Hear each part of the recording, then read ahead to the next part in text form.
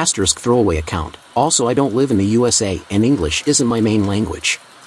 So, I am 25, have recently moved to a house I bought in October. The house was one of the houses my dad's friends wanted to sell, so he gave me a discount for the house. He has lots of properties in my city and wanted to sell some because he is moving to Germany for work in April. It is a 3-bedroom house with a small garden in the front and a big garden in the back. I also finished my master's last August and now I'm planning to travel to Europe in October for at least half a year after I'll finish the project I'm in charge of my job in July. Now for the problem. I have an aunt, F32, from my dad's side who started college last October, or around the time I bought my new house. She just told everyone she doesn't have the money to pay for the semester and can't continue unless she pays till February. The thing is, no one in our family can help her to pay but me and her brother, M39, who said no, and now everyone is on his back saying how heartless he is to his little sister. Even though I bought the house in full, so I don't need to pay for the mortgage and own my house by myself, I had my trip money saved, and if I give it to her, she will have enough money for the rest of her college years. Where I live, college costs around $15,000 to $20,000 for all the years unless you study medicine on average. Now she asked me if I'm willing to pay for her college, and she appreciates the gesture. She said that I don't have a mortgage on my house so I can help her, and she would make sure to pay back by the time she finishes her studies and even give interest if she can. The thing is, if I'll give her the money, I just won't be able to travel as I wanted to be planned and save the money for almost 7 years. My mom said that I need to help her because she is family and she used to help me a lot with me when I was a kid, even though she was a kid herself at the time. My dad on the other side said that I should not help and let her figure it out herself. He said that I deserve a break and should just ignore her and the rest of my family if they don't like my decision, and that I should just focus on my project and plan my trip when I have free time. I talk with some close friends, and they split. I'm split about this myself because I truly want to help her out but didn't want to lose on the trip that I planned and worked for. So Reddit, would I be the asshole for not loaning money to my aunt to finish college? I would appreciate your full honesty about the matter. Edit, same post January 22nd, 2023, next day. Thanks to everyone who comments on the post. In the end, I decided to listen to ask my dad why both he and my uncle are so against the idea. My dad told me to talk with my uncle because he doesn't want to shame her. Well, after he said that, I went to my uncle's house and asked him why he didn't help just to know if I really should, and he said to me that she will most likely not pay back by the time I need the money, or she stops learning again like last time. Something I didn't know is that both my dad and uncle helped her in the past when she tried to go to college a few years ago, but she dropped out and didn't return the money to both of them. My dad and uncle decided to forgive her and not let anyone in my family know about the money because she is their little sister and didn't want her to be shamed by the rest of the family after what she did. After what he said, he told me I should keep it secret from everyone but also not give her the money because he and dad think she will just waste the money and drop out like last time and just use my money for myself and no one else. Because of that, I chose to call her today and this morning to tell her I know about the last time when dad and uncle gave her money, and even if I wanted her to succeed, she should have planned her college days better. I may have been harsh on her, but she got the message and said she won't ask me again. I do hope she finds a way to finish her academic studies, but I'm not going to help her after what my uncle told me. Update-ish post, January 27th, 2023, 5 days later. This is a sort of small update from this story on AITA. TLDR, my aunt needed money for college. I could have helped her but chose not to because she already got help from my dad and uncle in the past, didn't finish college, and didn't pay them back like she said she would. So far what happened after is I got calls from some family relatives from my dad's side telling me that I should have helped her because this is what a family is for, and I act like an ungrateful brat for only thinking about myself and ignoring a close family relative cry for help. Well, this pissed me off and I chose to write in the family WhatsApp chat about how much I hate them for thinking that just because my aunt was done with her money and chose to go to college even though she didn't have the funds, it wasn't my responsibility, and if they want to help, and why don't they cheapen to help her out, or do you just don't really want to help yourself and just like to act all high and mighty in front everyone? After that, I said that to everyone who shamed me and my uncle for not helping her. I'm not going to talk to or see them for a long time or even forever depending on how I felt, and they aren't welcome to come to my house, and I would consider them trespasser if they came and called the police on them. I left the WhatsApp chat after that and my dad called me a few hours later. He said that even if he thinks that my reaction is over the top, he does think that I'm in the right and should handle it however I like, even if he doesn't agree with sharing everything publicly. I was happy with the fact he was on my side, and my uncle was also on my side and even said that I was too nice in calling them out. My mom doesn't like how I acted, but my dad did said that she thinks the way everyone talks about me is wrong and I should ignore them. I'm not sure if she agrees with me, but it is nice to see that she does not agree with the rest of the family, even with the fact she was basically on their side before. It has been almost a week, and every time I get a call from an unknown number, it is some annoying family friend or one of the ones. I said that I'm not going to talk to them, saying that I should apologize for what I did and act like an adult. I do block every number now, and even if how the act is annoying, I still feel great with all of that weight off my chest and only focus on my work and my trip. Update post, September 1st, 2023, 7 months later. Title, entitled Aunt tried to break into my house and steal my money when I'm still outside of the country. Asterisk note, don't live in the USA and English isn't my main language. Hey, I was not expecting to post on this account, but as you can see in the title, things happened last week that I wanted to share on Reddit. This is an update on my AITA and throw off my chest. TLDR, my aunt needed money for college. I could have helped her but chose not to because she already got help from my dad and uncle in the past, didn't finish college, and didn't pay them back like she said she would. I told her I was not going to help her, then cut contact with all the relatives who attacked me on the family group chat, and things have been alright ever since. So, I decided to go on my vacation 2 weeks ago because I finished the project I was working on in late May instead of July like we thought we would, so I started to plan the vacation. Who was going to look after my house? I chose my 19 brother cause he can live in my home free of charge as long as he takes care of the place and I trust him. Now to what happened when I was in Germany. I got a WhatsApp call from my brother about how when he was away to get food, he found our aunt's car next to the house, and when he went to check he found that she broke the door and was looking through my staff to most likely to find something of valuable to steal, and she most likely didn't know my brother is temporarily lived there and thought my house is empty. He called her out and said if she didn't get out, he would call the police, and dad, he didn't want to handle the cops by himself, to try and threaten her. She refused and said that I owed her because now she has to take loans to continue college, and she believed that I should help pay her loans because I didn't help her back in January. He ended up calling the cops and messaging our dad, and when she realized, she went to her car and drove off.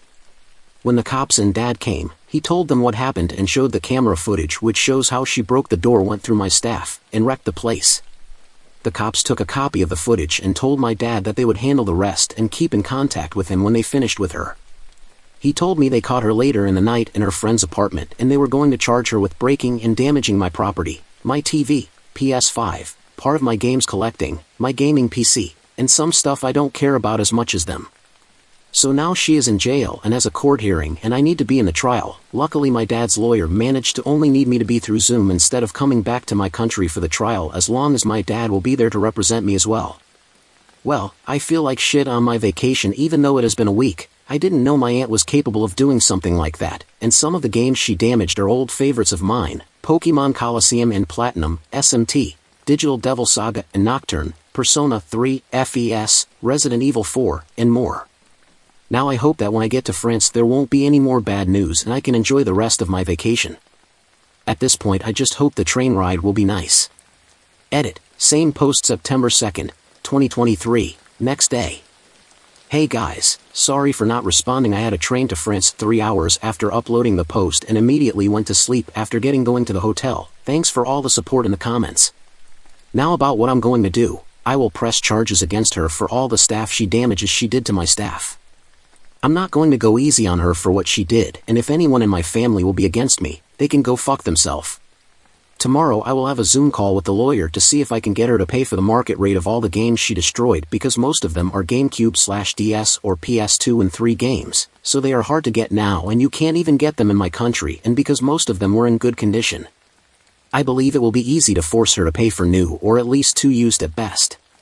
The trial is on the 12th of September, so I will update at least a day later about how it went.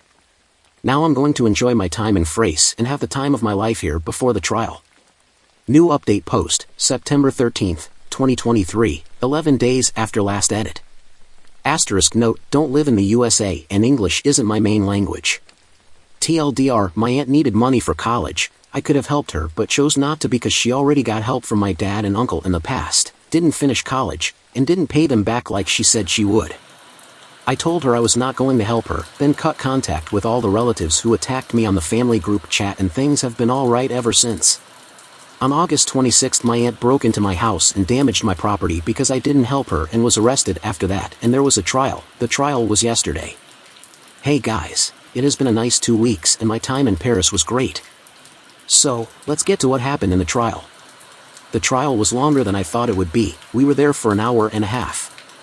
In the trial, her lawyer said to her defense my aunt had a manic episode because of her not doing well in classes to the point she had to retake 2 classes in the summer, and if she didn't take them she would have to repeat her first year, and also because she was a recovering drug addict, something I didn't know. She chose to use weed with her friend group, and that when the idea to rob me came and she did it. As you can see, the defense wasn't good. I mean, weed only became legal for medical purposes recently. I mean, even her lawyer looked like she didn't have enough to work with, and the judge didn't look happy with this. As some of you suggested, I told my lawyer that the stuff she destroyed, like my computer and games, were important stuff to me, and that I lost the data from the games that I accumulated in almost 20 years. Not true, BTW. I have everything saved up as ROMs on my SD card in my room. I just didn't tell that to anyone. Thank God I did this. And he believes that she should also reimburse me for this stuff for market value, as long as the other stuff like my door, fence furnishers, and more stuff. I did my best to look sad when I was questioned about the whole thing, unlike my aunt who looked like she was faking it. After all of this, the judge came with her sentence. She has to serve 3 years in jail, not because of breaking into my house, but because there was illegal weed in her car, but can get released early if she acts well in jail. She now owes me $8,200 for all the damage she caused, the amount of money for all the stuff she destroyed, as well as the games. They took almost $2,000 by themselves. Luckily, she can pay with her car and some of her expensive stuff I didn't know she had, according to my dad, so I'll get the money eventually. Well, now she is in jail, and I'm sure that some of my family, the younger one who liked her or the older course I don't know. It seems that my close family are fully with me after realizing how bad she was, will hate my guts with some of the messages I got in the past 3 weeks, calling me selfish, an entitled prick, a backstabber, a smock, and more stuff that are way worse than that. Well, this is probably the last of this whole entitled aunt staff, and I'm going to enjoy the rest of my vacation. Tomorrow I will go to London and have fun there. By the way, if you ever see this somehow, Meseret, hope your time in jail was fun, and go fuck yourself for all you did. I also hope you changed as a person in the last years, but I will never speak to you again. Original post, March 18th, 2024. My 34F, life is falling apart, and it's all thanks to my husband. We had a perfect life, both of us worked in the jobs we loved, we have a beautiful daughter, 10F, and a healthy son, 5M. When I was pregnant with our son we both almost died due to complications. So before the birth and even afterwards I didn't want to have sex. Why would I? I almost died and my body was in pain for months afterwards, even with strong medication. I thought my husband understood because he never pushed me for sex or even asked. I thought it was because he understood my pain, but apparently he was just getting it from somewhere else. A few months ago we were visited by Child Protective Services. I was terrified at first, frantically thinking of what we did wrong with our children to cause a visit. But no, as it turns out some woman I've never met before died in a car accident leaving behind a daughter, and my husband's name was on the girl's birth certificate and he was named in the woman's will as the father. I thought it was a mistake at first, until my husband told me the truth. As it turns out, while I was suffering my pregnancy and the after effects of almost dying, my husband would go to a woman he knew at work and get it off with her. He said this as if he did me a favor. Well, as the CPS worker explained to us, my husband is her closest living relative that can care for her. The woman's family apparently wanted nothing to do with the poor little girl. When she asked us if we wanted to take her, and I said yes. Yes, I know this might be the true cause of all my issues, but my husband pawned that poor girl off to live with her single mother for 5 years. He doesn't get to pawn her away when she needs help. She's his responsibility, and now is ours. I told him I'll help take care of the necessary visits for wellness checks and help with whatever CPS wants us to do. All he had to do was explain everything to our children. The fact I'm saying this tells you what he did. Yes, nothing. We had to clean out a room and buy new furniture and even looked for some toys. Our children go to a private school, so I picked up some more work hours in order to be able to afford her tuition. I was the one who had to tell our extended families the big change because he didn't want to do so. I did almost all the heavy lifting. So color me shocked when his daughter finally joins our family 2 weeks ago and the first words out of our children's mouths was, "Who's that?" Yes, I was the one who had to tell our children's school, extended families, family doctors, and my workplace about my husband's affair and subsequent addition to our family. But he couldn't tell our children being he was too ashamed to face them. So guess who was the one who had to explain that they have a sister now as I'm trying to settle the poor girl into her new home and room? And shocker, our children didn't take the news well as it was happening right in front of them. My daughter was screaming while crying, causing my son and the little girl to cry.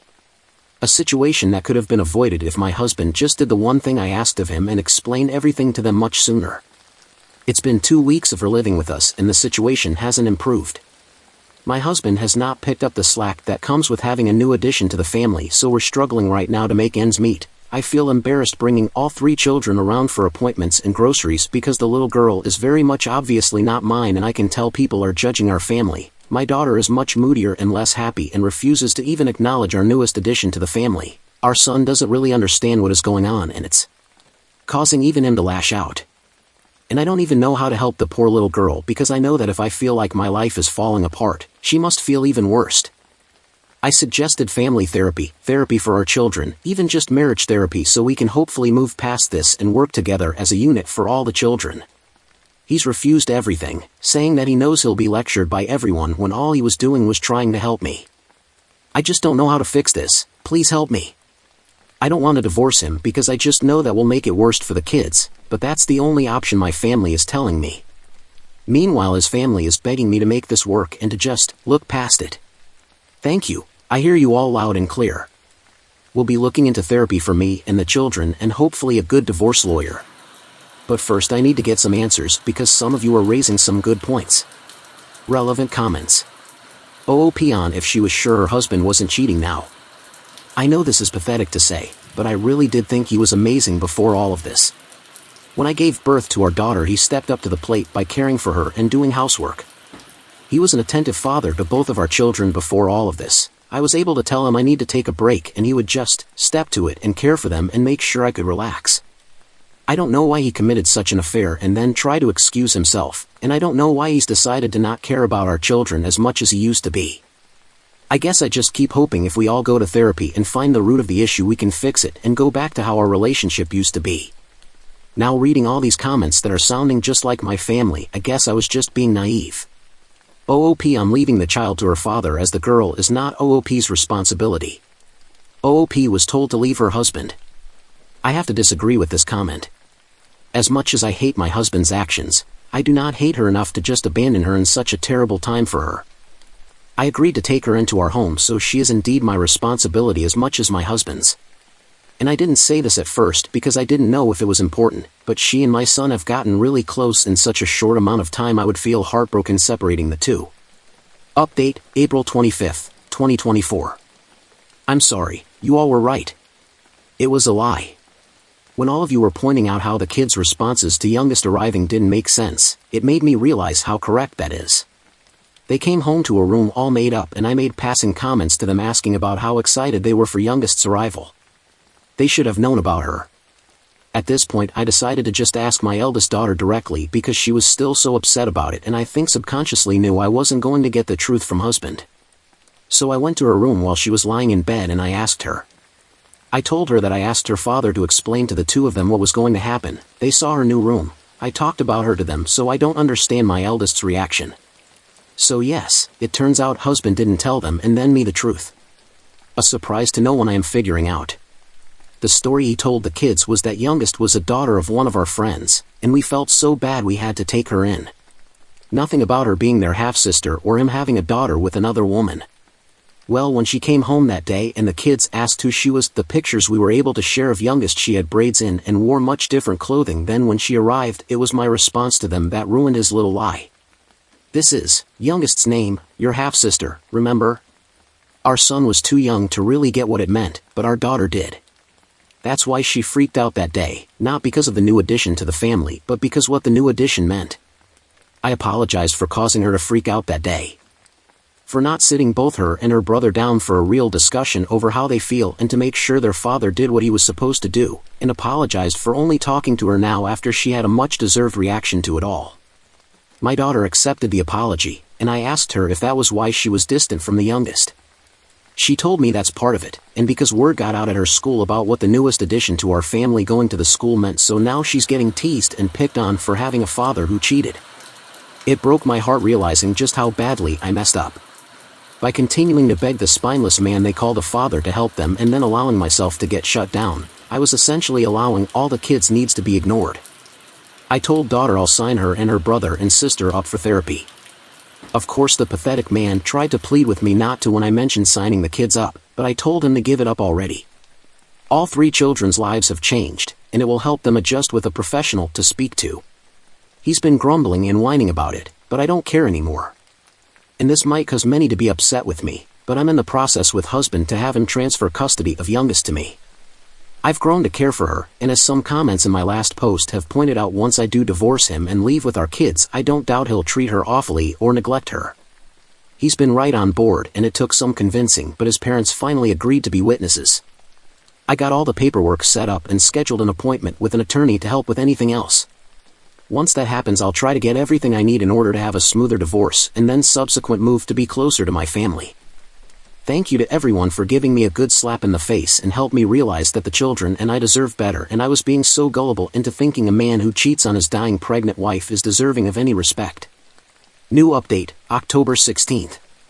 Posted to r/Mommet. How do you tell your children you're going to divorce their father? I have 3 children, an 11-year-old daughter, and 2 6-year-olds, a son and daughter.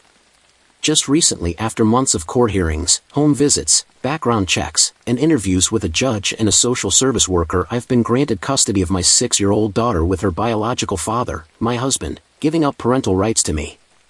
Right now I'm looking into how a divorce will go and what I need to get any affairs in order to make the process as smooth as possible for everyone involved. The reason for the divorce is because of how he behaved when his adultery came into light. As you can see from the ages, he cheated on me with a coworker of his while I was dealing with a highly complicated pregnancy and birth. I was the one who had to get everything in order. Meanwhile, it seemed like he did everything he could to make the process of a new addition to our family as difficult as possible. He lied to our children, refused to take all 3 children to therapy, and when I did take them he whined and complained, refused to take on extra workload to help our budget stabilize after a new addition, refused to even acknowledge the children were struggling, and even refused to take all 3 children out and about because he didn't want people to judge, but it was perfectly fine for me to go through it. Basically, it felt like I was the only one trying to repair our family and have us move forward while he made damn sure we were stuck and hurting because he refused to acknowledge that he messed up. Divorce is the only option for me at this point. I just want to know, how can I explain this to my children? I've seen how refusing to actually explain to children can hurt them. Hell, I was the one picking up the pieces from last time thanks to him. I just don't want there to be any more lashing out or fighting. I'm terrified for my eldest in particular. She was the one most hurt by all these changes, and I know she'll understand why. The last thing I want is for her to blame her siblings or herself. I've yet to tell anyone else my plans for divorce because I don't want it getting back to him or the kids before I'm ready. And if there is no way to make the impact easier, how can it make sure it's less damaging for them? OOP has only replied to 1 comment. The commenter questioned parts of OOP's story, more specifically why she stayed and helped take care of his affair child, and confused on the custody of said affair child and the biological children. Okay, let me try to help. I'm sorry for the confusion. I discovered her existence about a year ago because her biological mother died in a car accident. It's a little confusing here, and he still won't give me the why of this, but he was on her birth certificate as the father, so social services did the usual of home visits and background checks to place her with us because I refused to allow him to turn his back on her and have her struggle in the foster care system. I'm a nurse in the pediatric trauma center. I have been there as emotional support for children when they've been told about a parent's passing in accidents or we had to make the tough call to CPS for abuse cases. I do not wish for anyone to witness when a child realizes that they're an orphan or being taken away from their parents. It's why I pushed for us to take her in. People on Reddit have told me that I'm too much of a saint for taking her in, and that's why they don't believe me. But if you ever had to rub the back of a 4-year-old having her first panic attack because she was told her parents didn't survive, I hope you understand why I refused to ignore a 5-year-old who this time I could save from the system. After the fallout that was primarily caused by my husband, and truth be told I also have some blame for it as well, I decided to divorce him. I asked him to transfer her custody to me because I knew after the divorce there's a high chance they would keep her with him and he wouldn't be a good father to her. I didn't want to risk the chance of that. I know that if I was the one to have custody of her, I won't have to worry about that in the divorce. And it's only the 6-year-old daughter he transferred custody over to. He still is a recognized father to our biological children. And thank you for the suggestion of age-appropriate dialogue for our children. I do have some training on that because of my work, so I could try to rework it to make sense for divorce. And probably bump up therapy for the children. I, 39 female, worked really hard at building my relationship with Ryan, 43 male. I accommodated him into my schedule, did things to help him feel loved and appreciated, and did my best to be a doting GF. I'm ashamed to admit it, but after all I've done, I feel that I can't stand him. I don't even hate him, I'm just repulsed. I discovered that he's extremely immature, and not in a fun-loving way. Whenever I point this out, he says he's like Peter Pan. This used to cause emotional distress, but I've passed that. He's a very controlling person who still thinks being mommy's little boy is some kind of an achievement. He talks about his childhood very vividly and acts like he's still able to get away with anything. Ryan describes his sex encounters with his exes in detail, despite making me feel horrible. I don't feel appreciated. He shushes me whenever I bring up my heritage because it's only keeping me tied to the past. He criticized my love for my childhood home and got very triggered because I mentioned some dear high school friends who happen to be guys. I've built a good career while he games all the time. I'm fed up. In 3 years, I worked hard to complete my MBA, consolidate my small business, and now, I have some major companies as clients. In the meantime, Ryan keeps relying on favors to get a job and he keeps getting fired. I've asked him to control his instinct to get freebies. He's content with getting free stuff instead of actually buying something that he likes. Last summer, he dragged me to a kiosk at the farmer's market because the guy offered him a free sandwich. What's eating me up is that he can't give me a straight answer after I've become suspicious that he lied about his degree. This is very serious, because it means that he lied about his prospects and he allowed me to include him in my life, and somehow, he's tried to force me to be responsible for him. I was made to believe he had found a job only to find out that he was attending board games tournaments at a local indie gaming shop. My feelings for him have changed since last New Year's Eve when he stood me up to go see his family and I wasn't allowed to join. We had already made plans for a quiet and romantic evening and I brought the food and the wine and he waited until 2 p.m. to let me know that I would be spending it alone. He said MIL needed him because NYE gives her flashbacks from FIL. As background, FIL left her in the 90s and married his mistress in the 2000s. I felt horrible. He knew NYE is important to me and that I was looking forward to a romantic evening and that my family lives on the other side of the country. He knows being here is a sacrifice for me because I have kids that I bend over backwards to spend time with and that flying every Wednesday to see them is a huge part of being present. Editors note this reference to her kids is explained in the comments of the update post. I took a client whose deadline was January 2nd, their culture doesn't celebrate NYE, and I agreed because I needed the money. That was a game changer for me, but my heart was broken. After that I've tried to work around not losing my love for him, but what I feel is that I'm experiencing the pain of losing respect for this man. I can't stand it, I can't even look at him, and I feel very guilty because I'm finding my happiness behind his back. I feel like I'm doing something wrong. I constantly make up supposed work schedules just to get away from him. I can't take this anymore. His sister asked me to allow her to have her wedding at my place because she can't afford anything else, and now she's not speaking to me but she still expects me to host her. I agreed on having the wedding where I live because I thought we could actually get to know each other and it would help to create a good relationship, which is important to me. I don't know if she's not speaking to me because she feels she doesn't need me anymore or because there's something I don't know that's happening. I'm mentioning this because SIL, F41, and MIL, F69, have a history of playing victim and SIL finds ways to get aggravated constantly.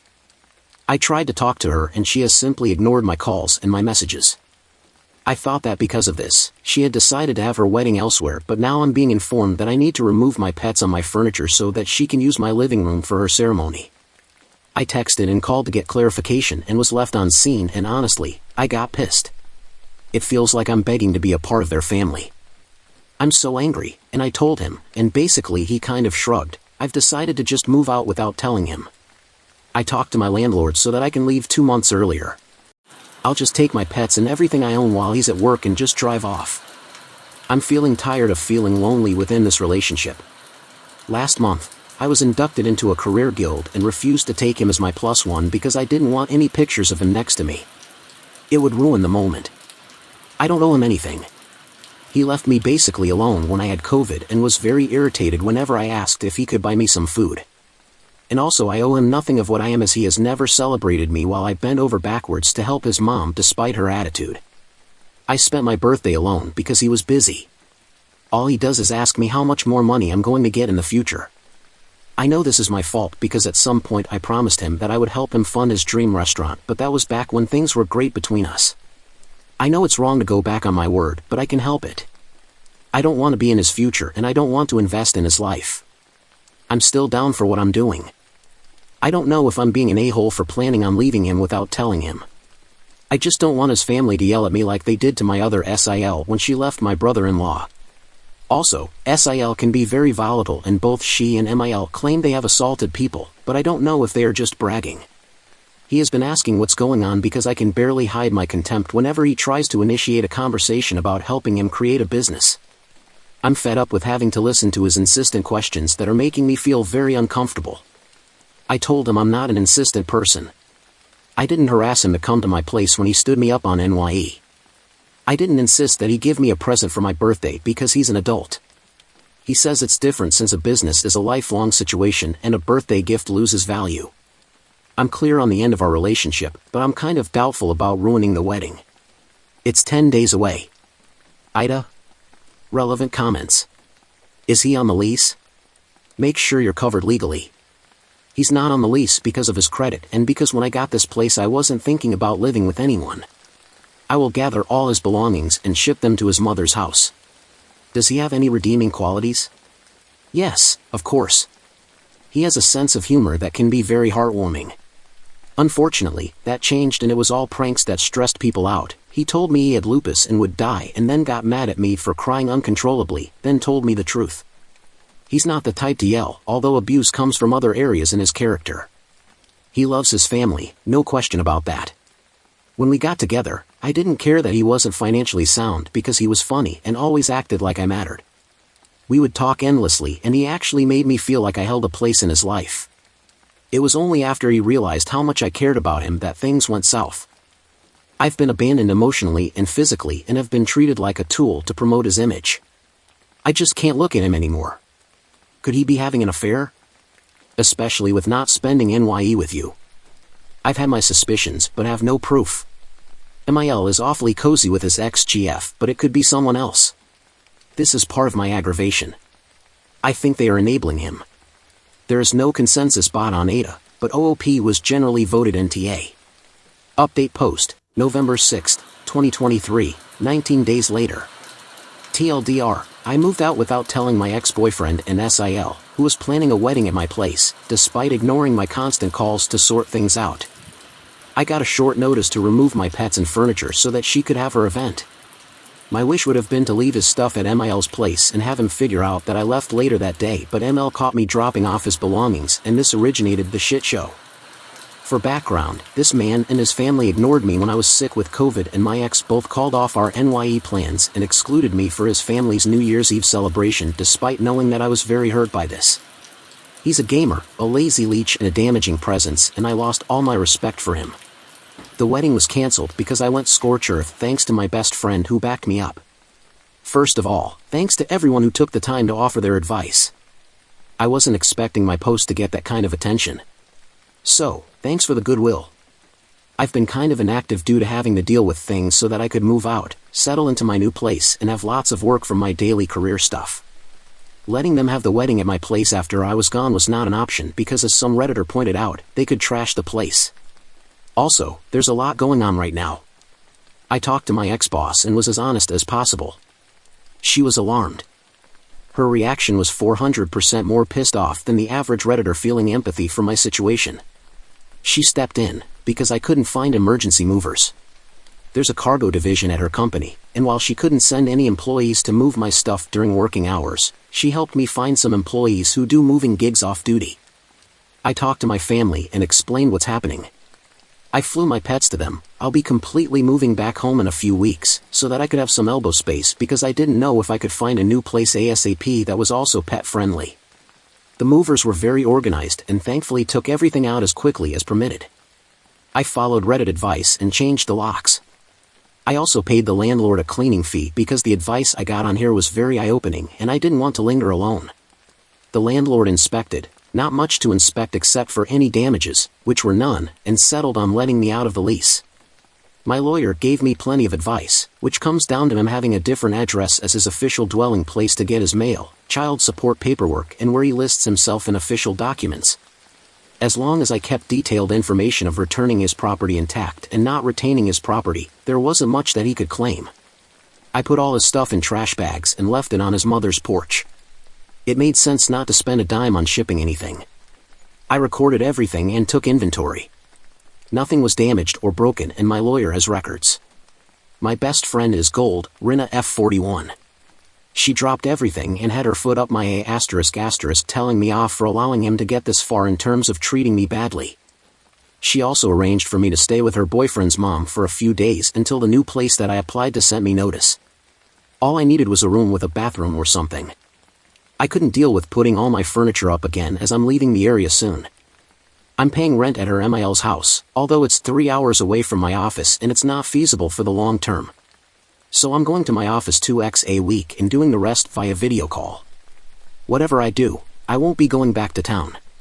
My former boss says she is concerned and helped me get a small office space, meeting room, for obligatory face meetings that I can do within a 1-hour distance ratio. I'm extremely grateful because I know she's not obligated.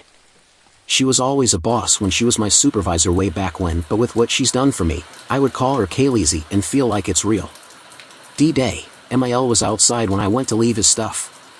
Honestly, I hesitated but figured out there was never gonna be a perfect time to drop everything off, so I basically hopped out of my car, left everything and ignored her as she persistently asked me what was going on. I avoided making eye contact and it was very uncomfortable. He called me and claimed what I did was petty and unjustified. He said he would come to my place so that we could talk. I clarified nothing. If he was gaslighting me, then he deserves to drive all the way only not to be able to get in. He called me at night again, saying his key wasn't working. I said he's damn right, and I informed him that I no longer live there. I don't need to describe the shit show because I'm pretty sure it's universal to abusive partners. First he was aggravated, then he demanded that I show up, then he tried to pin his family's well-being on me. I said SIL never replied to my messages and she can have her wedding elsewhere. I kept my cool as my best friend suggested, just to spite him. He was livid and went from confused to angry to lying about me using him. I did talk to SIL and had a surprisingly civilized conversation that amounted to nothing because 2 hours later, she and Ryan's cousins started spamming my phone. By that day during the afternoon, I was pissed enough when she had her groom call me. I'll call him George, M41. George and I have never had a real relationship. We never really talked during family events and we didn't even have each other on social media. He's a mellow guy, kind of a Pink Panther personality, slow walking, won't mess with anyone, very quiet. I was 50-50 surprised at his attitude but not entirely taken aback. I understand he was told differently about the venue, so basically he thought I just upped and left out of jealousy/spite against Ryan and his family. I also got very triggered when I heard him repeating baseless stuff about me. I understand it was him innocently passing on gossip thinking it was true, but it just made me angry.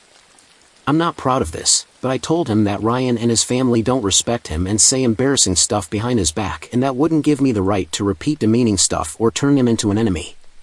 I told him that sadly, Ryan always refers to him as the spare guy because SIL had always had a thing for her ex-husband and that sadly, out of a few guys that she dated here and there, he was the only one willing to put a ring on it. He demanded proof, so I said no problem. It took me a few hours, but I located voicemails Ryan had sent me. For background, whenever Ryan wanted to distance himself from guys he considered losers, he would say things like, "I'm not like George. George is only good to keep quiet and take orders. George's mom looks horny. My sister said George could barely get it up and he need a pill. George was acting out, but you know my sister, she threatened to leave him and he got scared." Again, I'm not happy with what I did, but I was insulted that someone who never even talked had the gall to come at me. TBH, this didn't really deter him. I had him on speaker while at a parking lot while Rina and I were having lunch. Rina got pissed by George persisting, but we finally understood what was going on when he claimed that I took their money. It turns out that he, supposedly, has given SIL some kind of a deposit because I have allegedly demanded to get paid for the use of my place. This never happened. It didn't make sense. I was asked to help because they were broke. I never asked for money. Rina made herself apparent on the call, and it was funny because when George asked who she was like, "Don't worry about it." So she said that he was out of line, but because he was being stubborn and we both believed he wasn't to blame, she said we should have a call. George sounded confident that he was in the right, and about a minute later, I got an invite for a chat group. Shit show number 2 was horrible but necessary.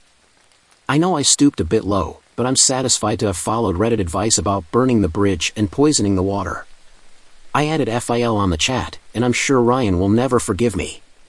For background, Ryan has a David and Goliath complex about FIL being Goliath. He has internalized competitiveness against his father. He so badly wants to outdo FIL that he tends to forget that FIL is an old man. IDK if I'm right, but sometimes I feel like they are fighting against an idea and not reality. The call started out as a mess. There were insults and a lot of yelling, but at this point, I was sick of their behavior. I sent him evidence that I'd been reaching out without getting any response. I forwarded all the voicemails and screenshots, especially 2 or 3 where Ryan shows excitement that his sister will have a venue and thanked me for understanding that she can't pay for it. MIL dropped out of the call the minute FIL came in. I told FIL what was going on, thanked him for the cordial treatment I always got from him, and explained that I was offering my place as a venue but was ignored when I needed to address it. And that Ryan is simply unsuitable to be with a hard-working and successful partner because he's a parasite. And that I can't respect a man who doesn't have a real job. Games his days away, is probably lying about his new job right now. All Ryan said was wow and that I was insulting him. And it gets worse. FIL gets constantly demonized for having dumped MIL, and he starts talking very sternly about feeling confused and disappointed about all this wedding stuff. He and Ryan got into an argument, and SIL started yelling. Despite me disliking Ryan because of everything that he did, hearing FIL calling him a moron and a source of embarrassment felt kind of heavy. FIL says he is fed up with all his children, and that despite knowing his children resent him, he did give SIL $2,000 as a gift to pay some off debt or use it for the wedding, but she used it all up on outings and good times instead, and that his blood boiled every time he saw her FB posts. I don't have much information on this, I just know that George was super thrown off by this and kept asking and asking about it. He sounded confused, just like when someone has been denied some resources readily available, but I could be wrong. FIL said he expected his money back because he was fed up with all the drama and said that if this was gonna keep on happening, please don't come to me when you get a divorce. FIL told SIL to just stop listening to Ryan already, because he's unhelpable and can't be of help to anyone because he's both dumb and greedy, and that he's like an open mouth with an eternally empty stomach. And that she's ridiculously for following Ryan, like a cult member. SIL starts yelling at him, and he said this is exactly why all her men run for the hills, and to go ask her mother if temper tantrums and victim-mongering are in any way aphrodisiac. That was a huge can of worms to be opened, so I immediately dropped from the call because I was very stressed out, despite having tried to keep a cool-headed mindset. I blocked everyone and changed my number, sealed all my social media, and removed apps where I didn't know how to block people. It's been weeks and no wedding stuff has been posted. None of my friends who have visited their profiles have seen anything but cryptic stuff written by George. I cannot guarantee the wedding did not take place, but it doesn't look like it. Also, I agree with some replies about having a court wedding. They could have done that. For additional clarification, I wanted FIL to know everything because he was quite often the inky friendly face in that family, and I didn't want to leave without having him understand the truth. He was decent, and I didn't want him to think that I'm some kind of a witch who ruined his daughter's wedding for shits and giggles. Thanks again. Relevant comments. More on former FIL and MIL's relationship and FIL himself. MIL baby trapped him. Many times. She got pregnant every time FIL announced he wanted a separation. She was overtly focused on sex as a way to show the world that they were together. To this day, she has the bad taste to describe their encounters, and it's tacky. FIL soft ghosted her after a huge argument when she literally assaulted his assistant.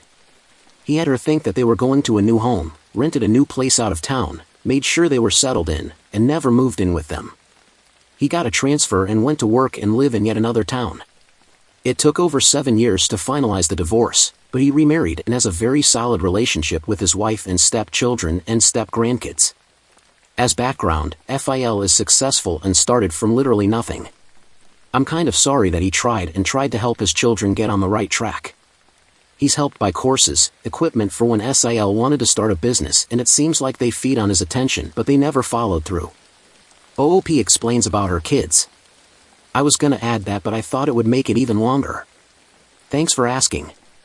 I'm a single mom, cheating ex, divorced. My kids are under 10 years old. Years ago, I was struggling to provide.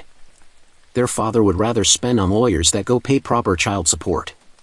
It's a long story and very painful for me. I had 2 jobs and found a side gig that was commission-based only. I didn't really understand it, but took the short training. It took me a hot minute, but I eventually got the hang of it. Having a few extra hundreds at the end of the month made me feel better. At least I could cover some bills and not stress out for the holidays. Long story short, I ended up getting hired with a salary and benefits.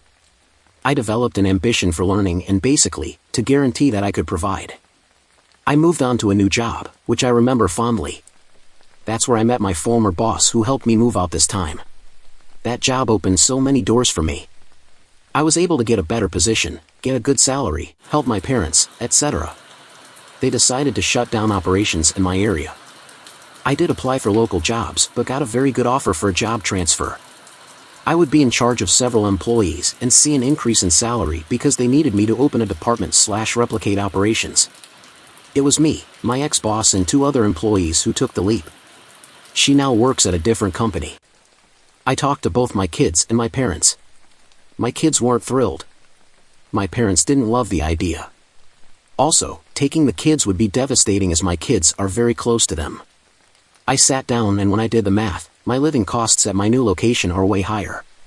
If I came alone, I could navigate, save up to both start a business and lay the foundation for my kids to have a fund.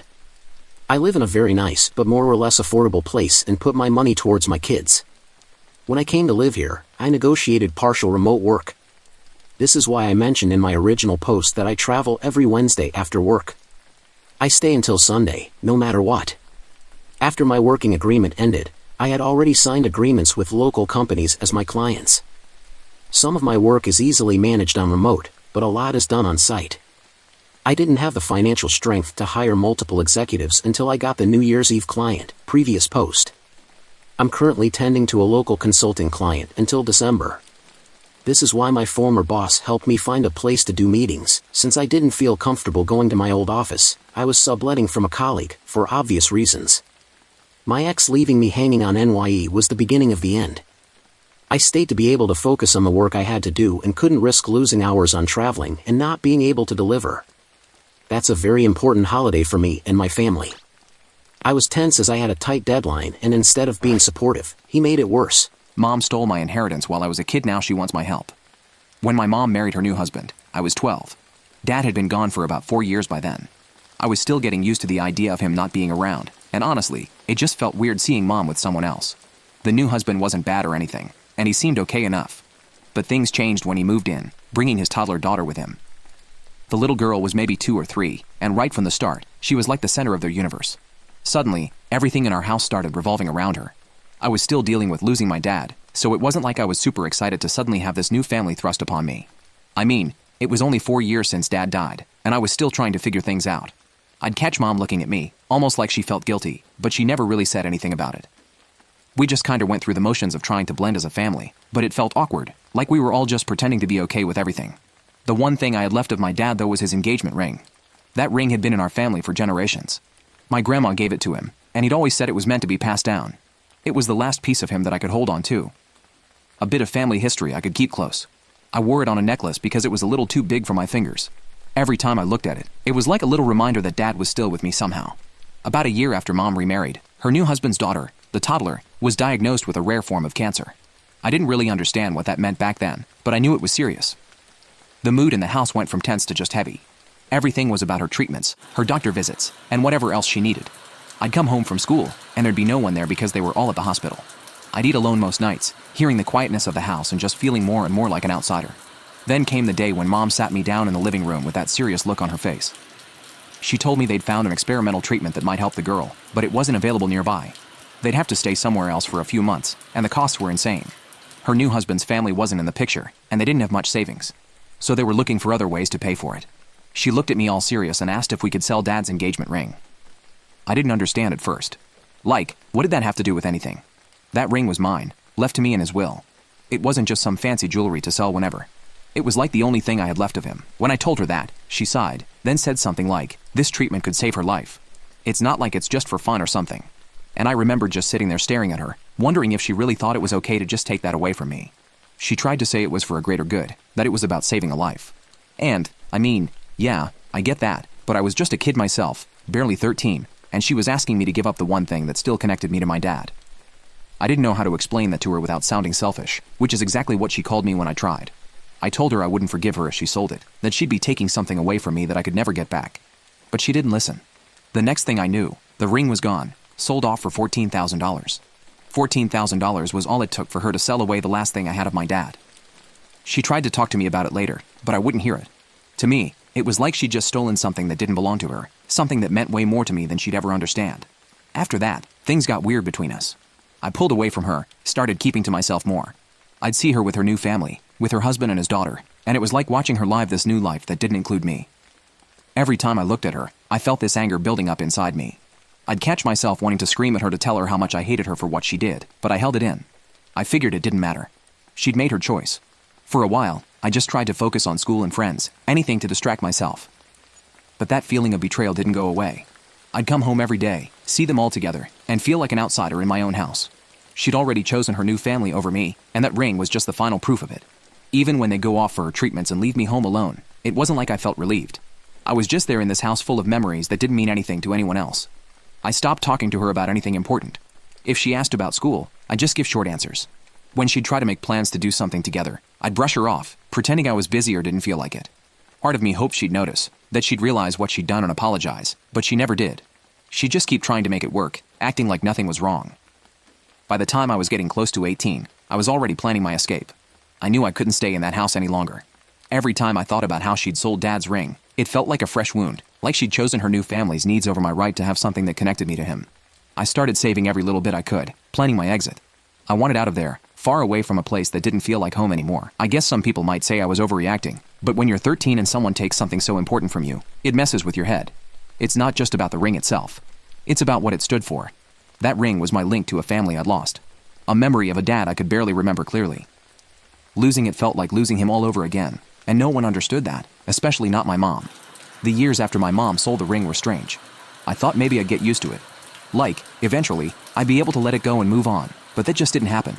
If anything, the anger and resentment kept building up. Every time I looked at my mom, I'd just see the person who chose someone else's kid over her own, who took the one thing left of my dad and gave it away like it was nothing. And it didn't help that in those years, I felt like I was just there, a shadow in their new family. I figured out pretty quick that I couldn't depend on her for support or really anything. There were days I'd come home, and they wouldn't even be there. They'd be off at a hospital visit or staying with friends near the treatment center, leaving me alone to fend for myself. They tried to set me up with meals and stuff, like they'd leave frozen dinners in the freezer or sometimes ask a neighbor to check in on me, but it always felt like an afterthought. Like, they had their priorities, and I just wasn't one of them. And let me tell you, it was hard to shake off that feeling of being forgotten.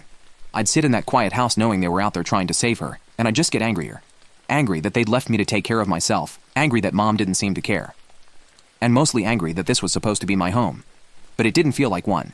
It was like I was a stranger under my own roof. I decided pretty early on that I was getting out of there as soon as I could.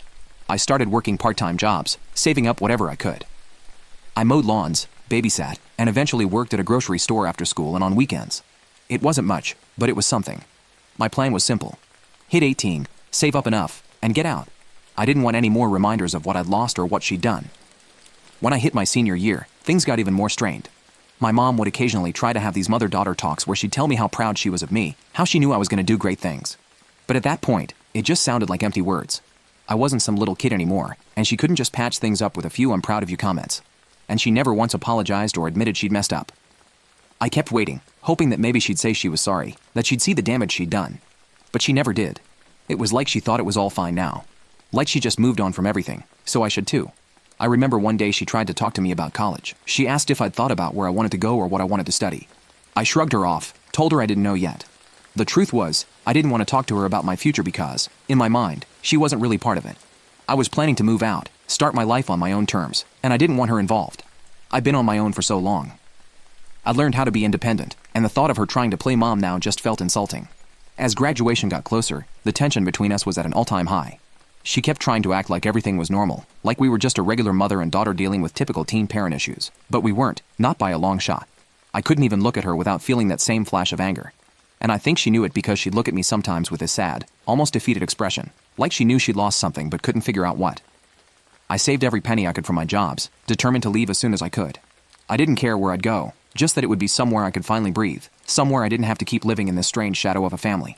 The closer I got to 18, the more restless I felt, like I was counting down the days until I'd be free. The night before I moved out, I remember packing up my stuff in my room, looking around at the walls, and thinking about all the memories that I was leaving behind. It was bittersweet. This had been my home, the place where I grew up, where I spent the happiest years with my dad. But it wasn't that place anymore, not since she'd sold his ring, not since she'd chosen them over me. Mom tried to talk to me before I left. She stood there in the doorway, hands in her pockets, looking like she wanted to say something profound. But all she managed was, "I know we've had our differences, but you'll always be my daughter." I just nodded, gave her this forced smile, and didn't say anything back. I didn't want to get into it with her, didn't want to drag out the goodbye. In my head, she'd lost the right to call me her daughter the moment she sold that ring. So I packed my stuff, threw my bags in the car, and left without looking back. I'd saved up enough to get a small apartment. It wasn't much, just a cramped little place with barely enough room to swing a cat, but it was mine. And that meant everything. For the first time in years, I felt like I could finally breathe. There was no constant reminder of the family I'd lost or the betrayal I'd felt. It was just me, my space, and the chance to start over. At first, being on my own was weird. I'd spent so many years fending for myself that actual independence felt surreal. But as the days passed, I started settling into a routine. I'd wake up, go to work, come home, and it felt good, peaceful even. I didn't have to worry about Mom or her new family. I didn't have to deal with their drama or the constant reminders of what had happened. Of course, Mom tried to stay in touch. She'd call occasionally, leave these long voicemails asking how I was doing, telling me she missed me. I ignored most of them. Sometimes I'd listen, but only out of curiosity. Part of me kept waiting for her to say she was sorry, that she'd realized she'd messed up and wanted to make things right, but that apology never came. It was always the same old, "I miss you," or "I just want to hear from you." Like, she couldn't understand why I've left or why I didn't want to talk to her. After a few months, I got my first real job, something that paid enough to let me keep the apartment and cover my bills. Life was simple, and I liked it that way. I didn't need anyone's pity or help. I'd made it on my own, and I was proud of that. It wasn't until much later that I realized just how much leaving had changed me. I was tougher, more guarded. I didn't let people in easily because I knew what it felt like to be betrayed by the ones you trusted most. But even with all that, there was still this tiny part of me that wanted closure, that wanted to know if she ever regretted what she'd done. But I wasn't going to wait around for that answer. I'd spent too long waiting on her to do the right thing, to be the mom I needed. I was done with that. Moving out wasn't just about getting my own space. It was about finally letting go of everything that had held me back. And as far as I was concerned, that was the best decision I'd ever made. I'd been on my own for a while by then. I got used to the peace, the independence, and, honestly, I didn't miss them. There was a certain freedom in being able to live without constantly thinking about family drama or wondering if Mom would ever apologize. I was finally past it, or at least I thought I was. Then one day, completely out of the blue, I get a call from my mom. I'd almost forgotten what it sounded like when she said, "Hi, kiddo," in that awkward, fake cheerful voice she used whenever she had bad news.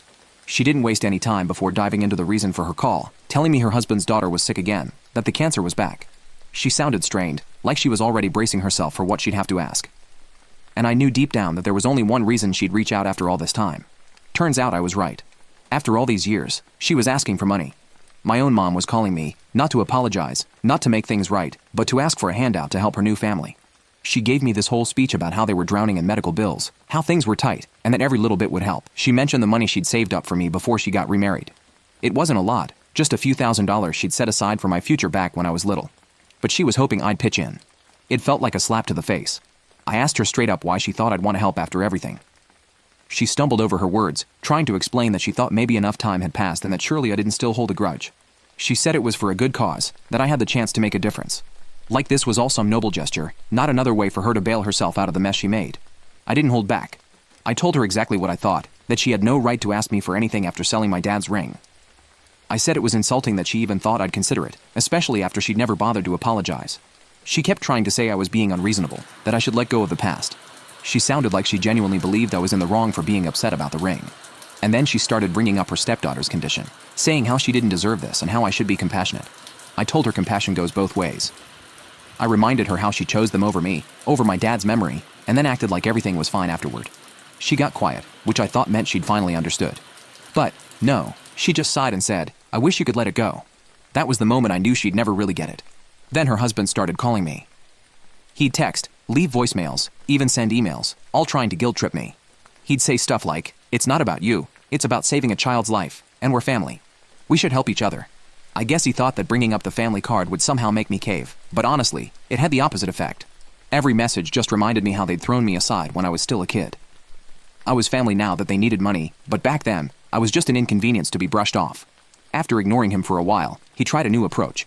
One day, he left this long, drawn-out voicemail about how the ring had saved his daughter's life and how I should be grateful that it went to something so meaningful. The audacity of it left me speechless. He was seriously trying to twist it like I was the bad guy for wanting to keep my dad's last gift. I didn't even respond to that one. I just deleted it and blocked his number. It didn't end there, though. Somehow, he got the rest of the family involved. Aunts, uncles, even cousins who barely knew me growing up, they all started chiming in. Some messaged me directly. Others just posted passive-aggressive stuff on social media about family values and putting others first. It was a circus, and it was exhausting. I ended up deleting a bunch of my social media profiles just to get some peace. One night, though, I got a message from my grandmother. She's usually pretty chill, keeps to herself. But this time, she'd clearly been roped into the mess. She wrote this long, awkward message about how family needs to stick together and that my mom's stepdaughter was going through an unspeakably hard time. I felt bad for her, but I was tired of being guilted. I sent a simple reply explaining that my mom had already chosen her family years ago when she sold the ring and that she didn't get to come crawling back now just because they were short on cash. She didn't respond after that, and I could tell it had stung, but I wasn't about to apologize for setting boundaries. Things hit a new low when I ran into my mom's husband in public. I was grabbing some groceries, minding my own business, and he just appeared out of nowhere, standing right in front of me in the middle of the aisle. At first, I thought he'd just walk by or pretend not to see me, but no. He went straight into his speech about how selfish I was, how disgusting it was that I could even think about keeping the money while his daughter was fighting for her life. I was done holding back. I told him that the ring had meant more to me than he or his daughter ever could, and that he was lucky I hadn't taken legal action when my mom sold it. I reminded him that it was my right to keep whatever money I had and that if he needed funds so badly, there were other ways to get help. He looked at me like I was the devil, muttered something under his breath, and stormed off. I could feel people staring, but I didn't care. I wasn't going to let him bully me into giving up the last bit of security I had. Walking out of that store, I felt weirdly relieved. For so long, I'd held all that anger in. Let it simmer under the surface. But finally, I'd stood up for myself. I'd drawn a line, told him exactly where I stood, and didn't back down.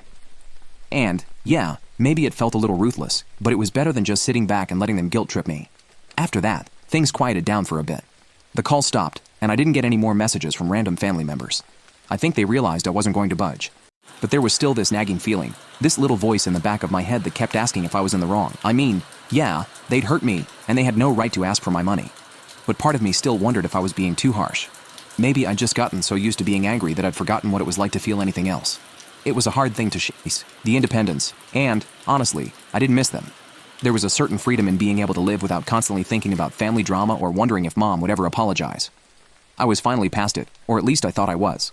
Then one day, completely out of the blue, I get a call from my mom. I'd almost forgotten what it sounded like when she said, "Hi, kiddo," in that awkward, fake cheerful voice she used whenever she had bad news.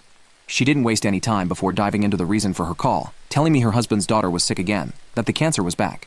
She sounded strained, like she was already bracing herself for what she'd have to ask. And I knew deep down that there was only one reason she'd reach out after all this time. Turns out I was right. After all these years, she was asking for money.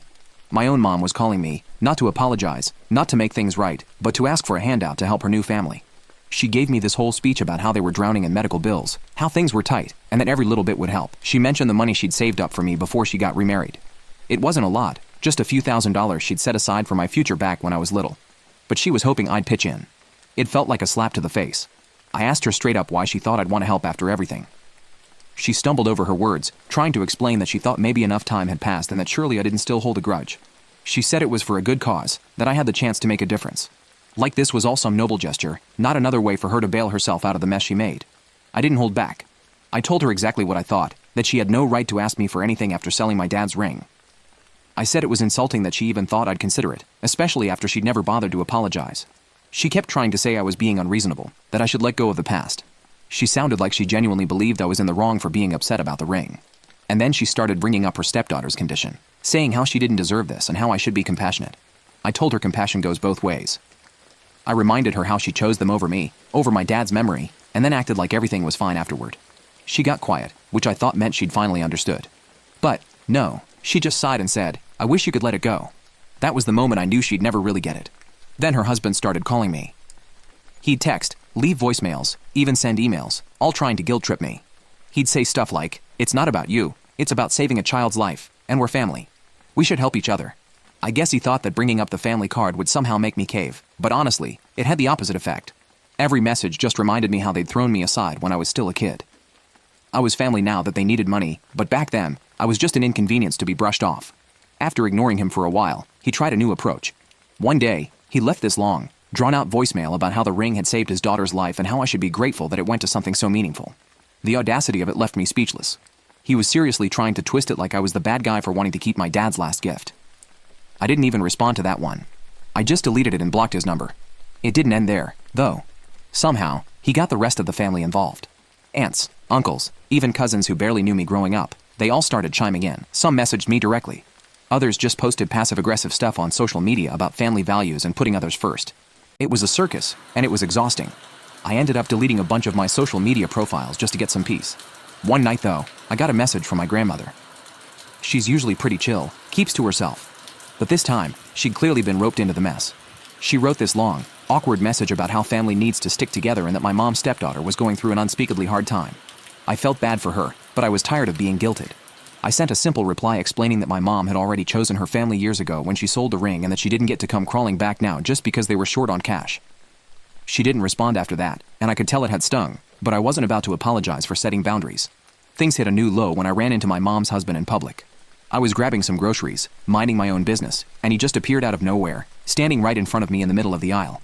At first, I thought he'd just walk by or pretend not to see me, but no. He went straight into his speech about how selfish I was, how disgusting it was that I could even think about keeping the money while his daughter was fighting for her life. I was done holding back. I told him that the ring had meant more to me than he or his daughter ever could, and that he was lucky I hadn't taken legal action when my mom sold it. I reminded him that it was my right to keep whatever money I had and that if he needed funds so badly, there were other ways to get help. He looked at me like I was the devil, muttered something under his breath, and stormed off. I could feel people staring, but I didn't care. I wasn't going to let him bully me into giving up the last bit of security I had. Walking out of that store, I felt weirdly relieved. For so long, I'd held all that anger in. Let it simmer under the surface. But finally, I'd stood up for myself. I'd drawn a line, told him exactly where I stood, and didn't back down. And, yeah, maybe it felt a little ruthless, but it was better than just sitting back and letting them guilt trip me. After that, things quieted down for a bit. The call stopped, and I didn't get any more messages from random family members. I think they realized I wasn't going to budge. But there was still this nagging feeling, this little voice in the back of my head that kept asking if I was in the wrong. I mean, yeah, they'd hurt me, and they had no right to ask for my money. But part of me still wondered if I was being too harsh. Maybe I'd just gotten so used to being angry that I'd forgotten what it was like to feel anything else. It was a hard thing to I figured out pretty quick that I couldn't depend on her for support or really anything. There were days I'd come home, and they wouldn't even be there. They'd be off at a hospital visit or staying with friends near the treatment center, leaving me alone to fend for myself. They tried to set me up with meals and stuff, like they'd leave frozen dinners in the freezer or sometimes ask a neighbor to check in on me, but it always felt like an afterthought. Like, they had their priorities, and I just wasn't one of them. And let me tell you, it was hard to shake off that feeling of being forgotten. I'd sit in that quiet house knowing they were out there trying to save her, and I'd just get angrier. Angry that they'd left me to take care of myself, angry that mom didn't seem to care. And mostly angry that this was supposed to be my home. But it didn't feel like one. It was like I was a stranger under my own roof. I decided pretty early on that I was getting out of there as soon as I could. I started working part-time jobs, saving up whatever I could. I mowed lawns, babysat, and eventually worked at a grocery store after school and on weekends. It wasn't much, but it was something. My plan was simple. Hit 18, save up enough, and get out. I didn't want any more reminders of what I'd lost or what she'd done. When I hit my senior year, things got even more strained. My mom would occasionally try to have these mother-daughter talks where she'd tell me how proud she was of me, how she knew I was going to do great things. But at that point, it just sounded like empty words. I wasn't some little kid anymore, and she couldn't just patch things up with a few "I'm proud of you" comments. And she never once apologized or admitted she'd messed up. I kept waiting, hoping that maybe she'd say she was sorry, that she'd see the damage she'd done. But she never did. It was like she thought it was all fine now. Like she just moved on from everything, so I should too. I remember one day she tried to talk to me about college. She asked if I'd thought about where I wanted to go or what I wanted to study. I shrugged her off, told her I didn't know yet. The truth was, I didn't want to talk to her about my future because, in my mind, she wasn't really part of it. I was planning to move out, start my life on my own terms, and I didn't want her involved. I'd been on my own for so long. I learned how to be independent, and the thought of her trying to play mom now just felt insulting. As graduation got closer, the tension between us was at an all-time high. She kept trying to act like everything was normal, like we were just a regular mother and daughter dealing with typical teen parent issues. But we weren't, not by a long shot. I couldn't even look at her without feeling that same flash of anger. And I think she knew it because she'd look at me sometimes with a sad, almost defeated expression, like she knew she'd lost something but couldn't figure out what. I saved every penny I could from my jobs, determined to leave as soon as I could. I didn't care where I'd go, just that it would be somewhere I could finally breathe, somewhere I didn't have to keep living in this strange shadow of a family. The closer I got to 18, the more restless I felt, like I was counting down the days until I'd be free. The night before I moved out, I remember packing up my stuff in my room, looking around at the walls, and thinking about all the memories that I was leaving behind. It was bittersweet. This had been my home, the place where I grew up, where I spent the happiest years with my dad. But it wasn't that place anymore, not since she'd sold his ring, not since she'd chosen them over me. Mom tried to talk to me before I left.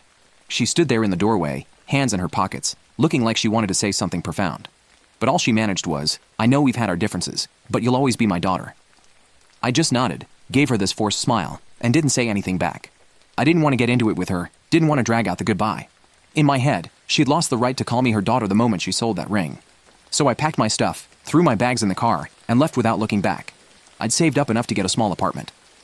It wasn't much, just a cramped little place with barely enough room to swing a cat, but it was mine. And that meant everything.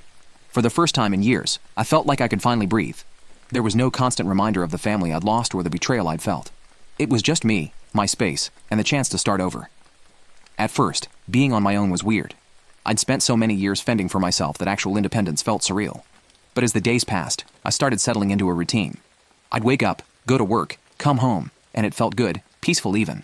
I didn't have to worry about Mom or her new family. I didn't have to deal with their drama or the constant reminders of what had happened.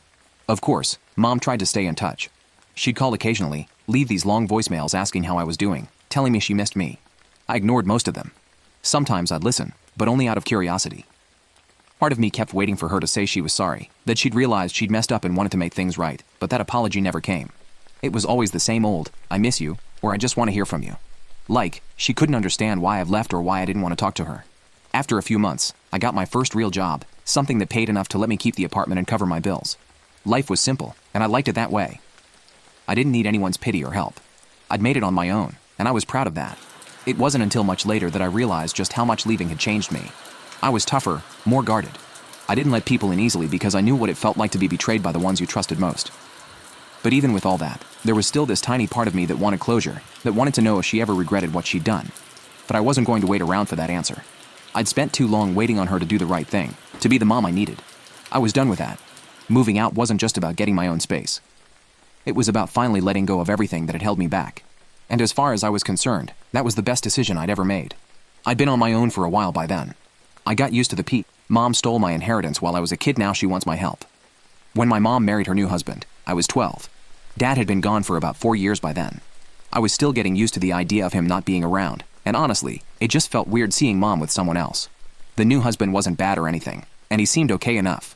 But things changed when he moved in, bringing his toddler daughter with him. The little girl was maybe 2 or 3, and right from the start, she was like the center of their universe. Suddenly, everything in our house started revolving around her. I was still dealing with losing my dad, so it wasn't like I was super excited to suddenly have this new family thrust upon me. I mean, it was only 4 years since Dad died, and I was still trying to figure things out. I'd catch Mom looking at me, almost like she felt guilty, but she never really said anything about it. We just kinda went through the motions of trying to blend as a family, but it felt awkward, like we were all just pretending to be okay with everything. The one thing I had left of my dad, though, was his engagement ring. That ring had been in our family for generations. My grandma gave it to him, and he'd always said it was meant to be passed down. It was the last piece of him that I could hold on to. A bit of family history I could keep close. I wore it on a necklace because it was a little too big for my fingers. Every time I looked at it, it was like a little reminder that Dad was still with me somehow. About a year after Mom remarried, her new husband's daughter, the toddler, was diagnosed with a rare form of cancer. I didn't really understand what that meant back then, but I knew it was serious. The mood in the house went from tense to just heavy. Everything was about her treatments, her doctor visits, and whatever else she needed. I'd come home from school, and there'd be no one there because they were all at the hospital. I'd eat alone most nights, hearing the quietness of the house and just feeling more and more like an outsider. Then came the day when Mom sat me down in the living room with that serious look on her face. She told me they'd found an experimental treatment that might help the girl, but it wasn't available nearby. They'd have to stay somewhere else for a few months, and the costs were insane. Her new husband's family wasn't in the picture, and they didn't have much savings. So they were looking for other ways to pay for it. She looked at me all serious and asked if we could sell Dad's engagement ring. I didn't understand at first. Like, what did that have to do with anything? That ring was mine, left to me in his will. It wasn't just some fancy jewelry to sell whenever. It was like the only thing I had left of him. When I told her that, she sighed, then said something like, this treatment could save her life. It's not like it's just for fun or something. And I remembered just sitting there staring at her, wondering if she really thought it was okay to just take that away from me. She tried to say it was for a greater good, that it was about saving a life. And, I mean, yeah, I get that, but I was just a kid myself, barely 13, and she was asking me to give up the one thing that still connected me to my dad. I didn't know how to explain that to her without sounding selfish, which is exactly what she called me when I tried. I told her I wouldn't forgive her if she sold it, that she'd be taking something away from me that I could never get back. But she didn't listen. The next thing I knew, the ring was gone, sold off for $14,000. $14,000 was all it took for her to sell away the last thing I had of my dad. She tried to talk to me about it later, but I wouldn't hear it. To me, it was like she'd just stolen something that didn't belong to her, something that meant way more to me than she'd ever understand. After that, things got weird between us. I pulled away from her, started keeping to myself more. I'd see her with her new family, with her husband and his daughter, and it was like watching her live this new life that didn't include me. Every time I looked at her, I felt this anger building up inside me. I'd catch myself wanting to scream at her to tell her how much I hated her for what she did, but I held it in. I figured it didn't matter. She'd made her choice. For a while, I just tried to focus on school and friends, anything to distract myself. But that feeling of betrayal didn't go away. I'd come home every day, see them all together, and feel like an outsider in my own house. She'd already chosen her new family over me, and that ring was just the final proof of it. Even when they'd go off for her treatments and leave me home alone, it wasn't like I felt relieved. I was just there in this house full of memories that didn't mean anything to anyone else. I stopped talking to her about anything important. If she asked about school, I'd just give short answers. When she'd try to make plans to do something together, I'd brush her off, pretending I was busy or didn't feel like it. Part of me hoped she'd notice, that she'd realize what she'd done and apologize, but she never did. She'd just keep trying to make it work, acting like nothing was wrong. By the time I was getting close to 18, I was already planning my escape. I knew I couldn't stay in that house any longer. Every time I thought about how she'd sold Dad's ring, it felt like a fresh wound, like she'd chosen her new family's needs over my right to have something that connected me to him. I started saving every little bit I could, planning my exit. I wanted out of there, far away from a place that didn't feel like home anymore. I guess some people might say I was overreacting, but when you're 13 and someone takes something so important from you, it messes with your head. It's not just about the ring itself. It's about what it stood for. That ring was my link to a family I'd lost. A memory of a dad I could barely remember clearly. Losing it felt like losing him all over again, and no one understood that, especially not my mom. The years after my mom sold the ring were strange. I thought maybe I'd get used to it. Like, eventually, I'd be able to let it go and move on, but that just didn't happen. If anything, the anger and resentment kept building up. Every time I looked at my mom, I'd just see the person who chose someone else's kid over her own, who took the one thing left of my dad and gave it away like it was nothing. And it didn't help that in those years, I felt like I was just there, a shadow in their new family. My boyfriend disappeared into thin air the day before I was about to pop the question, and no one knew where he went. 5 years later, I overhear my sister talking to my dad, and I'm left speechless because of what they reveal. I, 29, female, have been single for the past 5 years because my boyfriend disappeared from my life altogether 5 years ago. Since then, I've been single and haven't even tried to talk to any other man because I'd still held out hope that someday he might come back to me. I had been with my boyfriend since senior year of high school. So he and I were together for almost 6 years before he vanished. We stayed together throughout college, even though we could only meet once or twice a month because of the distance. My boyfriend and I had a happy relationship in my head, at least. And on my 24th birthday, I was about to ask him to marry me, surrounded by our friends and families. But then the day before my birthday, he literally disappeared. He said he was going to be late coming home from work, so I waited all night, but he never came back. I made countless calls and sent at least 100 texts, but there was just no response. I even tried to get in touch with his friends and family members, but they'd all blocked me. Our common friends had no idea where he could be, and some of them just told me to forget about him. So even if they knew, they didn't let me know. I couldn't find any of his social media accounts either, and it was like he just disappeared without a word overnight. I still don't know if he knew that I was about to pop the question the next day or if the timing of his disappearance just lined up. But that was it. He was gone, and there was nothing I could do about it. I even considered going to the cops to file a missing person report, but changed my mind at the last moment because he was not missing. He just didn't want to be found by me. I made a lot of fake accounts on social media under different names to find him, but with no success. He probably either deleted his accounts or he was using some other name just like me. Whatever the case was, he was untraceable. And eventually, I had to give up because I was emotionally exhausted trying to look for him despite knowing that he didn't want me to find him for whatever reason.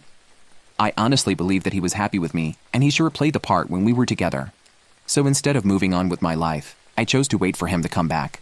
If not to get back to me, then only so that he could at least explain what went wrong and I could have some answers. I did try to make things work with a couple of other men and went out on a few dates, but I just find myself thinking about my ex-boyfriend whenever I was out with anyone else.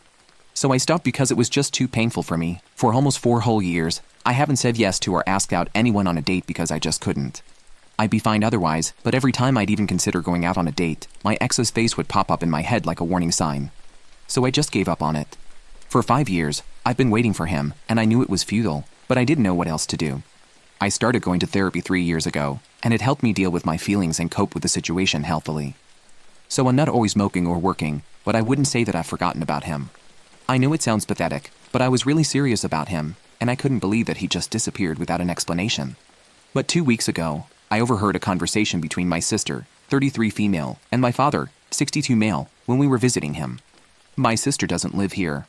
She moved to Canada for work when she was 22 and has stayed there ever since. She comes back twice a year for a couple of weeks, but that's about it. This time, though, she's been here for at least a month now because our father is really sick. He's been diagnosed with heart disease, and it's serious. So while my sister was supposed to go back 2 weeks ago, she decided to stay on. My sister and I have been on good terms, but we've never been close per se, and it's mostly been because of the distance. We used to be friends as kids, but then she left for college and we lost touch. Then she went away to Canada and built a life for herself there, and I stayed here. So there wasn't much scope for us to ever reconnect, but we've been getting along well ever since she came back. It was nice to have her here, even if it was for our father's sake. Last week, I went over to my father's place to drop off some soup for my mom because she'd said she'd be late, and I had a spare set of keys as well so that my father wouldn't have to come to the door to open it. I went in quietly and was about to enter my dad's room to check up on him, but I stopped in my tracks and froze when I heard my dad and sister in there talking about my ex. My ex had a really unique name, and we didn't know anyone else by that name. So I was sure that it was her that my dad was asking about. He asked my sister when she was bringing her and the kids down here because he wanted to see them once since he was getting too old and sick to travel now. My sister told him that they've been trying to think of a way to bring them here without alerting me and said that it's just too risky, which is why they haven't been flown in yet. As soon as my sister said that they were trying to avoid me, I was sure that this was my ex she was referring to. And for a few seconds, I just stood there silently because I couldn't make sense of what I was hearing right now. I left without a word. And once I got home, I decided to log into one of the fake accounts I'd made 5 years ago to do some digging just to confirm what I already knew.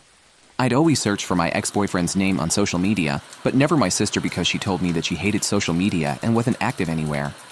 And it never occurred to me either that she might be lying because I'd never even imagined that she and my ex might be linked. I tried to find her by her actual name, but couldn't. So then I used her nickname that our parents called her. And luckily, she had a public account on Instagram with around 200 followers. She must have blocked me because I'd never seen this account. I scrolled through it to find several photos of her with my ex and the kid who looked like the spitting image of my ex, apart from the eyes, which looked like my sister's. I think I must have just sat there and wept for an hour because this is where he'd been all along and everyone had known, but they helped my sister cover up instead of telling me the truth. For 5 years, my own family had been gaslighting me, even though they knew exactly where my boyfriend was. It made me sick to think of all the times my parents tried to comfort me when I'd go crying to them in the initial days of my heartbreak. They knew all along, but never told me, and it was sickening. And as for my sister, I couldn't even believe that she had the audacity to steal the life that was meant to be mine from me, and then come back here and pretend to be my friend every single year after that. I was disgusted, and I just wanted to cut them out of my life entirely. I didn't want to see any of your faces ever again. But before I did that, I decided to leave them all a little message because I wasn't going to just disappear like my ex did. I wanted them to know that I knew what they'd done, and I was never going to forgive them for it. They'd ruined my life. And for 5 years, they'd refused to do anything to help fix things either. Oh, I'd also found my ex's account for my sister's account, and he'd used a completely different name. So, obviously, I hadn't been able to find him earlier. The funny thing was this name was one of the nicknames I used to call him way back when we first started dating, but he told me that he hated it. So I stopped, and it never occurred to me to try searching for that name either. So make of that what you will, but I sent everyone the same message, and it was just one line. I told him that I knew what they'd done, and all I wanted to ask was why. That's it. Because that's all I really wanted to know.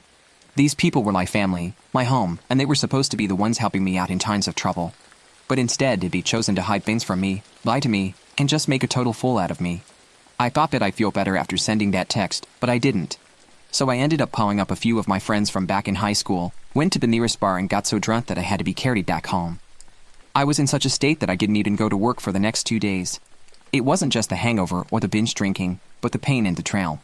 5 years had passed, and nobody thought that they owed me the truth or an explanation or some closure at the very least. It felt like I was going to drive myself crazy thinking about all that was going on. And so I didn't even check the messages that my family had sent me in response to what I texted them. I'd also texted my ex on his account because I didn't have his number, but he didn't respond to me at all until yesterday. He sent back 2 paragraphs explaining that he was married and even had a child now. So the fact that I even found his account and texted him was really inappropriate. He told me that he didn't owe me an explanation or closure, and neither did my sister. So I should just forget about him. He also told me that if 5 years hadn't been enough for me to be able to move the heck on, then maybe I was the problem and not her. So instead of being a creep and texting him, asking why he'd left me, I should get myself checked because there was clearly something wrong with me. That's what he told me. I didn't know what exactly I'd been expecting, but this was not it. I absolutely didn't think that he would blow up at me like this because all I asked was for an explanation and nothing else. It's not like I was asking him to get back with me because I knew he was happy with his life now, and I wanted to sing for myself, which is why I had asked him a really simple question just so that I could move on by myself. I didn't consider the repercussions of this, and I still don't know if I was actually wrong for asking him to explain why he'd run away with my sister instead of just coming clean to me and actually breaking up with me like a decent person. The rest of my family keeps trying to call me, but I'm not interested in talking to them. And the few common friends that we used to have are no longer part of my life anyway, so I don't really know whom to talk to about any of this. So I did regret texting my ex-boyfriend after I found out that he'd been with my sister these past 5 years after he disappeared without an explanation. Update 1. It's been a week since I posted, and I haven't been able to post further updates because I was too busy catching up on all the work that I'd missed. I realized that even though I wasn't exactly wrong for texting my ex and asking him for an explanation, I did realize that it was all pointless. He was just a horrible human being who cheated on me with my sister despite being with me for 6 years and then left without a word to start a family with her. That was how it was, and I needed to accept that this knowledge was all the closure I was going to get. For the first couple of days before he texted back, I didn't know how to feel because it was also overwhelming. But now I feel considerably better regarding this situation. I'm glad that my ex said what he did because it just made me realize that I dodged a bullet because he was the problem here and not me. I'd given that relationship my all, but he preferred my sister. In this time, the loss was much greater because not only did I feel like I was losing my boyfriend, but I was also losing my family. They betrayed me and continued to betray me every single day for 5 whole years. I swear I wouldn't even wish that upon my worst enemy because I've been nothing short of an emotional wreck these past few days. Even my therapist seemed surprised when I told her what had happened. So it's pretty bad. I still haven't responded to my family, and I don't think I'm even going to read their texts because there's just no point. There's nothing that they can say or do at this point to make things right.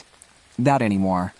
I know my father's sick right now, but after what happened, I don't know if I'll ever be able to forgive him. The only thing I can do right now is try to move on. Update 2. Hi, everyone. My whole sister came to my house today to have a civil discussion about our situation. That's what she said while waiting outside my house, calling me immature and juvenile because I refused to let her in. It's been 3 whole weeks since I overheard my dad and sister talking and found out the truth, and had opened texting me to try and get me to talk to them, but I hadn't even opened their text to check out what they've been saying, let alone respond to them. So as a last resort, my sister came to talk to me today. I didn't even understand why they were all so desperate to get me to talk to them because as far as I was aware, my family only cared about my sister or else they would have been honest with me from the beginning. So there was no need for them to act so desperate now just so that I wouldn't cut them off because I knew they didn't care about me as much as they did about my sister. My sister kept trying to reason with me. She kept telling me that she and my ex had fallen in love on one of her visits back home, and they tried to stay apart, but it didn't work. So they just had to run away. And my parents kept it a secret so that my feelings wouldn't be hurt. The plan was to let me know once I found someone as well so that I'd at least be able to have some emotional support. I don't know why she thought that would be a better option than just being honest with me from the beginning. Imagine I had actually found someone in the past 5 years, and then they came clean to me about what had happened. That would have 100% ruined my existing relationship at the time. Listening to her tell me about their original plan, I was relieved that I didn't find anyone and I found out the truth by myself.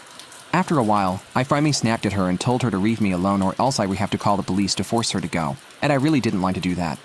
So she lost her cool as well. And since she'd been trying to convince me for almost half an hour standing out in the cold and telling me that the only reason she was even trying to get me to talk to her was that our dad was apologetic and all the stress about me not speaking to them anymore was worsening his health. If Dad hadn't been sick, she wouldn't even have been there to talk to me and would have happily continued to live her life while I struggled to deal with the pain of it all.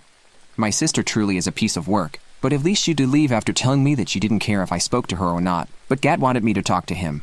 And had it not been for Dad, She would have even flown her husband and got her here just to rub it in my face. The taunt really got me, and I almost wanted to open the door and beat her to a pulp, but I refrained. I told him to go to hell. He cussed at me, and it took all the self-control I possessed for me to hold back then. He went away, and I've been trying to distract myself by watching Netflix, but I just can't get his taunting voice out of my head. I can't believe that my own family can be this cruel. It was bad enough that they cheated, lied, and betrayed me. And now he's here at my door just to make a mockery out of my pain? That's a new low. I don't know what to do about the situation with my father, no. Obviously, I don't want his health to get worse regardless of what they do to me. Maybe I'll have to talk to him at some point because I don't want a guilty conscience if his condition gets worse. I'm sure the rest of my family won't let me live again if that happens and will hold me responsible for it. So I might just go visit him whenever my sister and mother aren't home. Update 3. Hey guys.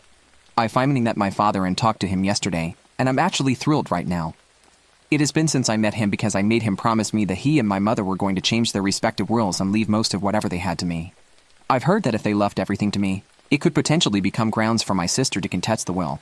So I'm making sure that they leave her as little as they can.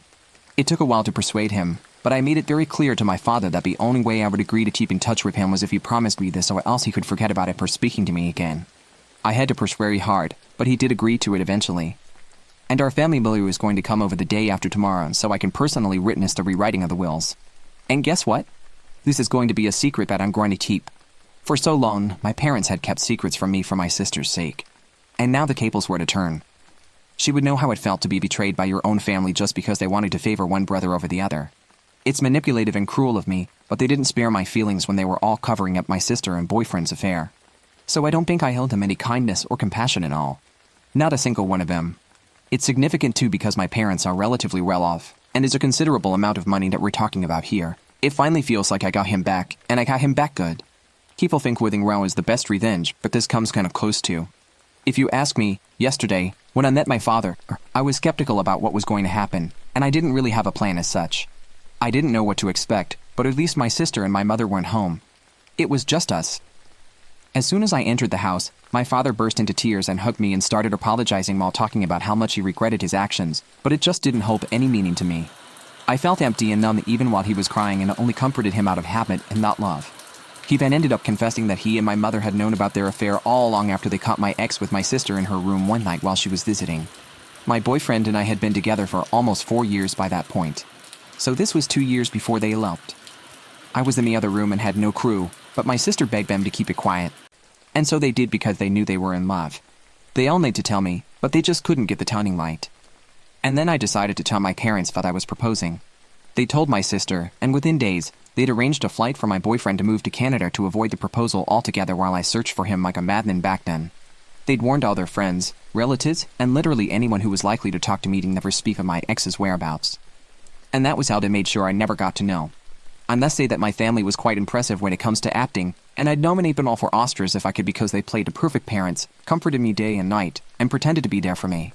Behind my back, they attended my sister's wedding and their baby shower and would often take vacations, which meant that they were going to visit my sister and my ex, but would then Photoshop themselves into other locations just to phone me.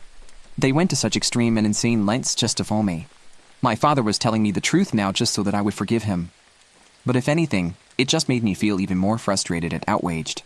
So I gave him a piece of my mind and then told him that now if he wanted to make it up to me, he'd have to change his will. It just popped into my head when he was telling me all about their secret life. And I knew that even if I didn't have the emotional support system I wanted, I could at least demand monetary compensation. So that's what I did, and soon enough, I'll be entitled to 90% of whatever my parents have, and my sister will end up with nothing. I'm obviously still going to cut her out of my life entirely. And I told my father that as well, but he's the only person whom I'm still willing to keep in touch with only because he's sick. He wasn't too happy about it, but he should be grateful that at least I agreed to speak to him after everything they'd done to me. Although I might change my mind later. I don't know. All I do know is that my sister and ex deserve each other, and I deserve better. So that's what I'm going to look for now, better. I don't need any closure from ever of them anymore. I'm done. Sister wants to walk down the aisle at my wedding. So, ever since I could remember, my parents loved my sister more. Here I am, writing this long tale in my honeymoon.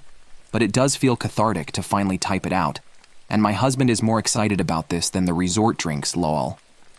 Anyway, this is a throwaway because I don't have a Reddit account, and my husband, the Reddit fanatic, said he doesn't want this associated with his main. As to why the Reddit guy isn't the one writing this, it's because he said, since it's my family, I should be the one with the honor of posting the story. But he is looking over my shoulder to help out. So, I think first it's necessary to give some background, to explain how this behavior reached this level, and why our responses were as they were. It's a long read, I apologize. I don't mean in subtle ways either. If my sister accused me of something, they'd believe it and punish me. If I accused her, they wouldn't believe. Even if there was undeniable proof, they'd still give her a lesser punishment and try to find a way to scold me in tandem. My birthday cake had to be a flavor she wanted. Hers did not, and my parents always denied knowing I didn't like that type of cake. They always bought her a bit more than for me. We went to where she wanted, even if it was an event that should be about me. My sister grew up spoiled and didn't like me, just used me as a punching bag. But at first she mostly ignored me. But then it got really bad when we were young teens. I'm not sure what the cause and effect are, but she found herself with no friends and her behavior got worse. Did her friends move? Did they ditch her because she was mean? I don't know. Because we were never close and my parents loved to boast about her achievements but never ever mentioned any issues. Whereas with me, they loved to bring out any flaws of mine constantly as teasing material. I only knew she had none because we went to the same school, and I noticed her no longer walking around with people. Anyway, she had no friends. I did. I used to be decently popular. My sister realized that, and suddenly, I stopped being the occasional punching bag to a hated person she needed to take down at all times. She started accusing me of more stuff. She accused my friends of more stuff. My parents stopped allowing me to hang out with anyone, the excuses ranging from, "They're not good people according to your sister," to, "Why are you trying to leave us? Why can't you be like your sister and enjoy family time?" What saved me from complete isolation was extended family. Most of my family lived in the same hometown, and I got along with my cousins despite some age difference. At one gathering, they invited me over to something, I don't remember what, and I sadly replied, "I'm not allowed to go anywhere." When asked why, my kid self with no filter replied that it was because I wasn't allowed to have friends since my sister didn't have any. Well, that reached the adults, who apparently tore my parents apart. Later, I was scolded for lying and grounded, as if I had anywhere to go, for a month. But after that, they allowed me some leeway, so it was worth it. And my sister changed schools. I guess the humiliation of extended family knowing her social status was bad, and she demanded to be changed. And my parents immediately obliged, even though it cost them more since the school was further away. But she made friends on the new school. However, she never went back to the previous status quo of mostly ignoring me. I guess having felt the power of how badly she could screw with me, and to anger that I told family she had no friends, she never let me go. My life was still bad. Her friends would come over and bully me, and my parents called it light teasing. I never called friends over because my parents were awful hosts to them, or my sister would accuse them of taking stuff and they'd believe it. I did become close to my cousins, though, since my parents never dared do any of that to family. And then I got my first boyfriend. I didn't want to bring him home at all, but my parents insisted. Well, at one point we were separated, and he came to find me to tell me my sister was flirting with him. By which he meant she came over with skimpy clothing, batting her eyelashes really badly, and started telling him how bad I was and how good she was. He was irked and ran off to find me. Of course, my sister told my parents a different tale, that my BF had instead tried to flirt with her, but she naturally refused, since how could she do that to me? Guess who my parents believed? Now, my boyfriend wasn't perfect, but I immediately believed him, for a mean reason. But remember that back then I was a teen, and suffering from the unfair bad treatment. I was very resentful and moody, and now hated my sister as much as she hated me. With that disclaimer out of the way, let's talk about looks. I hadn't mentioned them yet because they weren't relevant. My parents are overweight. And since they liked showing love via food, giving you more food, buying treats, etc., my sister is also overweight, whereas I am not. In fact, I've always been kind of skinny because punishment often included no treats or snacks. Obviously, weight isn't what matters, personality is. But my sister even then was already rude and spoiled. Even her flirting attempts were bad because she never learned to work for anything since she could demand and my parents would deliver. Added to that, the fact that she didn't look like some sexy model. Even my self-conscious teen self didn't believe my BF would try and cheat on me with her. Anyway, my parents prohibited me from dating such a horrible boy.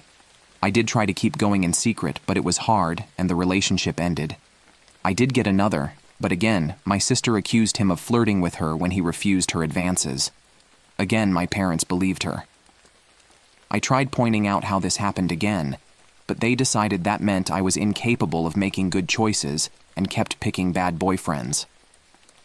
The relationship couldn't handle the Romeo-Juliet situation and fizzled out again. I would eventually get called a slut in high school, as I was fine with making out with boys and such, but refused to have relationships. Thankfully, it never got back to my sister or parents. My sister did bring one boyfriend home during all this time. He was paraded with pride, and my parents spent every second telling me how good he was, and why couldn't I be like my sister and find myself someone like that? Until he stopped showing up, and suddenly he was conniving bastard that tricked my sister. Oh well. And the unequal treatment continued at this time. She had more spending money, her curfews were much better than mine, she was free to go anywhere at any time while I couldn't. If I pointed it out, my parents would say it's because she's older. But when I reached that age, I still didn't have the same treatment she had, and when pointed out, they'd deny they ever said that or claim it was because I couldn't be trusted like she was, using my sister's accusations against my BF and friends as proof of my bad judgment. Well, the time came and I worked my ass off and got a scholarship.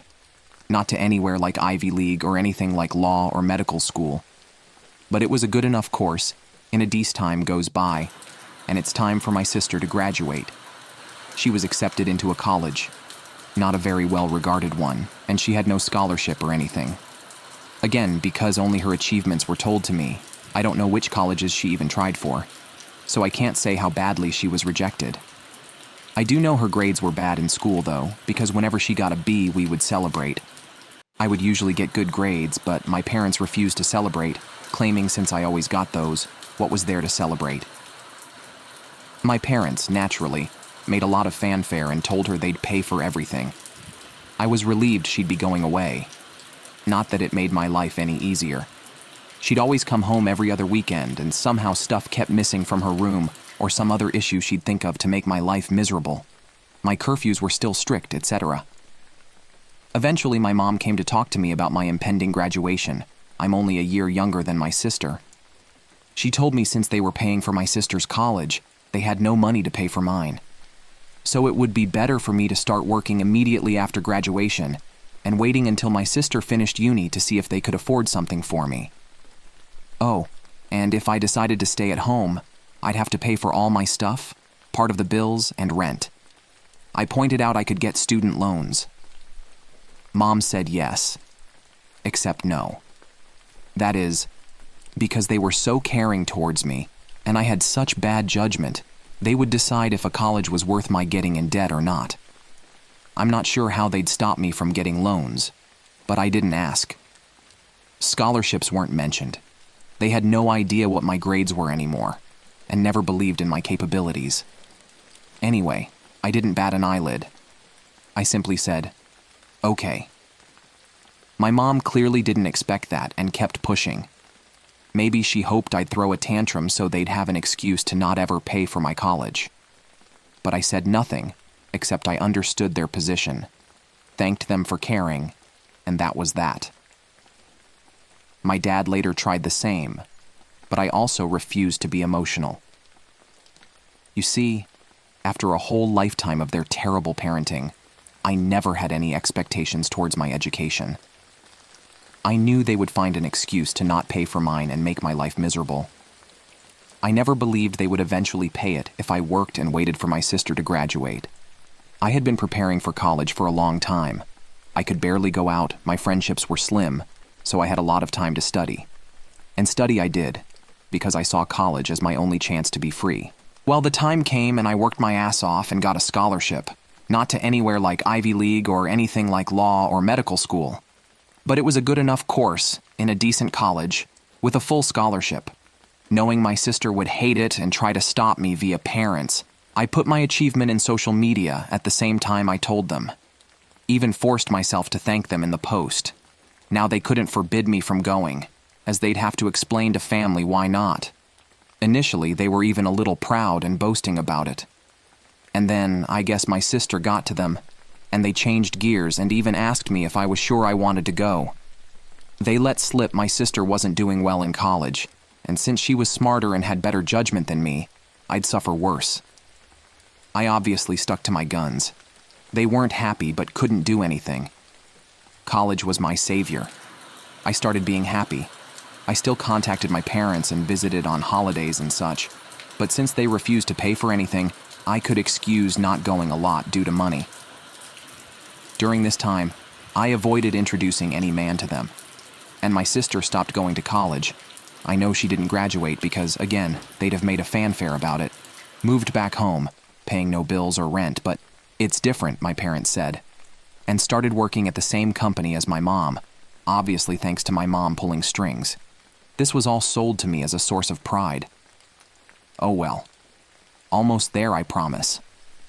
I met my husband around this time. You know those people that say that if I was in X situation, I'd have done something? My husband is the type that really does. I'm the person that is meek and a doormat in any situation and then can't sleep at night wishing I had done something, had thought of something witty to say, etc. I'm the person that can't help but cry when I'm angry. My husband is the guy that claps back immediately. He loves drama in that he loves to resolve it. He's the guy that if he doesn't immediately reply to a slight, you better start worrying because he won't forgive and forget. He's just stewing something worse for revenge. He's the one that wanted me to post here. And wanted to post on a nuclear revenge board too, but decided what we did wasn't nuclear. People were baffled I got together with him. But just because I was incapable, thanks to my upbringing probably, of acting like him, it didn't mean I didn't like it. I love that my husband does what I can't, and he treats people well as long as they do the same to him. When we discussed marriage, we decided we didn't care much about the ceremony due to our budget, as we'd rather spend on a dream trip to Europe for our honeymoon. As for where to do it, since his family was spread out and mine was still mostly concentrated in my hometown, we decided to do it there. We weren't living too far off either, so we could take some long trips during the weekends to manage stuff. Plus, there was some work flexibility, so we could stay in my hometown for a bit too if needed. We sent out the engagement announcement and the save the date for a few months later. Well, at this point my parents naturally demanded they meet my man. I wanted to grow a spine and refuse, but was having a hard time. The distance had made me think maybe my parents weren't so bad. Well, my husband looked like I canceled Christmas when I told him I would at least ensure they were never alone with him. See, he had been getting ready for this. He even bought a high-quality recorder he could hide in a pocket to record it all. He was stoked, thinking of all the ways he could refuse my sister's advances, insult her, and then spread the recording of her attempts to my family. So off he went alone and excited to meet them, and came back later euphoric. Babe, you won't believe the awful shit they wanted. Babe, we can fuck them over so bad, there's so many possibilities.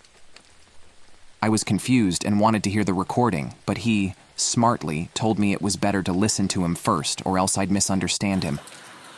Well, he went there, and instead of the flirting, my parents and my sister sat him down. After some grumbling about not being okay with him, my judgment, etc., they proclaimed they were willing to pay for my wedding. On one condition. My sister would walk down the aisle on my wedding first, in a wedding dress. Their excuses were that it wasn't okay for a younger sister to marry first, so it was only fair if my sister had at least the experience of it. On my venue, with pictures being taken, and the dress, and she'd have a cake later too, etc. My husband will now type his part. Hey, vengeful husband here. Hell hath no fury like a pro-revenge, instant karma, nuclear revenge lurker when his beloved is scorned. That said, as much as my wife, Tihi, she's my wife now, paints me as this quick-witted dude. I admit my neurons all but short-circuited when those folks legit suggested that shit like some sort of great fucking gift. Even Troy would rather take in the horse a second time, methinks. Alas, after my brain rebooted, I did have a whole-ass catalog of insults about to spew out, but something in my soul whispered in my ear like the devil, "String these fucks along." So I said I needed to think, see how my wife, back then fiancé, would react, and then ran out of there before I could give away my nefarious plans. Back to me, the wife. So, my husband sincerely recounted how my parents wanted even my wedding to be about my sister, with a grin on his face, and had the recording to prove it. I was shocked. The distance had softened how bad they treated me, and I thought even they wouldn't go so far. Thankfully, my husband insisting on the angle of revenge helped me not go to a bad headspace. We had a blast thinking up ways to screw them over this. From ridiculously outlandish to what we thought was feasible. We then called his much more level-headed brother when we decided on a plan. It involved having 2 venue addresses, giving them the wrong one, etc. Well, level-headed brother scolded us for it. While he acknowledged he would never be able to convince us from retaliation, he at least showed us something like that would be hard to pull off. Some of our other ideas were also at danger of getting sued, so we eventually settled for the most benign plan. Act like we agreed, but then hire security and don't let her in. Obviously, if that was all, it wouldn't be pro-revenge. The rest is all mostly my husband. He wants me to do the honors, so here goes. Just important to mention, everything he did was previously discussed with me, and were our mutual ideas. He went back to my parents, said he probed and thought I wouldn't be down with it. However, he didn't see the issue, and, not wanting family to fall apart, would be down to helping them do it. He pointed out, I don't like conflict, so if I was surprised with it, I might not throw a tantrum in front of all the people. On the other hand, marriage is a big thing, so who knew if I'd lash out? Thus he suggested a compromise. They'd help pay for stuff. This way, I would feel even more pressure to not say anything, as not only would we be public, well, with our families there, but I'd be grateful to the help they gave, and that'd mollify me. He said my parents looked surprised by my grown sister starting skipping with joy. Literally so, like a kid. So it was accepted. Important. My husband also claimed that due to some bad judgment in boyfriends in the past, these words were all my idea, and I'm so proud of using their words against then LOL. I was distrustful and controlling and liked to check his phone and stuff to ensure he wasn't cheating on me. As such, it was imperative that nothing of this plan was ever put in any writing. For any discussion pertaining to my sister walking down the aisle before me, he'd go over to their house to talk. And so began the months of deception, where my parents and sister thought they were tricking me, and my husband and I were milking them. How? Well, rather than pay for the wedding than lay low, of course my parents wanted input in everything. Some stuff that meant a lot to me. The songs and color palette. My husband would convince them to let it go to keep me in line. But since we never really cared for the ceremony to begin with, everything else was game. Or so they thought. What we did was thus. We'd go, say, to check the drink and menu options. We'd then accept the lowest or second lowest priced option. My husband would then secretly take my sister there to also try it out, then sigh and say, "It's a pity we don't want to abuse my parents' goodwill so we wouldn't get the best options." Cue my sister demanding my parents pay for the best. My parents would then tell me not to worry, and they'd pay for the most expensive. Same was done with photographer. Flowers. My husband handed my sister a bouquet of the flowers we wanted, then sadly expressed how I wanted some other tasteless flowers. Cue my parents telling me they wanted us to go with said flowers and they'd pay for it. Wedding dress. We hit a minor snag here. My parents wanted me to use a hideous dress. Okay, not outright hideous, but it wasn't my style and wouldn't look that good on me. We had planned on saying yes, then simply not using it, but my mom sent me a message about it, so there'd be proof I said okay. We had to go with me refusing in text and standing my ground. My husband went over there and said he'd see what he could do. My sister suggested ruining my desired dress so I'd be forced to wear the other one. He pretended to agree. During all this time, they really kept communications outside any text.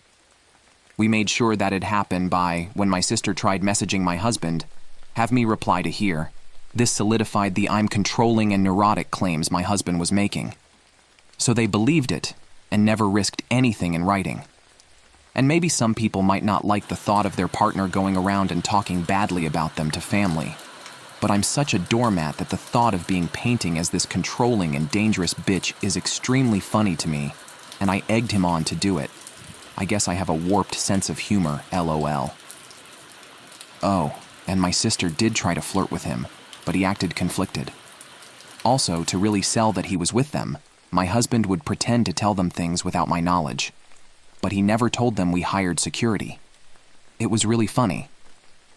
My husband and I, who had sincerely considered a courthouse wedding to focus cost on our honeymoon, having this extravagant, expensive wedding and barely spending a dime. We called it back pay for emotional damages from my parents. LOL, I think my husband, okay, he just confirmed I'm right, LOL, was enjoying the whole tricking them more than planning our wedding, LOL. I didn't think it was possible to witness a guy beaming at the thought of wasting his whole Saturday doing a car trip to discuss wedding details with his in-laws. But here we are. Soon the day came. The plan my parents' sister husband had come up with was, wait until everyone was seated. Since the bride always comes out late, they'd have my sister arrive at that precise time to avoid me seeing her and trying to stop it, and walk down the aisle. By the time I heard what happened, it'd be too late to do anything. As for my dress, we saved some of the leftover fabric from my dress alterations, and my husband took that to my parents' place.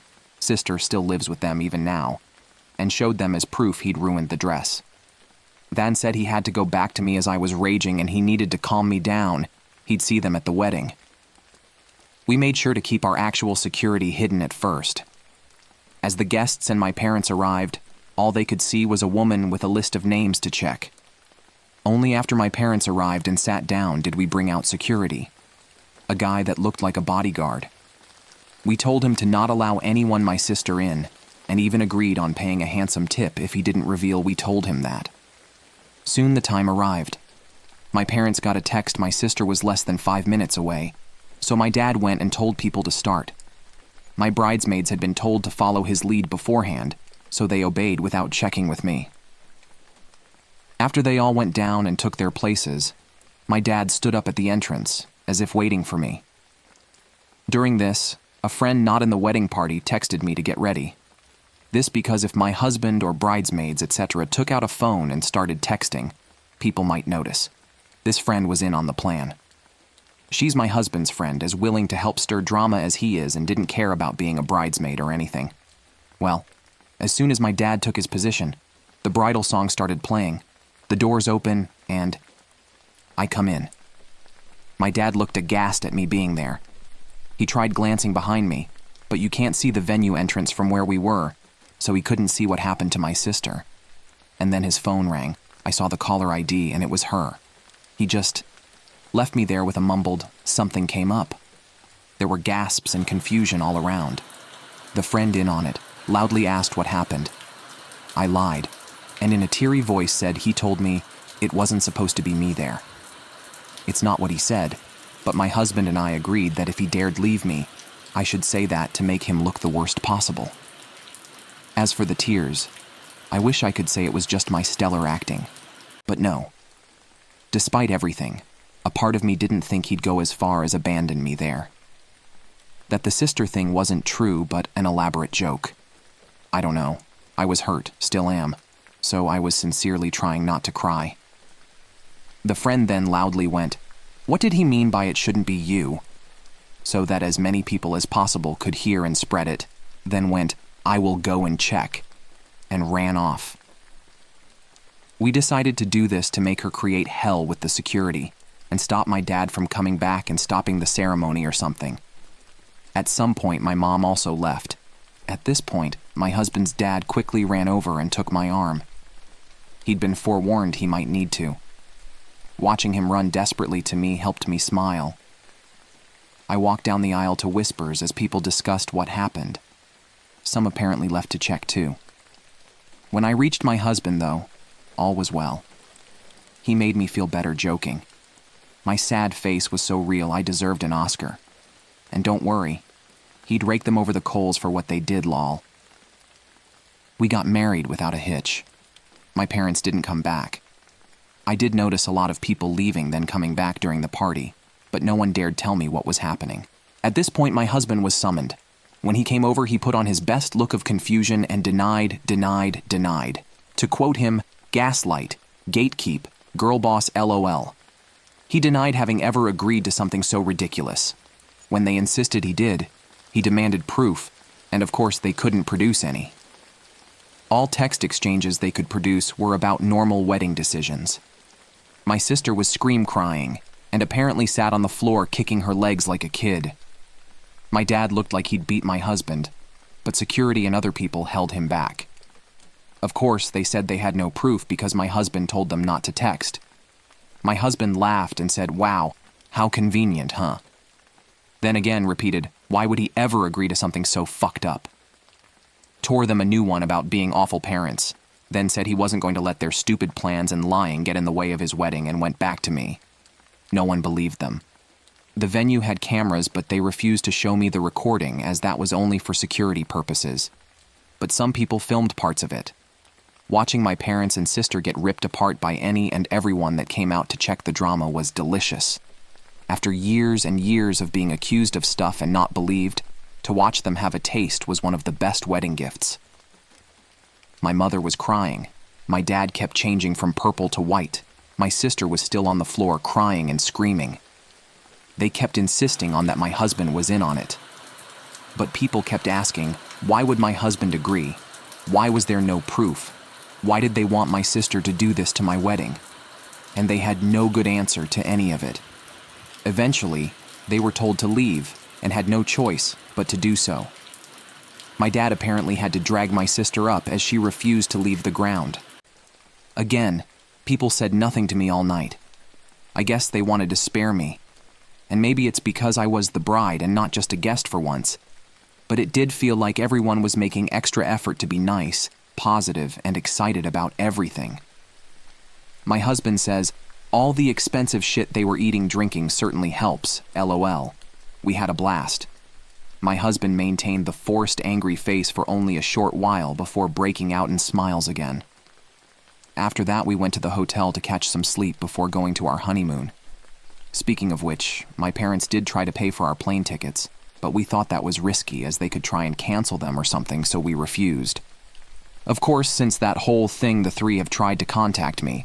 I've refused calls because my husband insisted on keeping a paper trail. I smart thing, because my sister did eventually message me. I won't repeat it as it was very unhinged and didn't make much sense, but the important part was that she blamed me for her humiliation, called my husband a two-faced snake that fooled them for months. He wants to print and put that on our wall, LOL. And hoped, but was also certain it'd happen, that I'd get cheated on by him. She did also suggest he was cheating on me with her, actually. My husband took my phone, screenshot the call logs, screenshot my sister's message, screenshot some messages of my parents demanding I pick up the phone, and sent it all to my family group chat, and sent screenshots of messages to him, where they called him names and threatened him. But he kept up the, "You're delusional, I never agreed to anything" shtick, and even threatened to sue them for defamation and harassment. He wrote a message in said group chat begging my family for help, as I was now being harassed by them constantly. He begged family to help stop them from trying to ruin my honeymoon now that they had failed to ruin my wedding. Then finished neatly with a request that they don't share our locations, to avoid my parents sending my sister over and then claiming he had somehow agreed to pretend to fuck her in our honeymoon suite. LOL. My family assured him they'd take care of it. And indeed, since then, we've had silence. My husband, Dad chose my stepbrother's wedding over mine. So my grandpa walked me down the aisle and I inherited his lake house. I, 28F, am in dire need of guidance regarding my wedding circumstances. Family drama has made what could have been a great situation into a total nightmare. I'll start from the beginning to help you understand how we got here because there's a lot to unpack. I grew up in what I believe to be a happy family as an only child. Weekend excursions with my parents, family game evenings, and my dad teaching me how to ride a bike are all part of my early recollections. The type of father who would construct tree houses for me and ward off monsters beneath my bed, he was my hero. But when I was 14, everything changed. The day my parents sat me down and announced their impending divorce is still fresh in my mind. Mom had discovered that Dad was having an affair with his coworker, Laura, 42F. Dad and Laura were married 6 months after the divorce was finalized. At that point, I got to know Aaron, 25M, Laura's son from a prior marriage. The change wasn't simple. Suddenly, I had a stepbrother after being an only child. My dad took it upon himself to be Aaron's ideal father figure when his biological father abandoned him when he was a little child. I initially found it admirable that Dad was assisting a child in need of a father. I was unaware that this would ultimately result in the death of my own father. Although slow, the alterations persisted. Aaron's baseball schedule became the focal point of our Sunday father-daughter breakfasts, which evolved into family breakfasts. My dad used to attend all of my dance recitals, but he started missing them because Aaron had practices or games. Despite having no baseball knowledge, he even joined Aaron's squad as assistant coach. My mother remarried David, a good man who had a job offer in another state, when I was 16. Despite everything, I wanted to be near my dad, so I chose to stay when they asked if I wanted to relocate with them. In retrospect, I wish I had chosen differently. My final year of college was the true turning moment. One rainy night, I was hit by another automobile that ran a red light while I was traveling home. Due to intestinal bleeding, I need emergency surgery. David and Mom flew in right away, but my dad? He texted me to let me know that Aaron was having a breakdown over his girlfriend ending their relationship, so he couldn't go. I was in the hospital for 3 days and he never once came up. I concentrated on creating my own life after graduation. At work, I met Mike, 30M, the new IT manager, and we became friends because we both enjoy hiking and classic sci-fi films. He proposed to us on a sunrise hike to our favorite location after 3 years of dating. It was ideal, and I felt as though my life was finally coming together for the first time. We sent out invitations 6 months in advance and decided to get married on October 15th of this year. I debated whether or not to ask Dad to escort me down the aisle for weeks. He was still my father in spite of everything, and I secretly hoped that this would be our opportunity to mend our relationship. A month prior to the wedding, I made the decision to hold off and surprise him with the request. However, Dad called me to lunch before I could ask him. He avoided making eye contact and appeared anxious. At last, he revealed the shocking news. Dad had already agreed to be Aaron's best man, and Aaron was getting married on October 15th. I had the impression that I had been punched in the stomach. I asked Aaron why he picked the same day, and he told me it was the day he and his fiancée initially met 2 years prior. I mentioned that Aaron was aware of our date and that we had sent out our invitations months prior. Dad's reaction: since my venue was more flexible while Aaron's was extremely exclusive, he recommended that I change my date. I wouldn't alter our date. Deposits had already been made, invitations had been sent, and relatives were traveling in from abroad. Dad accused me of being self-centered and disregarding Aaron's sentiments when I attempted to explain this. He claimed that because Aaron never had a real father figure, he needed him more. When my grandfather, Mom's father, learned, the situation blew out. He and I have always been close, particularly since my parents' divorce. He offered to take me down the aisle right away since he was upset with my dad. Then Dad made an unexpected announcement. He said he would give his vacation home to Mike and me as a wedding present. It is a stunning waterfront property that we have always appreciated. Dad abruptly changed his mind. He contacted me and said he could make both weddings work, showing up at my reception to dance with me after serving as Aaron's best man at the ceremony. He began accusing me of destroying the family and forcing him to make a decision when I didn't agree right away. Karma, however, had other ideas. It seems that Aaron did not ask Dad to his wedding 2 weeks prior. Aaron wanted his biological father to be his best man instead, according to Dad, who called me in tears. Assuming he could just lead me down the aisle as if nothing had happened, Dad was now free to take part in every aspect of my wedding. No, I told him. Given his extraordinary generosity, I didn't want to upset my grandfather by denying him this moment because he had stepped up when Dad stepped out. Dad went totally crazy. He began shouting that I was being deceived by my grandfather, that I was selling my loyalty for a house, and that I was putting money before family. I blocked his number after hanging up on him. His whole family is now accusing me of being materialistic and callous. Dad is hurting, therefore my stepmother Laura says I should be more compassionate. Since he's now available, even some of my friends believe I'm being too harsh and that I should give him another try. However, I don't believe I'm mistaken. This goes beyond the wedding. It's about years of being viewed as Aaron's second best friend and having my needs and feelings ignored in favor of Aaron. Since he's only coming to me since his first choice didn't work out, why should I give him this unique moment? So, Reddit, even if my dad is now available, am I wrong for not letting him lead me down the aisle? By picking my grandfather, who gave us a house, over my father, am I being materialistic? I'd greatly benefit from an independent viewpoint on this. Update 1. I want to start by saying thank you to everyone for their encouraging words and remarks. I feel more sure now about my choice thanks to all of you. However, since my previous post, a lot has transpired, and I must tell you about the mayhem that occurred during my wedding rehearsal. Yesterday, the rehearsal was set to begin at our location at 5:00 p.m. It was going well. The ladies were practicing their steps, Mike's nephew was performing admirably as our ring bearer, and my granddad was rehearsing leading me down the aisle. Then my father unexpectedly arrived. We didn't notice him at first. He crept into the rear of the venue and observed from the sidelines. He didn't start yelling until we were in the middle of the second practice.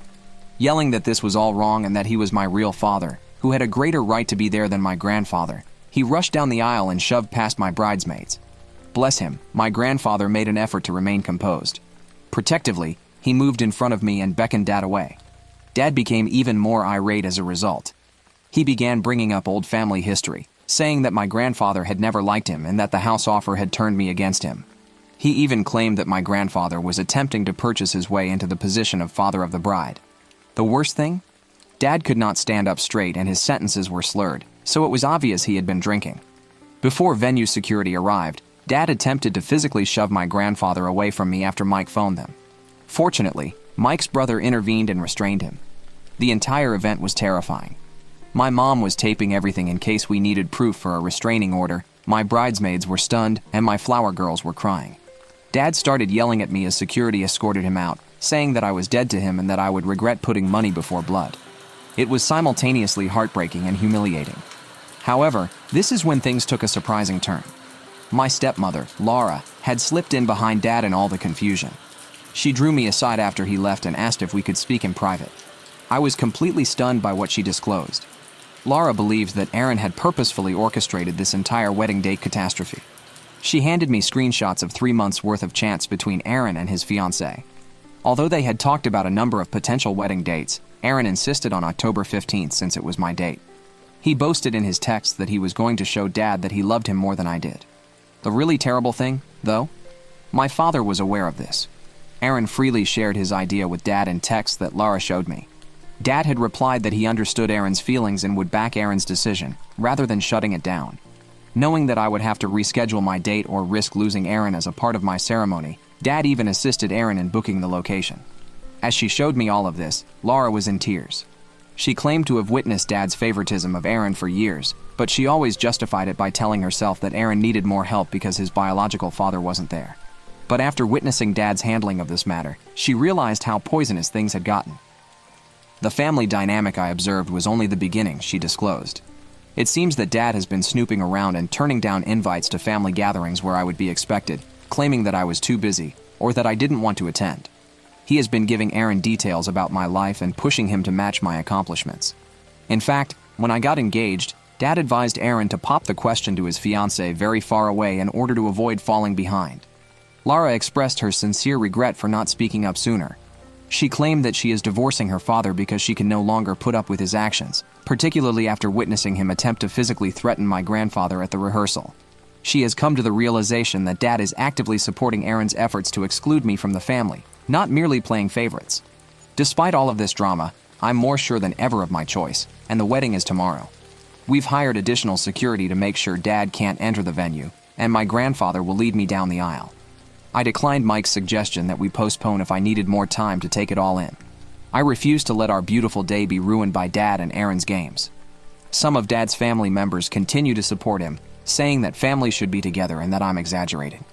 I'm done feeling bad, though, after seeing those texts and seeing Dad's inebriated outburst. This is about years of emotional abuse and manipulation that I'm finally seeing clearly. It's not about the house, the money, or even who will accompany me down the aisle anymore. I just want to concentrate on my wedding for the time being, but Laura stated she would testify if I wanted a restraining order. My grandfather, mom, stepdad, and my wonderful fiancé are all on my side. Perhaps it is all the family I require. If something noteworthy occurs after the wedding, I'll provide another update. Before the big day, I need to try to get some sleep right now. Again, I want to thank everyone for their support. You have no idea how much it means. Update 2. This is more twisted than I could have imagined, but here we are. Any reservations I had about removing my dad from my life have been totally dispelled by what I'm going to reveal. My grandfather escorted me down the aisle, Mike's vows brought everyone to tears of joy, and the additional security made sure there were no unwelcome disruptions. Everything about my wedding went flawlessly. Even our first married holiday was spent at my grandfather's lake house, which is now our official residence. However, I received a call from my cousin Amy yesterday. As Laura's niece, she went to Aaron's wedding, and what she told me completely upended everything. Do you recall how Dad said Aaron declined his invitation and went with his biological father? It was an outright falsehood. Amy claims that Aaron never asked Dad not to come. In reality, it was far more deliberate. 3 months before the wedding, Aaron's biological father, who had been gone all of his life, unexpectedly made a reappearance. We're talking about an $80,000 celebration at a prestigious vineyard, and he felt bad for leaving Aaron. As a way to make things right, he volunteered to cover the entire wedding. Dad felt intimidated when Aaron's biological father offered to cover half of Aaron's wedding expenses, which came to almost $40,000. It drove him insane that he couldn't match that degree of generosity. Dad viewed Aaron's reconnection with his biological father as competition rather than a positive development. The actual kicker? Dad decided not to attend the wedding himself. He informed Aaron that if the biological father was covering all of the costs, he would not go. In fact, he attempted to force Aaron to choose between having Dad serve as his best man and having his ideal wedding paid for. Dad yelled at Aaron when he decided to have the wedding paid for, of course. However, he made up the excuse about not being invited rather than telling me this. He believed that by playing the victim, he would win my sympathy and be able to lead me down the aisle. He was attempting to get into mine by using Aaron's wedding as leverage. Things worsened. Videos from Aaron's wedding reception that Amy showed me showed Dad watching from the parking lot in the background. He watched the celebration through the windows of the venue for hours while he sat in his car. No one wanted to cause a commotion by alerting security, but a few attendees observed and felt uneasy. What Dad has been telling everyone about my grandfather's gift is the most annoying thing. He is circulating allegations among the family that I looked around for a partner and offered my grandfather's house to the person who showed the greatest interest in me. He's telling people that I deceived my grandfather into giving up his land and that he's getting old. On social media, some family members have started making crude remarks about our wedding pictures since they even think he's real. A relative wrote, "It's sad how some people trade family loyalty for material gain. I hope the house was worth losing your father over," said another uncle. I drove to Dad's house because I was so furious and wanted to tell him everything I knew. A bad concept. Rather than offering an apology or even acknowledging it, he attempted to defend his behavior. He said that by inventing the tale of Aaron not inviting him, he was testing my loyalty. He said that regardless of the house gift, I would have demanded that he escort me down the aisle if I truly loved him. Then, because Aaron is also related, he had the gall to insist that Aaron receive a portion of my grandfather's present. Because it's not fair that Aaron receives nothing and I receive such a great present, he genuinely proposed that we sell the lake house and divide the proceeds. He threatened to challenge the property transfer in court when I declined.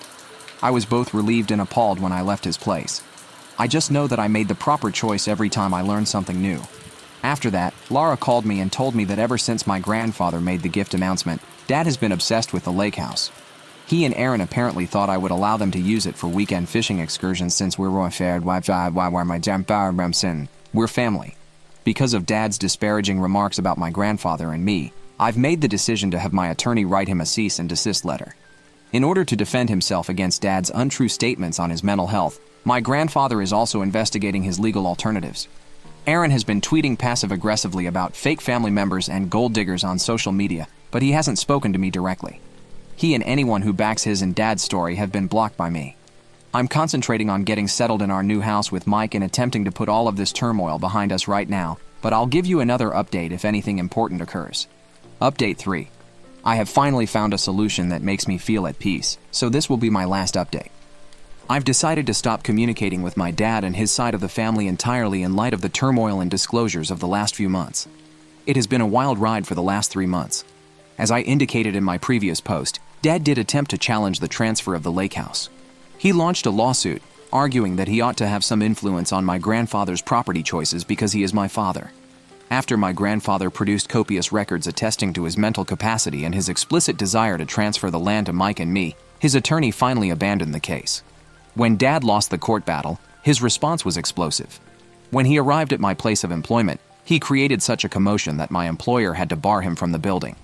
He yelled that I had stolen his retirement dream, implying that he and Aaron had intended to use the lake house as a fishing hideaway. Our restraining order documentation now includes the security footage of his outburst. Even more information about Dad's actions over the years was made public during Laura's divorce procedures. She discovered emails in which he and Aaron would purposefully schedule family get-togethers to clash with my crucial dates. They would purposefully plan events for when they knew I had obligations, then use my absence to portray me as the heartless relative. Spreadsheets were actually used to keep track of my schedule in order to generate these conflicts. The most startling revelation was found in Laura's divorce documents. It turns out that Dad had been putting money aside in a different account for years, money that was meant to be for Aaron and me. But according to the account statements, every cent was used on Aaron's schooling, vehicle, and now his wedding prior to Dad leaving. When Laura questioned this, Dad said my mom and grandfather could support me, so I didn't need the money. Aaron is also not managing the situation properly. It appears that his biological father's involvement backfired since following the wedding. He stopped answering Aaron's calls. Aaron has been attempting to get back in touch with his father, but he is too busy with the divorce and litigation to give him any attention. Aaron has been going on lengthy social media tirades about how I destroyed his family by stealing his future lake house and turning Laura against Dad. Through all of this, my grandfather, may he be blessed, has been a tremendous source of support. It has been touching to watch him and Mike connect over home renovation tasks as they work on remodeling portions of the lake house. This year, my mom, stepdad, grandfather, and a few close friends who supported us will be the only ones attending our first Christmas celebration there. Laura contacted me last week to inform me that, following the completion of the divorce, she would be relocating to a different state. She thanked me for giving her the confidence to go and apologize once more for not realizing Dad's manipulation sooner. Even though we're not close, I admire her for finally confronting Dad's actions. The extended family is mainly divided into two groups, those who have seen through Dad's lies and those who still believe them. It seems quite liberating to have lost contact with some relatives. They are the only family I need, and the people that matter have stayed. I'm getting used to living in a lake house with Mike. I occasionally catch myself feeling depressed about Dad's situation, but then I recall all the spreadsheets, the prearranged arguments, the deception, and the manipulation. When he decided Aaron was the only child worth his time and effort, I lost him years ago, so I know I'm not losing a parent. In times of self-doubt, your messages and remarks enabled me to maintain my position. Walking away from toxic family members, including parents, might be the healthiest course of action. Sometimes the hardest option is the correct one. Thank you for watching. If you haven't subscribed yet, please do so and hit the notification bell to stay updated with more shocking real-life stories happening around you. After 5 years of marriage, my wife, Diana, returned from a 6-month business trip with her first love, Sam, in tow. My wife was already more than 3 months pregnant. Diana said his life was difficult and wanted him to stay at our house temporarily. I refused, and Diana told me not to be ungrateful. Her tone was full of disgust, as if she had forgotten that this mansion was my property. Her whole family was living off me and using my resources. This time, I decided to cancel all living sponsorship. I smiled and called my assistant. Draw up divorce papers immediately. A woman who married into wealth dares to bring her Mr. home openly. I had been eagerly anticipating Diana's return from her 6-month business trip. Early in the morning, I arranged all the little souvenirs I had collected for her from various places over the past half year. I also asked Mrs. Wilson, our housekeeper, to prepare a table full of her favorite dishes. At that moment, the front door opened, and Diana appeared with her arm around her ex-boyfriend. I was shocked. Sam walked towards me with a smile, gently walking towards me with his vicious smirk. Liam, long time no see. As I stared at my wife's pregnant stomach, anger surged within me. Sam seemed to notice my change in emotion and quickly came to my side, clutching my wrist as he said in a sweet voice, "Liam, please don't be upset. This is all my fault. If you want to blame someone, blame me. Please don't hurt Diana." Sam's simple words hit me like a thunderbolt. I hadn't said anything yet, but Sam had already revealed everything. Diana had been watching my reaction the whole time, ready to rush in and protect Sam at any moment. I clenched my fists and glared at Diana, asking, "Are you going to explain?" After I spoke, she sighed and gently said to Sam, "Let me take you to choose a room first. I'll handle this." Diana's gentle tone stunned me. In our 5 years of marriage, she had never spoken to me like that. Under my watchful gaze, she supported Sam as they went upstairs. The driver brought in 3 large suitcases. It seemed Sam had moved half his home here. Although Sam looked even healthier than me, Diana protected him as if he were a delicate doll. I collapsed onto the sofa, waiting for Diana to settle Sam and give me an explanation. As I listened to the irritating laughter from upstairs, I was about to rush up when the doorbell rang. Diana's parents stormed in with gloomy faces, seemingly not noticing me as they quickly rushed upstairs. I followed them up and heard Diana pulling her parents aside, saying sincerely, "I didn't mean to hide this from you. My pregnancy is unstable in the early stages, and I was afraid something might go wrong. I hope you can understand. Sam and I love each other, and a baby in my belly is your grandchild after all. Please don't blame him." I thought about the 5 years of our marriage. Whenever I had disagreements with her mother, Diana would always say that her mother was old and that I should be more patient with her. She had never stood up for me. I always thought that was just her personality. It wasn't until today, seeing her protect Sam at every turn, that I realized I had been a fool all along. Sam chimed in, holding Diana's mother's hand.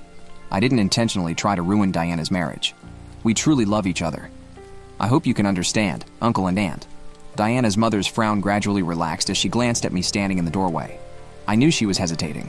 For the past 5 years, I had been transferring living expenses to her every month.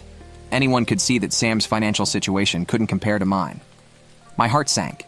Diana, as my wife, not only failed to give me a heads up about the situation, but also publicly humiliated me. Did she really think I had no temper, no self-respect? Seeing the silence in the room, Diana's eyes suddenly reddened and she began to sob. The child in my womb is innocent. No matter what, I will give birth to him. You can scold me all you want, but I hope my child won't be harmed. Large teardrops rolled down Diana's cheeks. She looked pitiful to anyone who saw her. Sam wiped away the tears from the corners of Diana's eyes with a pain expression, her voice filled with resentment. Mom, answer her quickly. You know, pregnant women need to maintain stable emotions. After our wedding, Diana's parents had immediately started pressuring us to have a child. For 5 years, we kept trying, and I knew Diana's parents had said many unkind things behind my back. Considering the issue of continuing the family line, Diana's father, who had been silent until now, spoke up. After all, Diana's is carrying our foster family's descendant. Everyone should try to control their tempers for the next few months. As soon as he finished speaking, all eyes turned to me. They looked like a united front, and for a moment, I felt like I was the outsider. I couldn't help but let out a cold laugh. Doesn't anyone want to ask for my opinion? See, my displeasure. Sam angrily stepped in front of Diana and questioned me. Liam, are you deaf? We've told you everything to your face. What more do you want to know? I couldn't help but laugh coldly. Wife had been on a business trip for 6 months and came back with such a big surprise for me. Not only did she not offer any explanation face to face, but she also had the audacity to take this commanding tone with me. Seeing that I remained silent, Diana started crying again, tugging at Sam's wrist as she sobbed. If Liam is really angry, maybe I should leave. Diana's mother was displeased when she heard this and immediately responded. You're carrying our foster family's grandchild. How could we let you leave? After saying this, Sam glared at me and said, Say something. Look how scared you've made Diana. Diana is carrying my child after all. If you have any objections, you can only take them out on me privately. I won't allow you to hurt her. Sam then pulled Diana's wrist urgently and said, Diana, please, I think this is going too far. Maybe I should leave. I don't want to cause problems between you and Sam. He looked at me as if he were about to burst into tears with watery eyes, like a soap opera actress in his big moment of suffering. All I could feel was a mix of disgust and rage. Diana, as always, was quick to console him, wrapping him in a protective embrace and murmuring words I couldn't hear but that clearly reassured him. For a moment, I stood still, watching this pathetic scene unfold in my own house where they dared to challenge and humiliate me openly. But a cold, almost calculating feeling took hold of me. I had nothing more to say. Inside me, however, a clear decision had formed. This would be the last day that Diana and her beloved Sam would step foot in my home without my permission. I had endured too much, and watching her defend him, willing to treat me as an obstacle, as a stranger, was the final blow. I turned on my heel, determined, and went to my office. I picked up the phone and called my lawyer.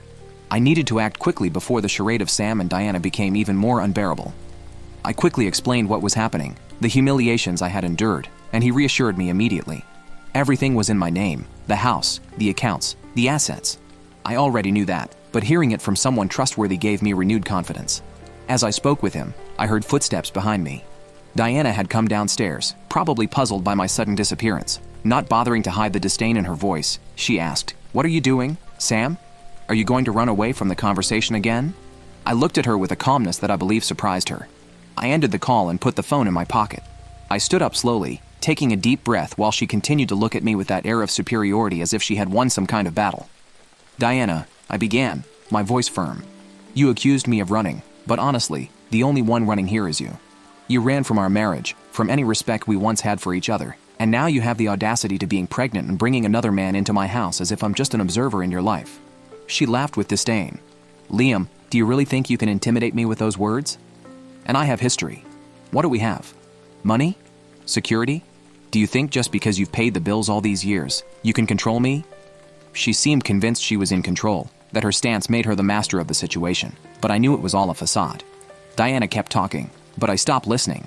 I walked to the door and opened it with a determined gesture indicating she should leave. "This isn't an invitation, Diana. It's a warning. Take Liam, his bags, and leave now. I'll send you the divorce papers as soon as possible. And let your family know as well. They won't see another cent from me."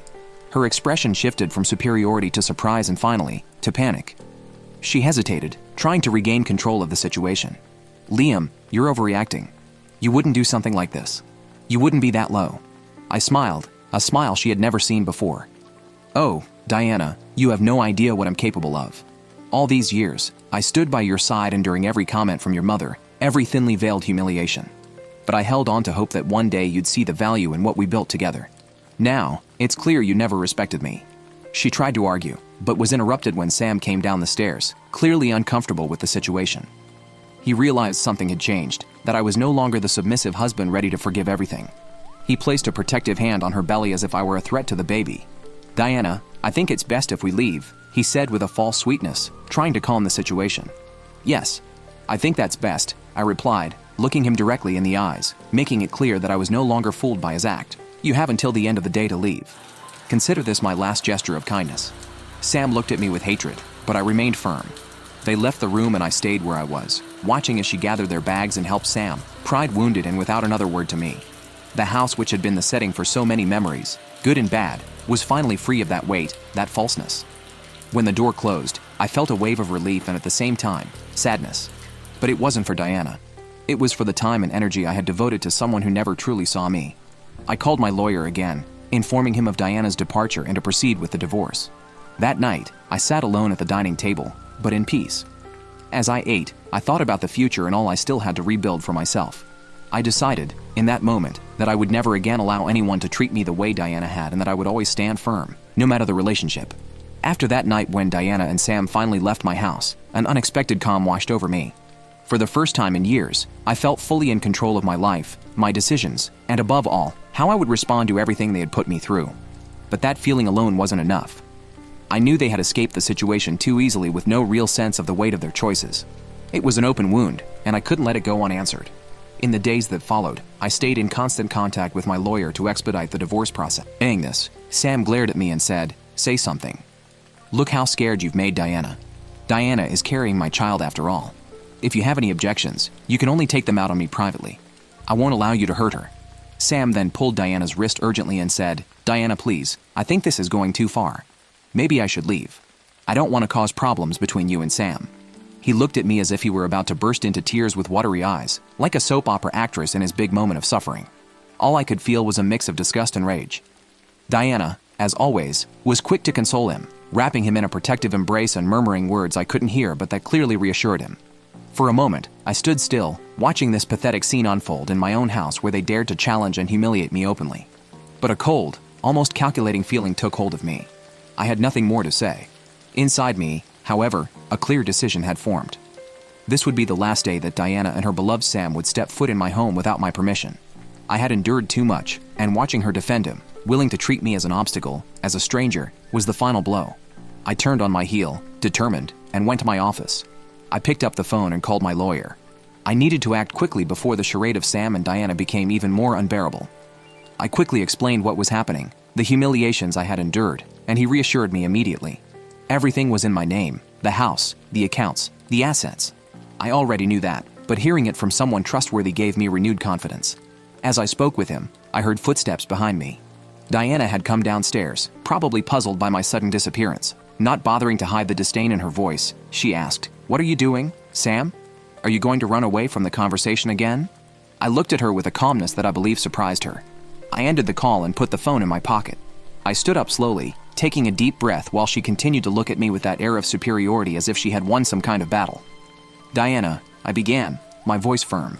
"You accused me of running, but honestly, the only one running here is you. You ran from our marriage, from any respect we once had for each other, and now you have the audacity to being pregnant and bringing another man into my house as if I'm just an observer in your life." She laughed with disdain. "Liam, do you really think you can intimidate me with those words? And I have history. What do we have? Money? Security? Do you think just because you've paid the bills all these years, you can control me?" She seemed convinced she was in control, that her stance made her the master of the situation, but I knew it was all a facade. Diana kept talking, but I stopped listening. I walked to the door and opened it with a determined gesture indicating she should leave. "This isn't an invitation, Diana. It's a warning. Take Liam, his bags, and leave now. I'll send you the divorce papers as soon as possible. And let your family know as well. They won't see another cent from me." Her expression shifted from superiority to surprise and finally, to panic. She hesitated, trying to regain control of the situation. "Liam, you're overreacting. You wouldn't do something like this. You wouldn't be that low." I smiled, a smile she had never seen before. "Oh, Diana, you have no idea what I'm capable of. All these years, I stood by your side enduring every comment from your mother, every thinly veiled humiliation. But I held on to hope that one day you'd see the value in what we built together. Now, it's clear you never respected me."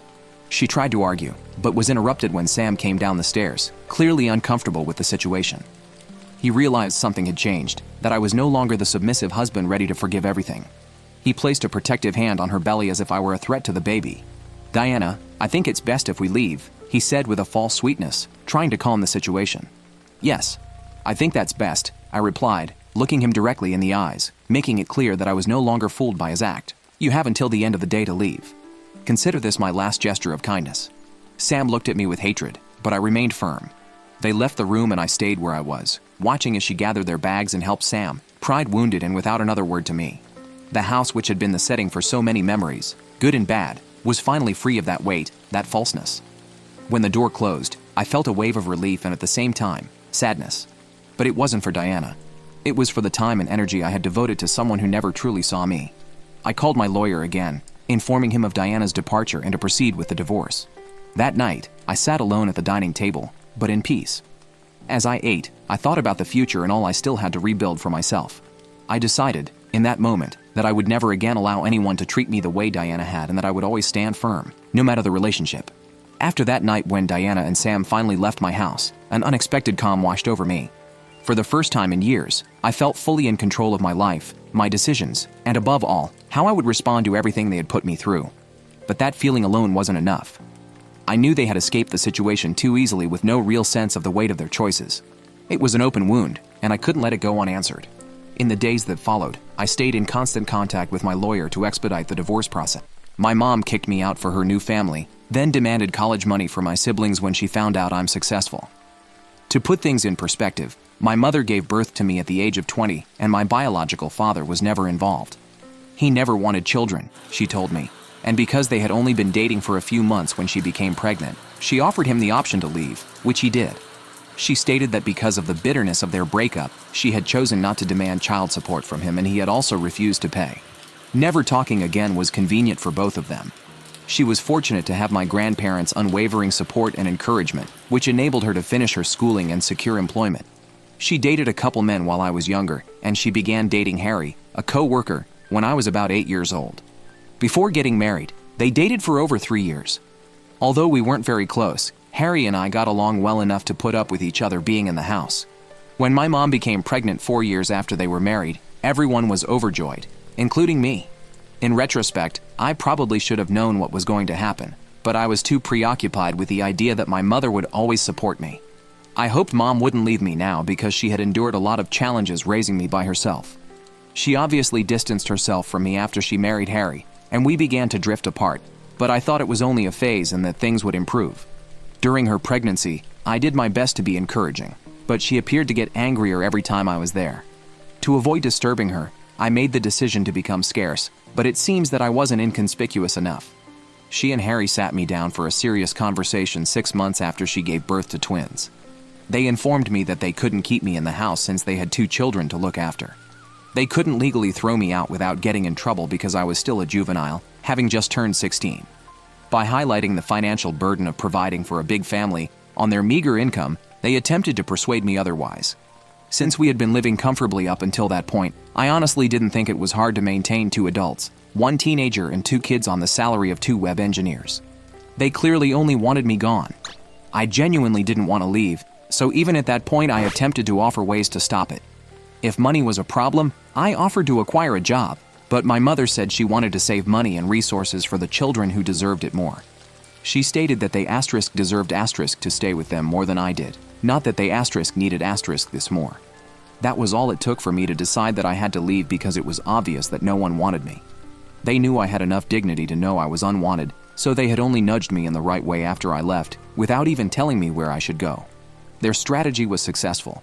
Since they hadn't really evicted me, it wasn't technically an eviction, but I would still consider it to be the same. I felt like I had no other choice after they had forced me into a difficult situation. I went straight to my grandparents' house when I left that day. They wanted to be there for the twins, so even though they were upset about what my mother had done, they didn't cut her off.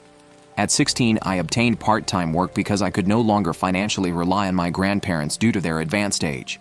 When my mom and Harry went to visit my grandparents with the kids, I would see them every now and then, but they seldom ever inquired about me.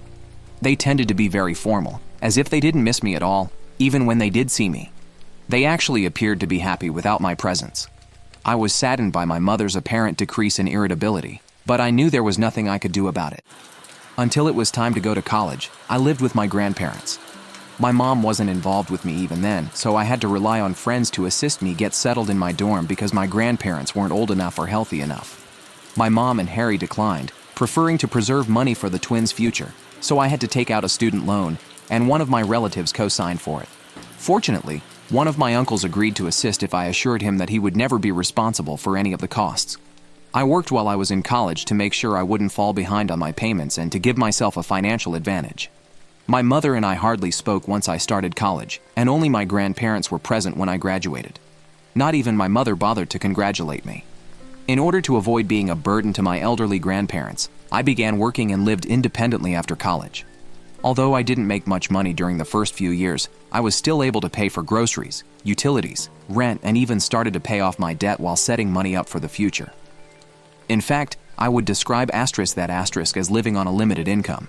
Fortunately, things finally got better. It took a while, but I eventually rose through the ranks of my organization. Considering that I received very little assistance, I'm proud of how far I've gone and am now in a rather comfortable posture. Unexpectedly, my mother discovered that I earn a good living, even though we haven't spoken for many years. At nearly 33, I currently hold a senior management role at the same organization where I began my career. About 4 months ago, I got a big promotion, but I wanted to keep it a secret, so only a select few individuals knew about it. To thank my uncle for co-signing my loan back when I was having trouble paying for college, I did inform him. According to what I understand, he just met my mom and Harry at a family get-together and urged her to get in touch with me to congratulate me on my success. Even though I'm sure he meant well, it didn't work out because she didn't even get in touch with me to offer me congratulations. In the end, my mother learned about it and recently visited my home with Harry, insisting on talking to me. I should note that I haven't spoken to her since I started college. I blocked her everywhere and left her out of my life after graduating since I didn't think there was any use in hoping she would change her mind. She didn't appear to be negatively impacted, and to be honest, I doubt she even noticed. Only my grandparents, who were aware that I disliked discussing my mother, were in contact with me and they steered clear of the subject. I didn't really stay in touch with my uncle either, so I was unaware that my mom and Harry had been having financial difficulties for a few years. Only when they arrived at my door and told me how bad things had gotten did I find out. It was wishful thinking, but the only reason I even allowed them inside was because I hoped they would be coming to make amends. They began by stating that they had heard from my uncle about my promotion and how I was one of the youngest individuals in such a prominent position in my firm, rather than congratulating me on my accomplishment. It seems that they were surprised that I had kept it from them. Ironically, I was taken aback that they expected me to communicate with them at all, much less deliver any positive news. Additionally, they were disappointed that I had shut them out of my life, claiming that it was only because they had prioritized their children above me. They maintained that I should have been old enough to comprehend their rearranged priorities and not harbor resentment as a teenager. They said that I should have supported their decisions rather than going in with my grandparents. I'm not even sure why they thought I would agree with their choice to expel me from the house. They tried to gaslight me into thinking that I was the bad guy for being angry that they had ejected me so they could spend time with their children alone, but that's how they began our reunion after all these years. They talked about how tough the past several years had been for them without even giving me a chance to explain my side of the story. They described how they had launched their own company, but, regrettably, it did not succeed, resulting in losses. They were now attempting to make up for previous losses, and they desperately needed money as the twins were getting close to college age. I saw then why they had come. They needed financial assistance.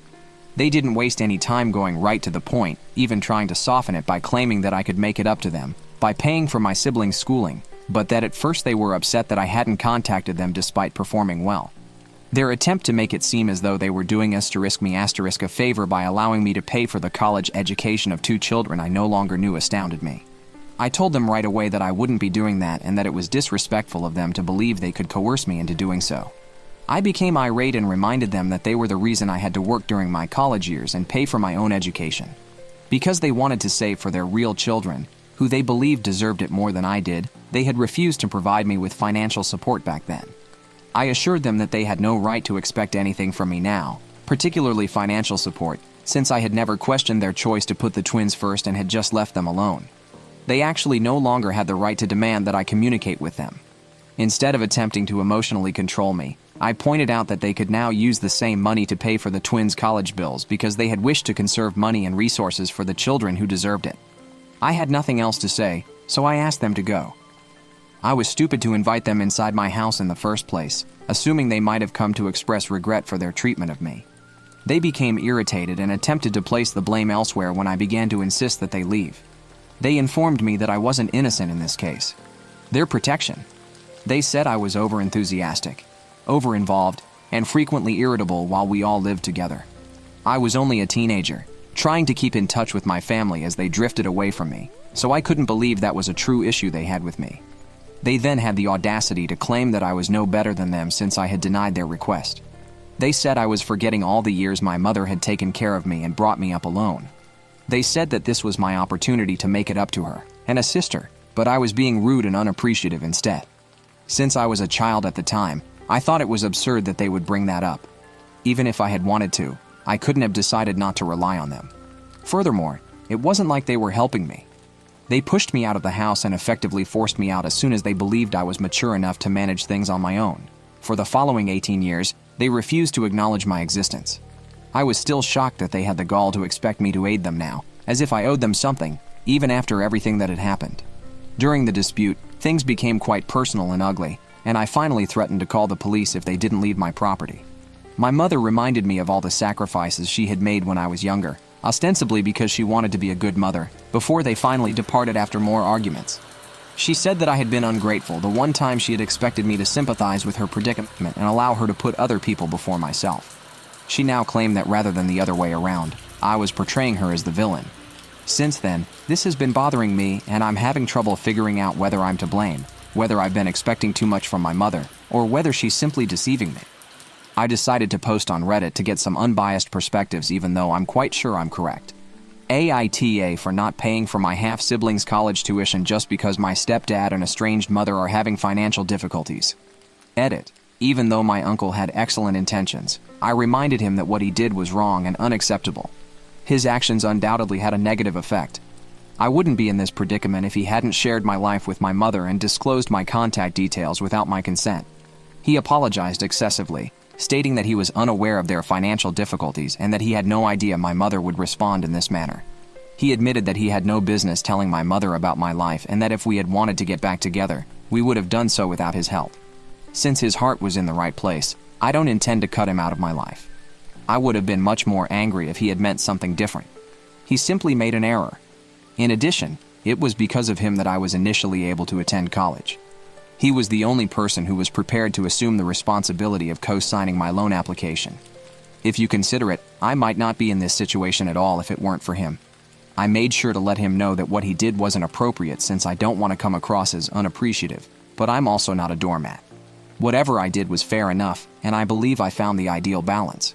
We're doing great together, and I won't hold anything against him because I needed this resolution somehow. I also discussed my mom's recent struggles with my grandparents. They believe I'm correct and have promised to make an effort to persuade her to change her mind. I realize that they didn't want to lose touch with their other grandchildren, which is why they have remained in touch with my mom. They understand the struggles my mom's family is going through, but they don't think it's right or fair to put me through this. That's their position on the issue, and I believe it's reasonable enough. Asterisk asterisk. First update. My mother has taken it upon herself to remind me of all she did for me growing up ever since we last spoke, which was nearly 9 days ago.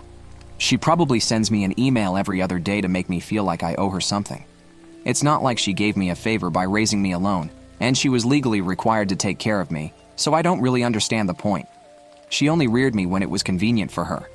She and her spouse decided to expel me as soon as I started to cause them trouble, citing the need to save money for the twins in their future.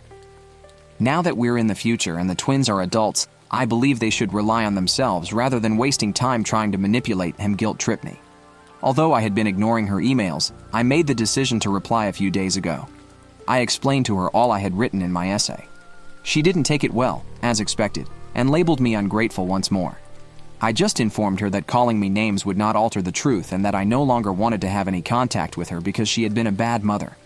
I blocked her email account after that, but she made a new one to continue to annoy me. Since she never done the same for me, I blocked that one as well, and I'll keep doing so until she understands that I'm not here to mope about her. To be honest, I'm glad we're finally having this discussion because I think it will end quickly and I'll have the necessary closure. Only because I was still clinging to the hope that perhaps they had changed, that perhaps they were here to congratulate me and make amends, did I welcome them into my house and talk to them that day. However, speaking with them made me realize that they are just not the type of individuals who are able to experience regret, guilt, or shame. I've fully given up on ever making amends with them after it once again made me realize how self-centered and cunning they are. Second update. I believe that my mother's appearance at my place of employment earlier today was the most bizarre thing she has ever done. Fortunately, I wasn't working today, so she departed really fast and didn't succeed in her endeavor. I was feeling a little under the weather, so I decided to take the day off, and I'm so happy I did. She would have definitely thrown a fit or done anything to make me look foolish if I'd been present. When the receptionist called to inform me that my mom had arrived, wanting to see me and refusing to go despite being informed that I wasn't there, I learned the truth. When they put her on the phone with me, I firmly told her that I was at home, even though I was already rather anxious about what she might do. She was informed that if she attempted anything at my place of employment, I would sue her until she would be too ashamed to send her children to college. I did my best to sound threatening, so I believe it truly frightened her. She agreed to depart right away, provided I met her in person, so it must have worked. I reminded her that she couldn't afford a lawsuit at the moment and informed her that she wasn't in a position to be making demands. I also mentioned that my employer would not think twice about suing her if the situation worsened, which would be a very different scenario because they wouldn't be as forgiving as I'd been. She'd be better off just going out in silence. I didn't get any more calls or notifications regarding the event, so I guess she left after giving the phone back to the receptionist. I can't afford for this to happen again because that was undoubtedly a near call. I've made the decision to speak with a lawyer to find out what precautions I may take. She hasn't threatened me directly, so I'm not sure if this is enough to get a restraining order, but I still want to speak with the attorney to discuss my alternatives. I just have to hope that this experience was unpleasant enough for her to think about leaving me alone till then. Update 3. Since I'm very certain we now have grounds for a restraining order, I suppose I don't need to consider filing one.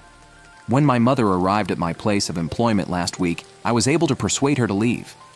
However, in light of this week's events, I believe that a restraining order against her needs to be issued for everyone. She was waiting outside my door when I got home from work a few days ago. I informed her right away that I didn't want to argue and that I would call the police if she didn't leave. She practically raced at me and threw me to the ground, sending my phone flying out of my hands as I was ready to dial.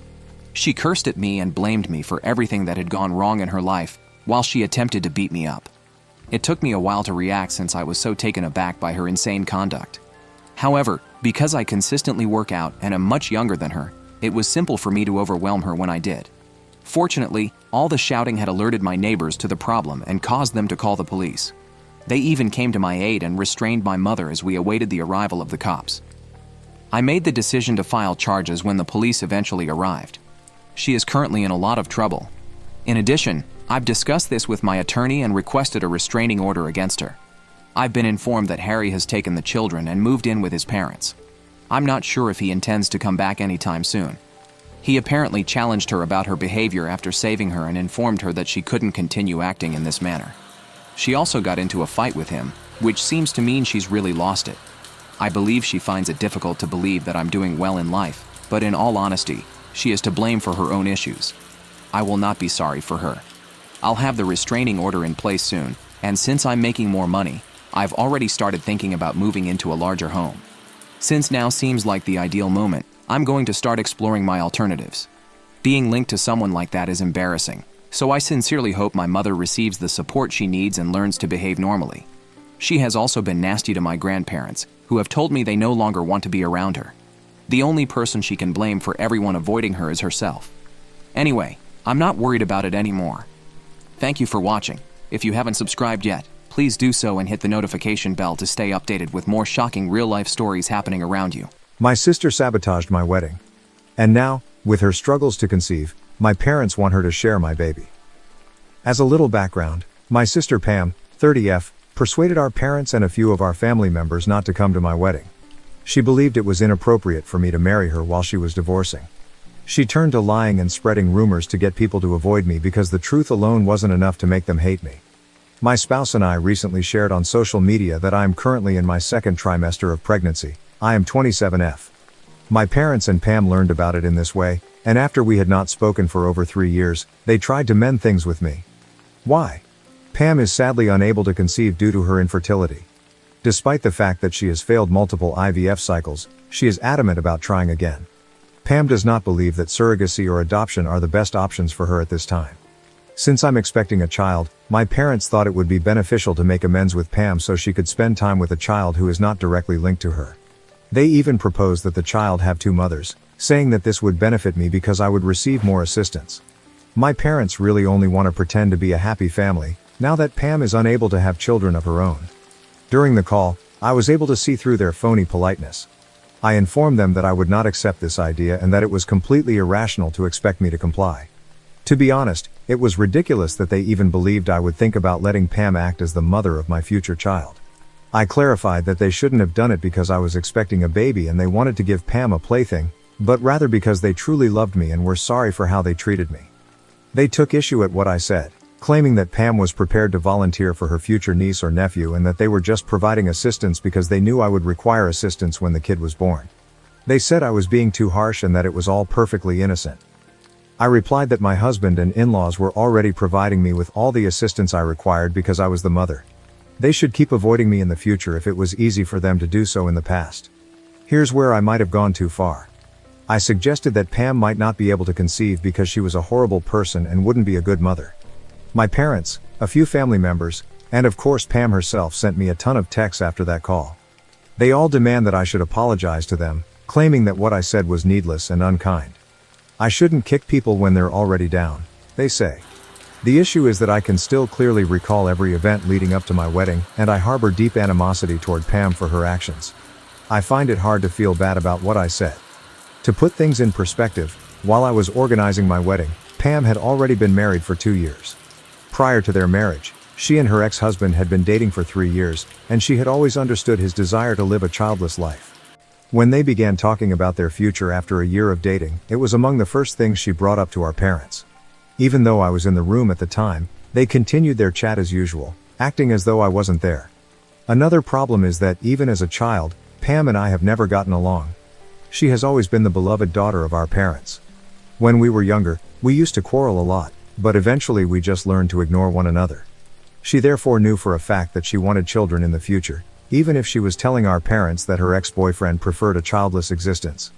In the end, they agreed to bring up the subject again when they were married, and she hoped that by then, he would have changed his mind. She tried to persuade him to have children, but he refused to change his views, and they started fighting a lot. She would frequently look very distraught at family gatherings and tell about how hard it was to stay with him all the time. Her decision to wed a man who had made it apparent that he didn't want children was, in my opinion, her fault. It was she who thought she could make him reconsider. However, she had no right to hold him responsible when she was unable to. Naturally, I kept all of this to myself since I knew it would just cause more problems. I tried to persuade him for a few months before my parents informed me that Pam had returned to live with them permanently following a heated argument with her husband. They told me there was no way out of it at this point.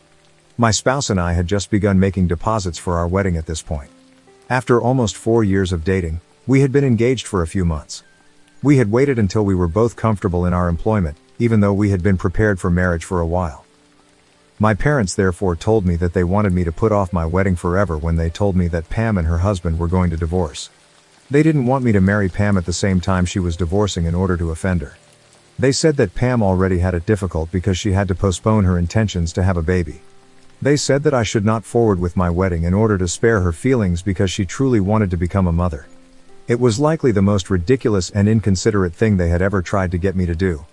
I informed them, of course, that I would not delay my wedding for Pam. Whether she liked it or not, I was going to marry. Since we were never close, I didn't care what she thought about my wedding. But my choice did not sit well with my parents. They were upset because I wasn't prepared to put their beloved daughter's sentiments ahead of my own wedding arrangements. They warned me that they wouldn't go if I didn't postpone the wedding. I knew my parents had a soft place for Pam, but I never imagined they would go to such lengths for her, so that was incredibly upsetting and devastating to me. Nevertheless, I accepted it and informed them that they may do as they pleased. Pam wasn't content, even though it should have been the end of it. She didn't like that I was getting married, so she made sure the rest of the family didn't come either. She initially only tried to win people over by saying that it was rude of me to get married while she was going through such a difficult period. Although the majority expressed sympathy for her, they did not specifically state that they would not attend my wedding. She made the decision to step it up after realizing this. She began spreading stories about me because the truth wasn't contentious enough. Pam started claiming that I had been persuading her husband to divorce her because I was envious of her and couldn't bear the idea of her having a child before me. I had never been friends with her spouse, so the allegations were ridiculous. If he and I had ever gotten close, I genuinely doubt Pam would have married him at all. People began to believe her, though, for some reason. She even claimed that I had been bothering her by convincing her spouse that he would be happier without her and manipulating him to leave her.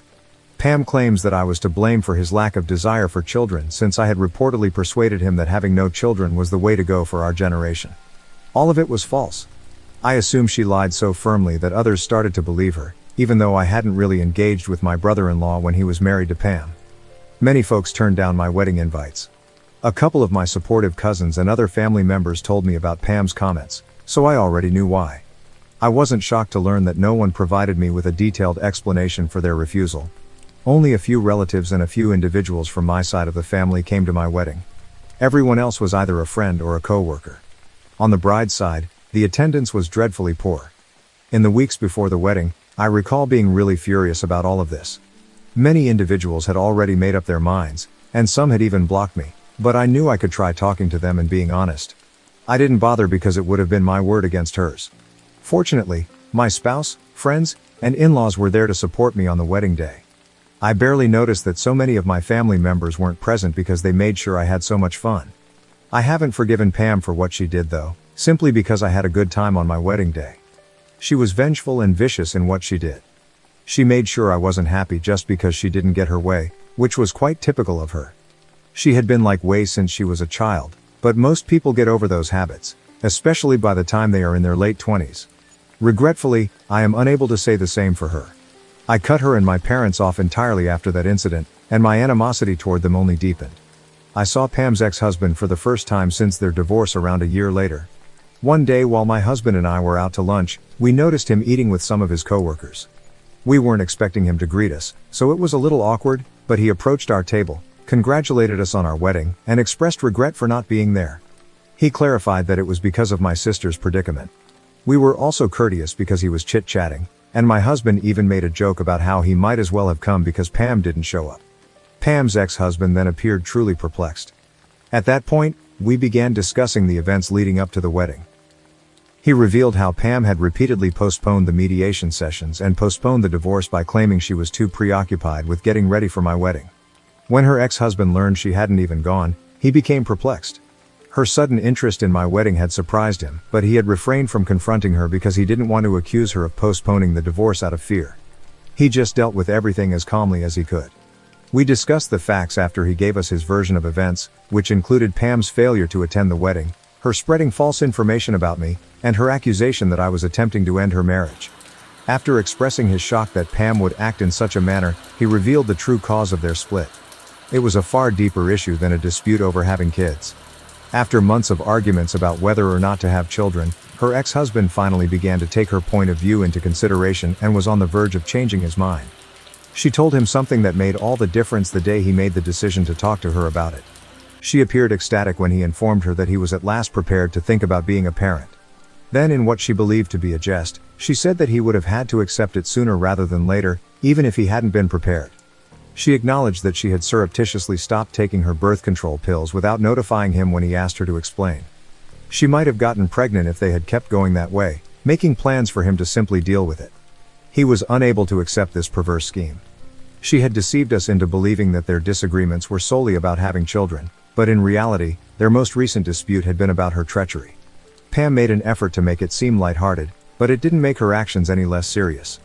In essence, she was attempting to trick him into becoming pregnant so that he would be forced to accept the pregnancy at any time. My husband and I were more clearer on why she had behaved so erratically around the time of our wedding after that talk with her ex-husband. She was aware that she was to blame for her divorce. She could have kept it to herself and none of this would have occurred, even if she had taken the risky decision to stop taking her birth control. She may have even given birth to a child with her spouse, but she ruined everything for herself before venting her frustration on me. I became much more resentful of her after discovering all of this. I had the option of telling my parents and other family members the truth, but I decided against it. I had already severed my connections with people who hadn't been at my wedding by that point, and to be honest, I just wanted to get on with my life. I made the decision to remain silent and continue. But to be honest, I don't feel bad about what I said because I hate her so much. I genuinely think it's fortunate that she hasn't been able to have children because I don't think someone with her personality could be a decent mother. The fact that she and my parents only contacted me because I am pregnant and they wish to play happy family with my unborn child further bothers me. That simply will not occur. Regarding the notion of my child having two mothers, I concur with my in-laws and my spouse that it is not essential.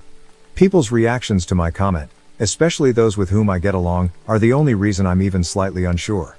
So am I the jerk for suggesting that my sister might not make a good mother, which is why she hasn't been able to conceive?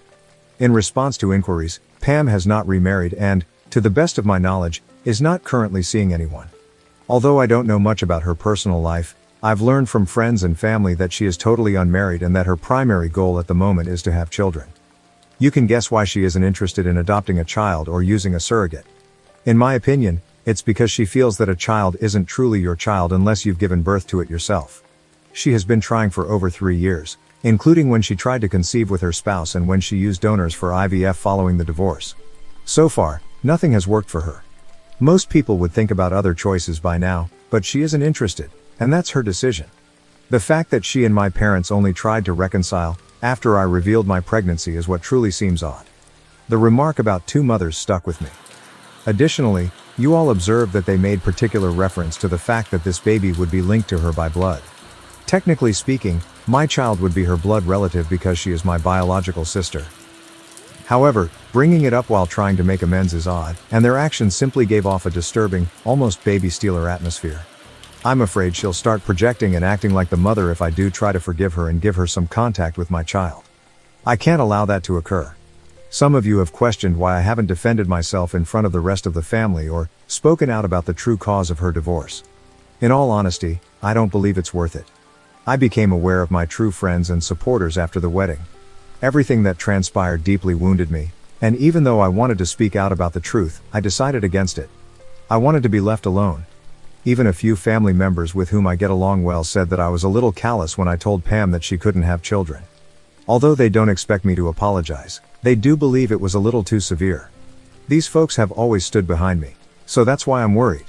If they too think I was too severe, then maybe I should be worried. Update 1. I appreciate all of the comments left on my post. I appreciate your support, even though it seems like most of you believe I'm NTA. I will continue to ignore Pam and my parents, and I have made the decision not to apologize to them. They are obviously unhappy about this. On social media and in real life, they are acting like the victim and disparaging me in front of our family members once more. I already don't talk to those people, so I'm not bothered by it. What could possibly go wrong, that they will further isolate me? I made the decision to talk to my family members that support me yet disagree with my remark and address it. Almost everyone in the family is aware of what happened and what I said, and Pam and my parents have made a big issue out of it. I reached out to people who truly care about me since I won't engage with someone I don't get along with. I admitted to them that, in the heat of the moment, I had uttered those things. However, that doesn't change the fact that Pam's deliberate attempt to draw attention to herself during my wedding was much worse. For years, Pam has been mean and disrespectful to me, and I won't say I'm sorry for something that might even be true. She won't be significantly impacted by my remark, at least not in the same manner that she did me when she created rumors. Because of what she said, my family declined to come to my wedding. It's not the same thing because my viewpoint won't stop her from being pregnant. Those who were on my side are still supportive, and my relatives seem to understand this. I'm okay with them deciding not to talk about it anymore. All I want is for my pregnancy to be a joyful and healthy one. I hope this tension between Pam and my parents ends quickly. I don't want them to stretch this out because I might have to tell them some things they won't like. This is something I really don't want to deal with, especially now that I'm expecting. Update 2. My parents have been playing the victim and informing everyone in the family about what I said for the past 2 weeks since I last spoke to them on the phone. They have been pleading with others to avoid me, to never communicate with me again, and even to cut me off from family members that get along well with me. They basically want me shunned by the entire family. My parents haven't been successful in their strategy though, because as I indicated, I was able to work things out with the people I care about. They obviously didn't like it, so they posted disparaging remarks about me on social media. I am aware that the posts are about me even if they haven't specifically mentioned me. They have been discussing a particular relative who has always tried to ruin lives, and always been jealous of Pam. That's why I allegedly made fun of her infertility, they say. I knew it was all lies, so at first I didn't care. But it really got to me when they recently posted that I was the one who destroyed Pam's marriage. I chose to reply since they were repeating the same falsehoods they had told me around the time of my wedding. I made contact with my former brother-in-law. Even if we don't communicate frequently, we are on speaking terms because we still greet one another on holidays and on our birthdays. I told him everything that had been going on and asked if he would mind if I told the truth in public. I did what he told me to do. The drama has escalated since I wrote about Pam's actions and the true cause of their divorce. Although I haven't spoken to anyone directly, family members have been calling, texting, and emailing me to ask whether it's true, to ask me to remove the post, and even to accuse me of lying about Pam once more. None of them have received a response from me. My parents and Pam, on the other hand, have remained remarkably silent, which suggests that they have little to defend themselves. They'll find words though, I'm sure. Even after all of this, it's disheartening that no one in the family has bothered to apologize to me, but it's okay since it's exactly what I anticipated. I believe I've been successful in exposing Pam for who she truly is, which was my major objective. I'm just going to relax and observe what happens next. Update 3. Pam and my parents finally contacted me a few days after my last post, stating that they were prepared to apologize. But only if I consented to have my post removed. The rest of the family hasn't expressed regret to me, but they seem to have contacted my parents and Pam to criticize their actions. They told my parents that it was unfair to portray me negatively when Pam was ultimately to blame for her divorce. My relationships with my parents have suffered greatly as a result of their years of deceiving the family. It's amazing how fast certain family members went from detesting me to betraying Pam. However, as I already stated, I don't hold it in high regard for those who assumed that I was the cause of Pam's marital issues. They're now equally eager to assume that she was at fault from the beginning. They still refuse to say sorry, and the majority of them have ceased getting in touch with me. No one is requesting me to remove the post, and no one is interested in knowing if I was speaking the truth. I replied to Pam and my parents that I would wait to remove the post until I felt like it. I don't care about their apologies anymore. I responded to their email correspondence and subsequently blocked them.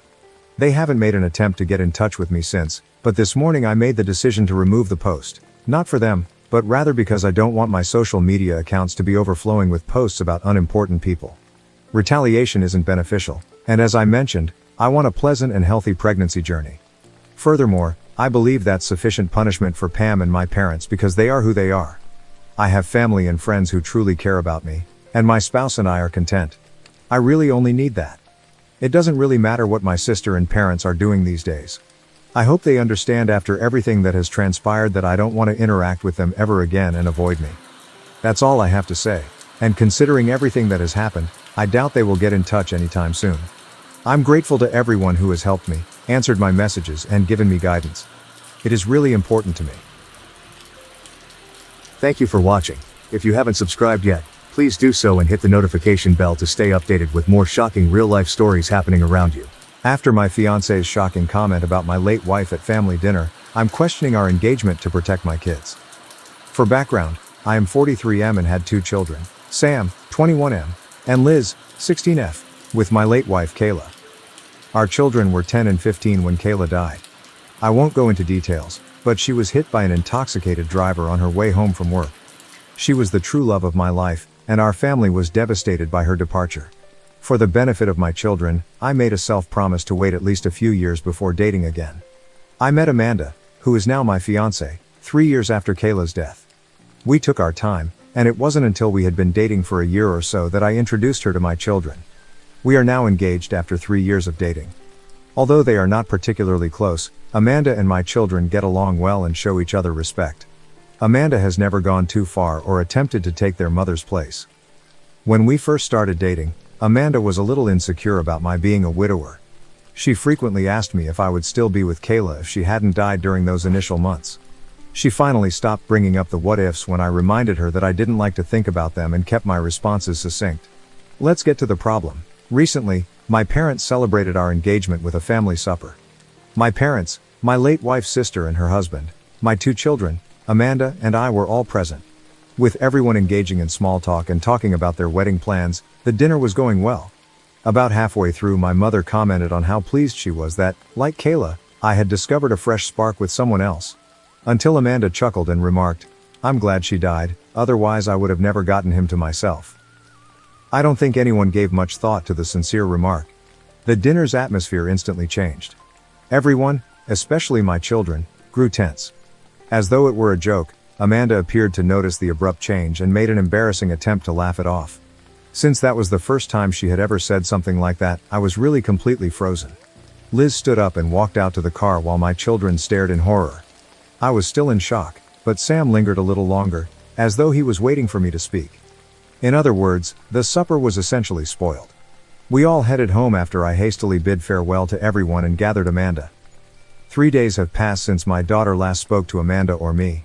I asked my kid what he felt I should do because I was getting sick of the silence. As an adult, I don't care who another adult marries, but I don't want a woman who talks like that about our mother around my sister, he told me. His remark lingered with me, and I'm now thinking about ending the engagement. Although she has never said anything like this before, I'm concerned that if I ignore it this once, it will happen more often and have an impact on my daughter. I just want to do what's good for my kids, therefore I need some outside input. What if her remark caused me to call off our engagement? Edit. Whoa, after posting this, I never thought I'd receive that much advice so fast. I appreciate all of your comments, including those who referred to me as a bad father. I believe that what you said helped me get my head out of the sand. Before talking to my fiancé tonight, I'll attempt to have a private conversation with my kids. We'll see where it goes from there. However, I believe that my fiancé and I are no longer together. I'll provide an update on the progress of the conversations with everyone later tonight or tomorrow. Again, I want to thank you all for helping me to straighten out. Edit 2. I attempted to amend this post, but it was not accepted. First update. During the dinner party, did my fiancé apologize to anyone? No, she didn't. To be honest, I don't think she even realized, or has realized, that what she said was incorrect. 2. Is social anxiety a problem for my fiancé? I'm not aware of it. She has never displayed symptoms of social anxiety in the time I've known her, and she has no past history of the condition. 3. What was my late wife's age? We were the same age as Kayla, who was 37 when she went away. Amanda is 41 years old now. Many people wanted to know when Amanda and I first met, as well as the timing of Kayla's death. I met Amanda around 3 years after Kayla's death, and she has now been gone for about 6 years. I didn't initially bring up their ages since I didn't think it was important, but I can see why others might be interested. Here's the complete update now that I've answered the most common queries I received. The day after I spoke with my children, I am writing this update. Since my fiancé works evenings most days of the week, she departed for work at approximately 5:30 last night. I called my son and asked if he could come over and chat with his sister and me. He lives in an apartment close to his school and attends a nearby college. He chose to live a few blocks from campus when he started college because he wanted to move out yet still be near us. I called him and his sister into the living room to speak when he got there.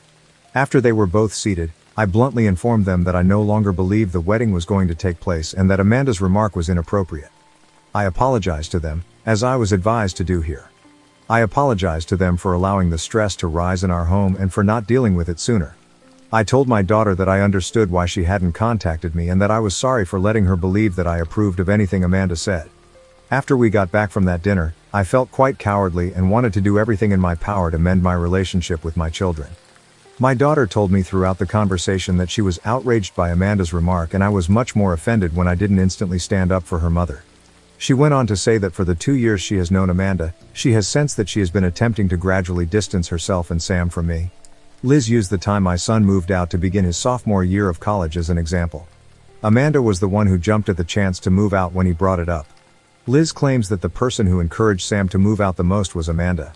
To be clear, I never opposed Sam leaving home, but I did let him know that he was free to stay at home while he was in college and even after that until he found a place that suited him. I questioned Sam about if he moved out because he felt pushed out by Amanda. He claimed that before telling everyone he intended to move, he hadn't felt pressured, but after he made the announcement, my fiancée persisted in pressuring him to do so. Every time she mentions college, Amanda keeps pushing her to go out of state. Liz interrupted. Liz has made it clear that she wants to attend the institution Sam is now enrolled in and has no plans to go out of state. According to Liz, Amanda seems to be waiting for her to graduate from high school and enroll in college so that she may move out as well. Many of the comments were correct when they said that Amanda's subtle remarks eventually led to her attempting to drive my children away from me. Liz expressed her concern that too much damage would have been done between us by the time I finally realized how Amanda was acting. I apologized to my children for the delay in my realization and for making them walk on eggshells for so long. I gave them a hug and told them that they are my first concern, not Amanda or anybody else. I made sure to let Sam know that I will always be there for him and his sister, even when they are far into adulthood, because several comments mentioned that my kid still needs his father even though he is grown. About 2 hours passed during the entire chat. It was emotional for all of us, and we covered a lot of terrain. To put it briefly, Amanda and I are finished. I've made it a point to explain to my children that Amanda, as an adult, is accountable for her words and that none of this is their responsibility. Right now, my kids and I are getting along okay, but they haven't completely returned to trusting me, and it's likely that they won't for some time. That's perfectly acceptable to me. All I want is for my children to feel at home. I intend to speak with Amanda tomorrow as she has the day off from work. In addition, I want to give my mom a call to find out why she felt it was acceptable to bring up Kayla at the dinner. My kid is staying with Sam tonight and tomorrow night because I don't want her here when everything goes wrong. I'm not happy with how things turned out with Amanda, but I'd rather have happy, healthy children than a wife again. That's where I am at the moment. I appreciate all of the guidance and even the harsh words, everyone. After I cancel with Amanda, I'll provide another update. Second update. Alright everyone, the long-awaited update is finally here. My kids and I had spoken, made amends, and my daughter was staying with her brother to be clear of the drama surrounding my now ex-fiancé when we last spoke. I called my mom to inform her of the issue before facing the worst portion of the day, breaking it up with Amanda. Many of the comments advised me not to be critical of my mother's remark. After giving it some thought, I understood that my mother's remark about Amanda was meant as a compliment, which was verified when we spoke on the phone. Bless her heart, my mother felt terrible about the whole thing and thought it was all because of her one remark. I reassured her that she had never been held responsible for any of this and that she was not at all to blame for the circumstances. Before I let her go, we continued our conversation. At approximately 9:15 a.m., the call ended, and I was left to wait for Amanda to awaken. I waited until approximately 11:10 a.m. to seat her down for a conversation because I didn't want to surprise her by waking her up at 10:30 a.m. I had my phone set to record in my back pocket because many commenters suggested surreptitiously recording the chat, which I thought was a good idea. Although I didn't anticipate her trying anything extreme, it's better to be careful than sorry. The conversation went about as well as you might think, that is, not at all. We sat in the living room after I assured her that we had to talk and that it was serious. As we sat down, I started talking about the remark she made about Kayla at my parents' house. How it affected my kids, how it made me feel, and why she didn't apologize or acknowledge it. I informed her that I expected her to apologize to my in-laws, parents, and, above all, my children. Amanda didn't show much emotion during my entire conversation, with the exception of her eyes being a little wider than usual. She asked me directly after I was done, "So if I apologize to everyone, will we go back to normal?" I bluntly told her, no. I clarified that there were other problems besides the remark she made at dinner. She was trying to do the same with Liz, I informed her, and I knew she had put a lot of pressure on Sam to move out when he wasn't even sure about it. Despite my best efforts to keep my children out of it, I told her that the primary reason I no longer saw a future with her was the way my children described how she treated them. Amanda remained mute until I informed her that we were finished. Panic seemed to start at that point. She insisted repeatedly that she would make amends with my children and apologize to everyone. I told her that we were done, even though I would appreciate any apology. By this time, she was crying uncontrollably and asked why I wasn't willing to try to mend our relationship. I told her that although I still loved her, I couldn't risk my children suffering the same kind of harm again. I became irate and questioned her about why she was forcing my children to leave their own house. I was really caught off guard by her reaction, but many commenters were right on the money about who she really is. "Well," said Amanda, "I had no idea you expected me to spend the rest of my life housing someone else's children." I became enraged. I told her to go after a minute or so. I made it plain that my children could travel anywhere they wanted to, especially in a home that I paid for and owned. After attempting to argue, she packed her luggage and went to stay with a friend. As a precaution, I sent myself a copy of the phone recording via email. I have everything I need to keep my name clear, even though the talk was only around 25 minutes long, not quite as long as the conversation with my kids. I've contacted my kids to let them know that Amanda is permanently gone, to let them know that they may return home at any moment, and to let my son know that he can move back in fully if he wants to. I still have to call my parents and in-laws to apologize for this chaotic scenario, and my daughter is returning from her brother's house in the afternoon. Even when Amanda is not at my house, she keeps calling and urging us to attempt to resolve the issue.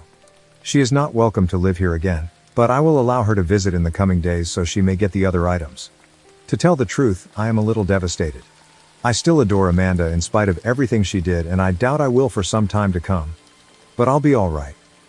I just want to utilize this as a chance to strengthen my relationship with my children and concentrate on the family that needs me right now. I want to thank everyone again for your assistance in the comments. Making amends with my family was made possible in large part by the guidance you provided. Update 3. To be honest, everything that happened seems like it happened ages ago, which makes me realize how old I am. I'm 44 now, heh. Sam will turn 22 soon, and Liz turned 17 a few months ago. Since I ended my relationship with Amanda, my life has actually been rather calm. I'll briefly review my most recent update, which was posted nearly a year ago. Amanda spent almost a week at her friend's house after our conversation.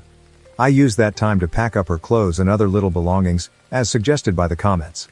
I made sure that the only things she needed to come into the house for were the larger items, like chairs and decor. As numerous commenters advised, I also had the locks replaced. I appreciate that you all considered items like the locks that I had not even considered. After that, I was surprised to find that everything proceeded really swiftly and pleasantly. She stopped by, gathered her belongings, and gave me the ring even though I didn't want it back. It was quiet and we didn't talk much, but that didn't last. She began stalking me on social media a few weeks later in an attempt to get another shot. Her antics had worn me out by that point, so I blocked her, and my children followed suit.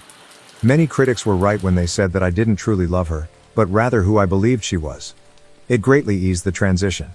It's been over a year since my kids and I blocked her, and she hasn't spoken since, so I'm sure it will continue to be that way. I've come to the realization that I'm completely content to remain alone for the rest of my life as a result of this entire circumstance. That may be depressing to others, but it's more about acceptance to me. My decision to break up with Amanda helped me realize that I didn't love her as much as I loved Kayla, and I doubt I ever will. Neither I nor anyone I might date would be treated fairly by it. With my family by my side, I'm happy. I now have a greater respect for my children as a result of this event. My love for them has grown even more as a result of their maturity and understanding, something I never thought possible at their age. Heh. Sam's flat is still there. He denied my offer to move back in because he truly appreciates having his own bachelor pad, which I can understand because I was in his position once. Since the second semester of this year, he has been doing a part-time job that he truly enjoys. Although I'm not positive, I feel that he might have met someone because I know my child. Liz is enjoying the summer before her final year and is fantastic as always. I'm quite pleased of her because she made the honor roll every year of high school, including this year. When I consider how hardworking and genuinely excellent both of my children are, I find it difficult to keep from boasting.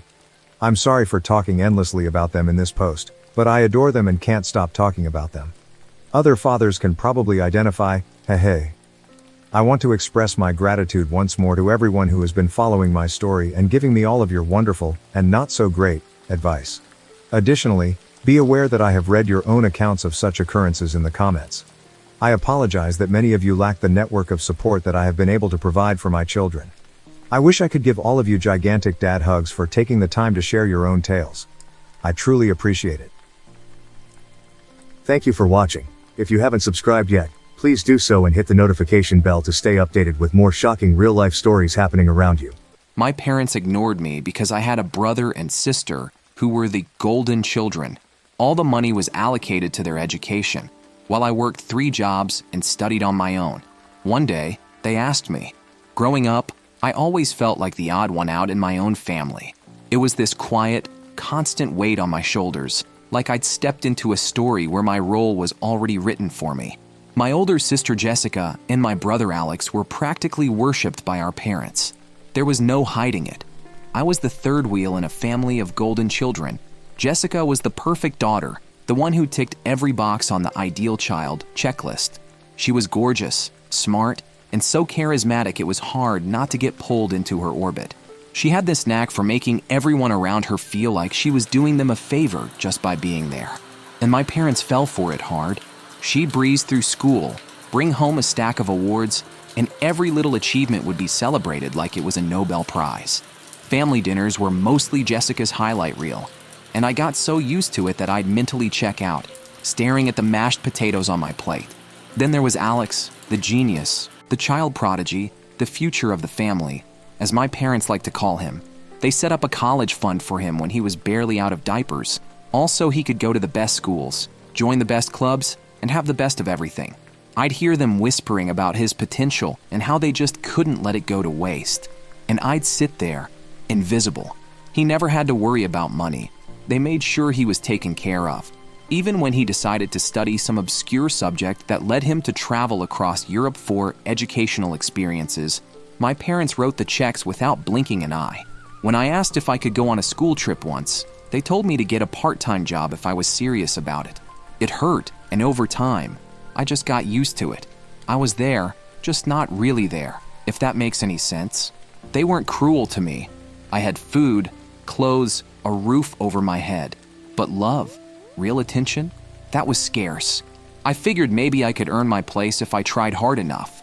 I threw myself into my studies, trying to outdo even Alex, though I knew it was a lost cause.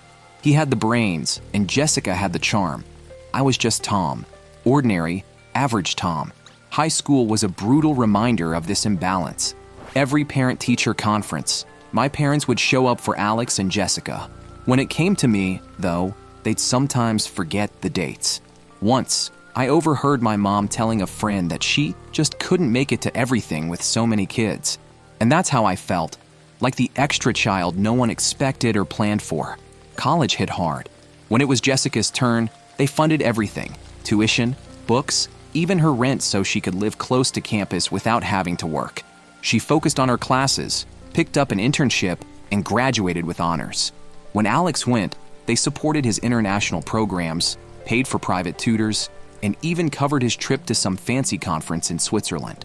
He graduated debt-free, armed with the best start in life. But when it came to me, the rules suddenly changed. I'll never forget the day I asked if they'd saved anything for me. My dad looked me in the eye and said, "We've already spent so much on your siblings. You'll have to find another way." They helped a bit, but nothing compared to what they'd done for Jessica and Alex. I ended up working 2 jobs while studying just to keep up with tuition. I'd pull all-nighters working at a 24-hour diner and barely make it to class the next morning. It felt unfair, but at some point, I stopped fighting it. It was like I'd grown a callus over the hurt. Things only got worse when Jessica got married. The wedding was straight out of a movie, a fairy tale event they must have poured thousands into. They covered everything: venue, catering, decorations. I remember sitting in the back row, feeling like a guest at someone else's family event. The day wasn't about family celebrating together. It was about showcasing Jessica's perfect life. After the ceremony, my mom found me lingering by the dessert table and told me to mingle more, as if I were some awkward outsider who needed to put on a better show. When it was Alex's turn to tie the knot, they went all out again. He had a destination wedding, and they flew everyone in, covering hotel costs and even a sightseeing tour for the guests. And when I told them I couldn't afford the plane ticket, My mom looked at me, almost annoyed, and said, "Tom, sometimes you need to sacrifice a little for family." I swallowed the bitterness and scraped together whatever I could to make it there. As if that wasn't enough, they'd occasionally bring up how much they'd spent on Jessica and Alex's weddings, almost hinting that I shouldn't expect the same. And they were right. When I eventually got engaged, there were no offers of support. They didn't ask if I needed help with expenses or if I'd even picked a venue. When I finally brought it up, my mom shrugged and said, "Well, you're an adult now, Tom. We've done what we could." Even now, when I try to bring up these memories, to talk about how left out I felt, they wave it off, saying I exaggerate or misunderstand. My mom once told me I was overly sensitive and that I should be grateful for what I got. But I can't shake the feeling that I was just a footnote in their grand story of raising Jessica and Alex. It's hard to admit this out loud, but part of me wonders if I'll ever truly be part of the family, or if I'll always be the extra, the one they didn't plan for and didn't know what to do with. I've heard people say, family is forever, but I'm not sure that's the case for me. Family shouldn't make you feel invisible. For as long as I can remember, family dinners were the same routine. My parents would go on about Jessica and Alex's latest achievements, each story more extravagant than the last. Every Sunday, we'd gather around the table, and my role was just to nod along, barely acknowledged, like my job was to cheer them on and applaud at the right moments. One particular night stands out in my memory. It was one of those evenings where I felt especially invisible, simmering in a quiet resentment. Jessica had just landed a big promotion, a move that practically made her a vice president in her field, as my mom proudly explained. She laid out every detail, from Jessica's new office to the benefits package, even throwing in that she'd have the option for a company car. And Alex? He had been invited to give a presentation at some exclusive conference on the West Coast, his third time this year. It was an endless stream of praise, and my parents beamed like they were watching a movie about their own dreams coming true. As always, they acted like there was no room for anything else. I was there, but only in the most technical sense. Sitting there, I felt like a spectator in my own life. They didn't ask about my work, my life, my plans, never. At that moment, something snapped inside me. All those years of resentment and feeling overlooked boiled over, and I couldn't hold it back anymore. "You know," I said, struggling to keep my voice steady, "it would be nice if you actually cared about what's going on in my life, too." The room went silent. My dad froze, his fork halfway to his mouth, and Jessica raised an eyebrow, as if I'd suddenly spoken a foreign language. My mom's smile faded, replaced by that exasperated look she gave when she thought I was being difficult. "Tom, don't start this," my mom said, waving her hand dismissively. "Tonight is about Jessica and Alex. They've worked hard and we're proud of them." Her words stung, but I couldn't back down. That's every night, though, isn't it? Every dinner, every conversation. It's all about them. Do you even know what I do for work? Do you even care?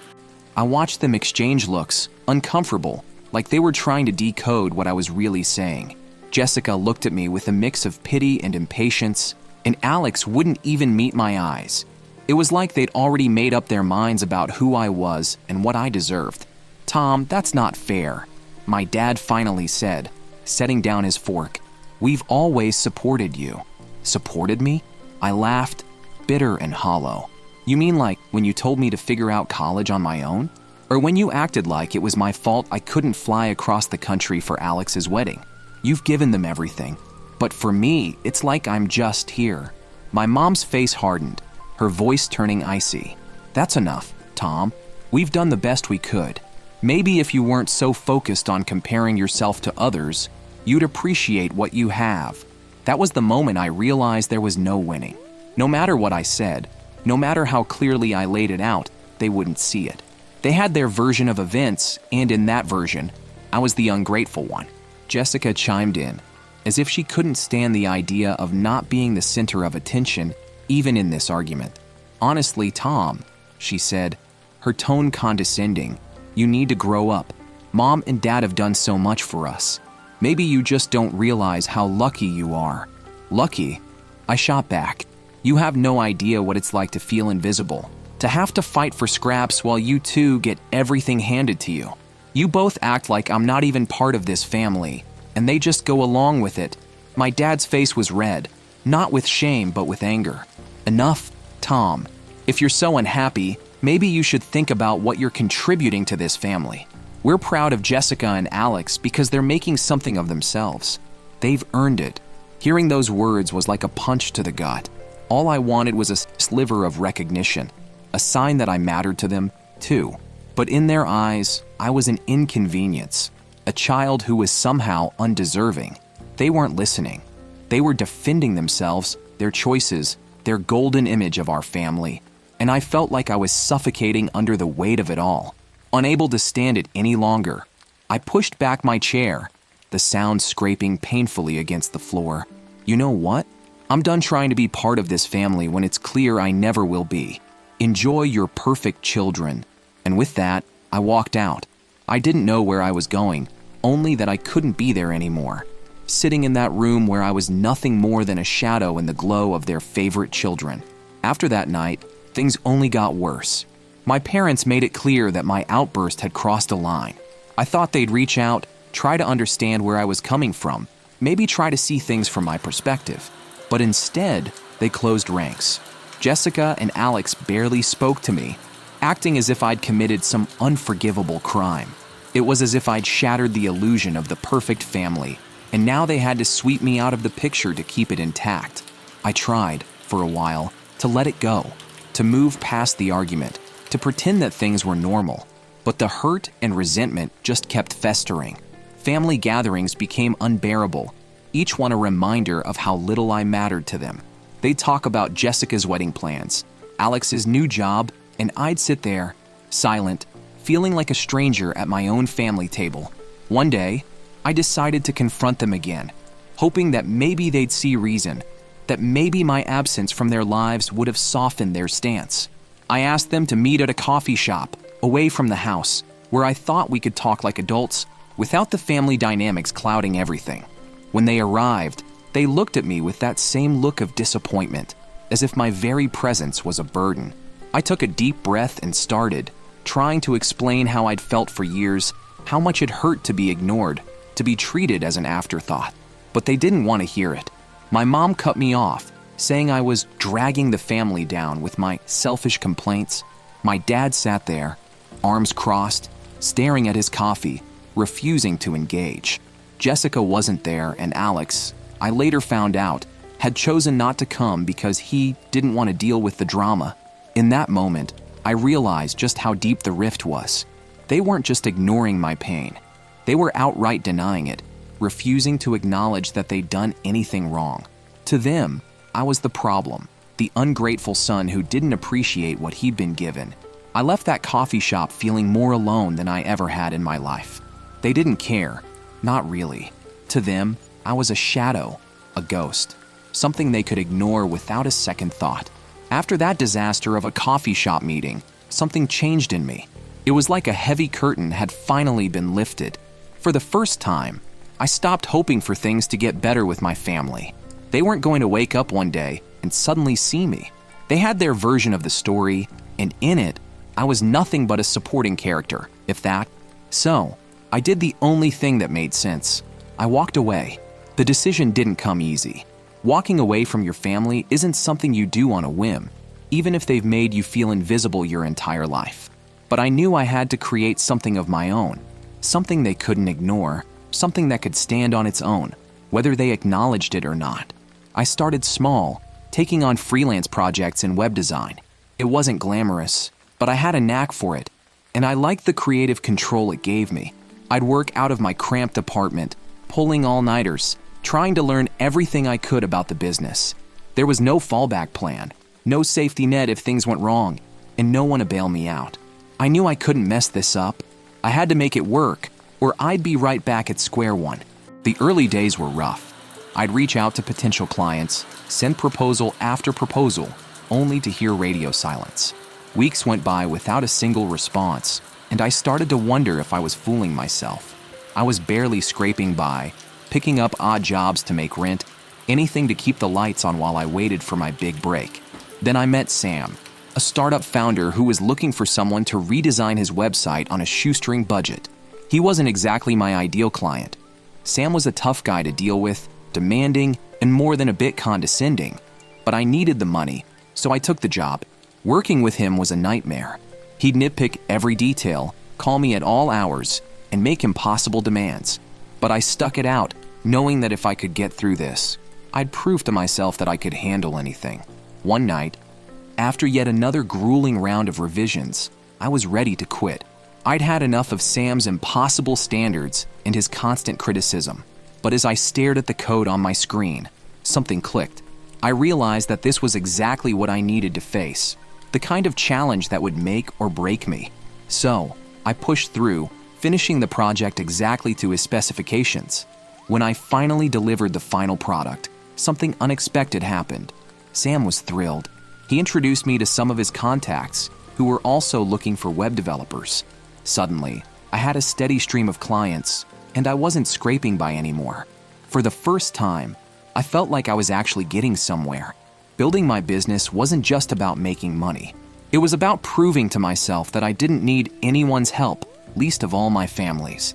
The more I worked, the more I felt that sense of pride, the kind that came from knowing I'd earned every bit of success on my own.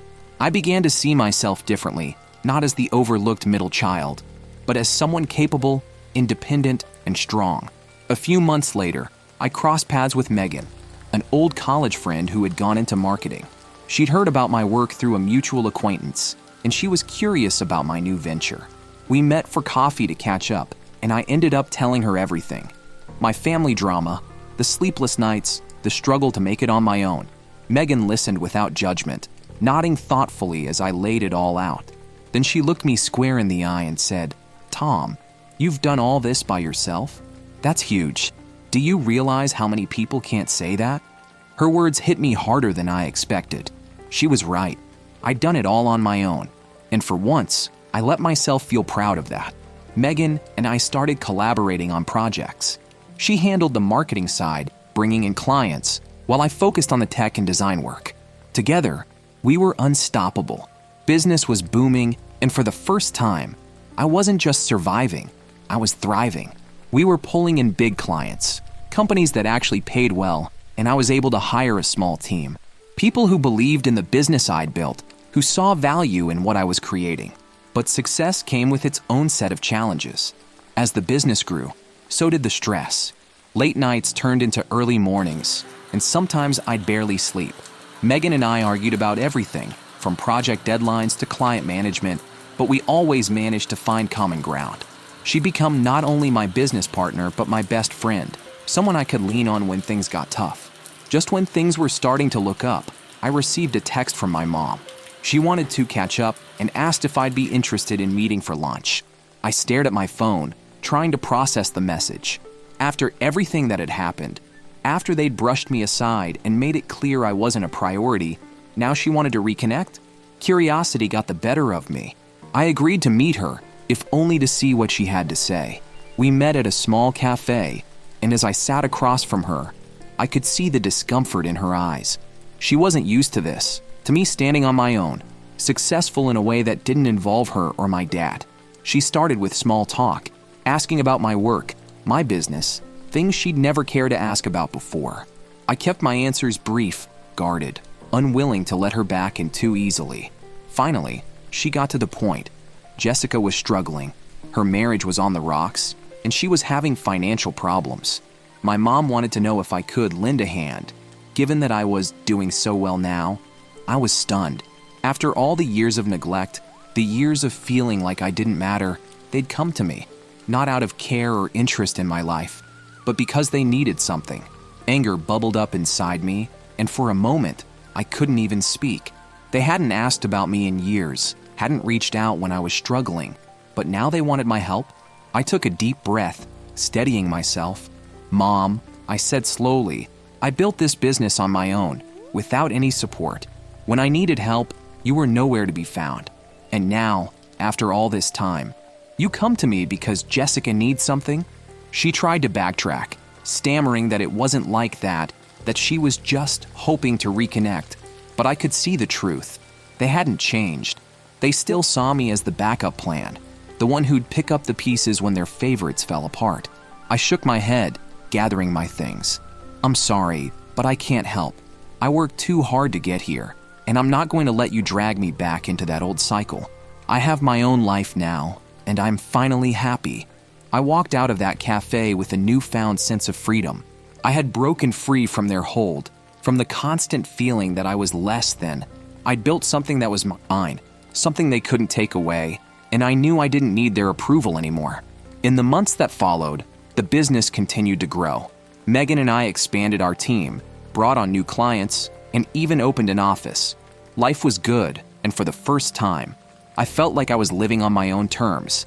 Looking back, I realized that walking away from my family was the best decision I'd ever made. It hadn't been easy, and the scars of those years still lingered, but I was stronger for it. I'd built a life that I was proud of, a life that no one could take away. And in the end, that was all I'd ever really wanted. It had been a few years since that awkward lunch with my mom at the cafe. I hadn't heard much from her or my dad since then, except for the occasional obligatory holiday card or a forwarded family group email. My life was full, busy, and honestly, much more peaceful without them. The business Megan and I built had expanded beyond what I ever imagined.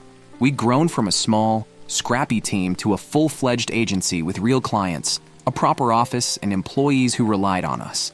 The sense of pride I felt was almost foreign to me, a mix of confidence and calm that I hadn't known growing up. Then, one morning, my phone buzzed with a call from an unknown number. Usually, I ignored those, assuming it was some spam or telemarketer.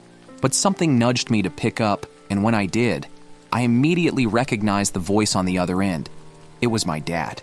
"Tom," he started, sounding unsure, as though he wasn't sure I'd even remember who he was. I hope I'm not calling at a bad time." Hearing his voice after so long was strange.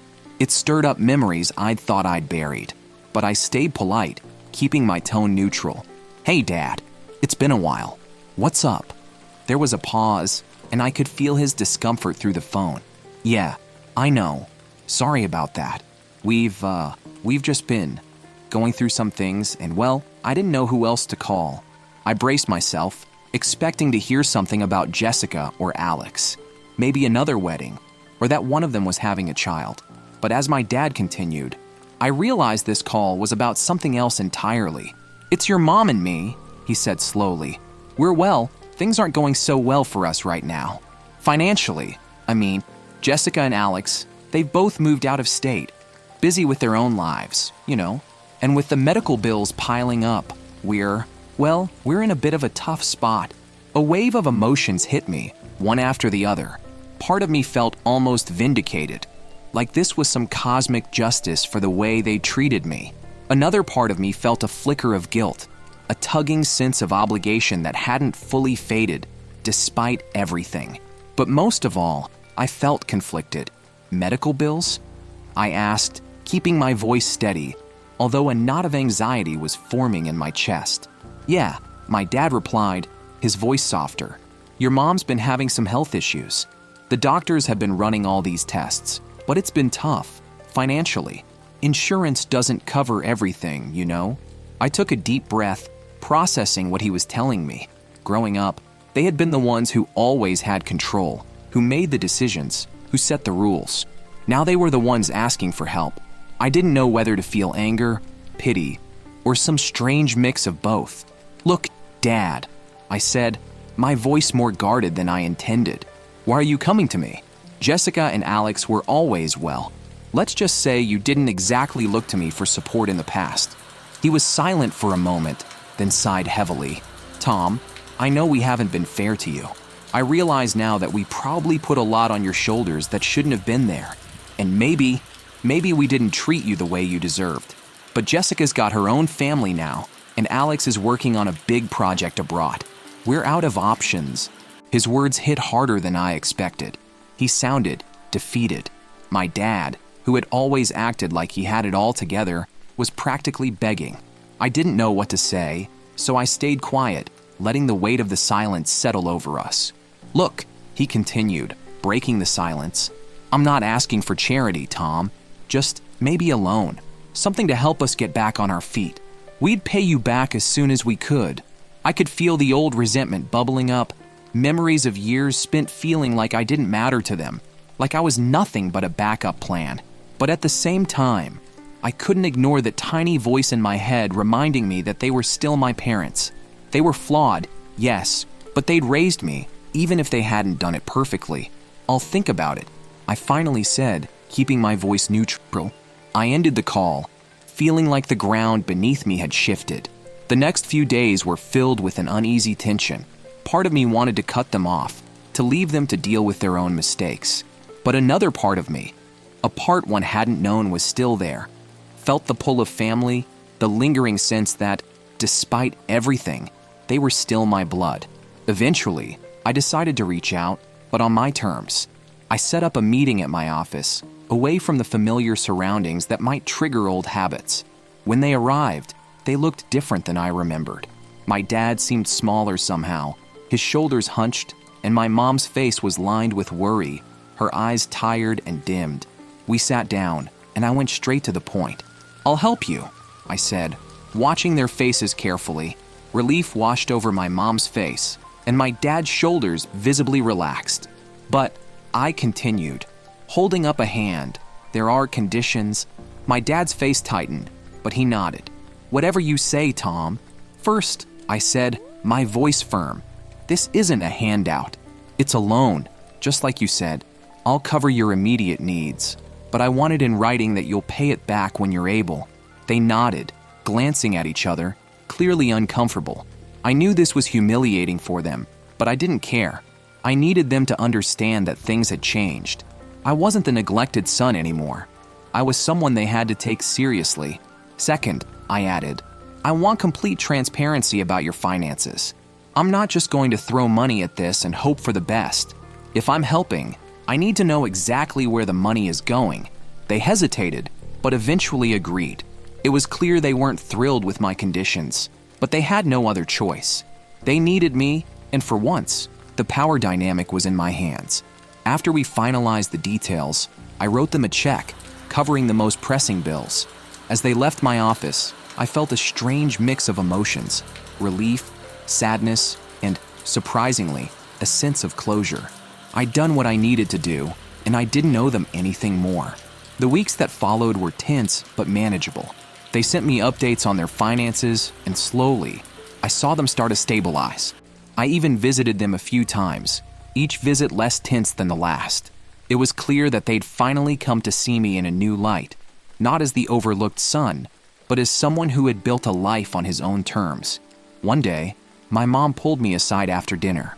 "Tom," she said, her voice soft, "I know we weren't the parents you deserved, and I know we put you through a lot. I'm sorry." Her words caught me off guard, and for a moment, I didn't know how to respond. But then, I nodded, feeling a weight lift from my shoulders. "It's okay, Mom," I said, and for the first time, I realized that maybe, just maybe, I actually meant it. It was strange how life had turned out. There I was, sitting in my office, staring at the latest update from my parents about their finances, and for the first time in years, I felt nothing. Not anger, not sadness, not even satisfaction. Just nothing. It was as if my heart had finally gone numb from the endless cycle of family tension and resentment. And in that silence, a truth echoed back at me. I didn't owe them anything. I leaned back in my chair, rubbing my temples, feeling the weight of the past few weeks pressing down on me. I had done more than enough to help them. I had given them money, time, and most importantly, another chance. But no matter how much I gave, it never seemed to be enough. They always needed more. More understanding, more patience, more of me. And I was tired, so tired of giving.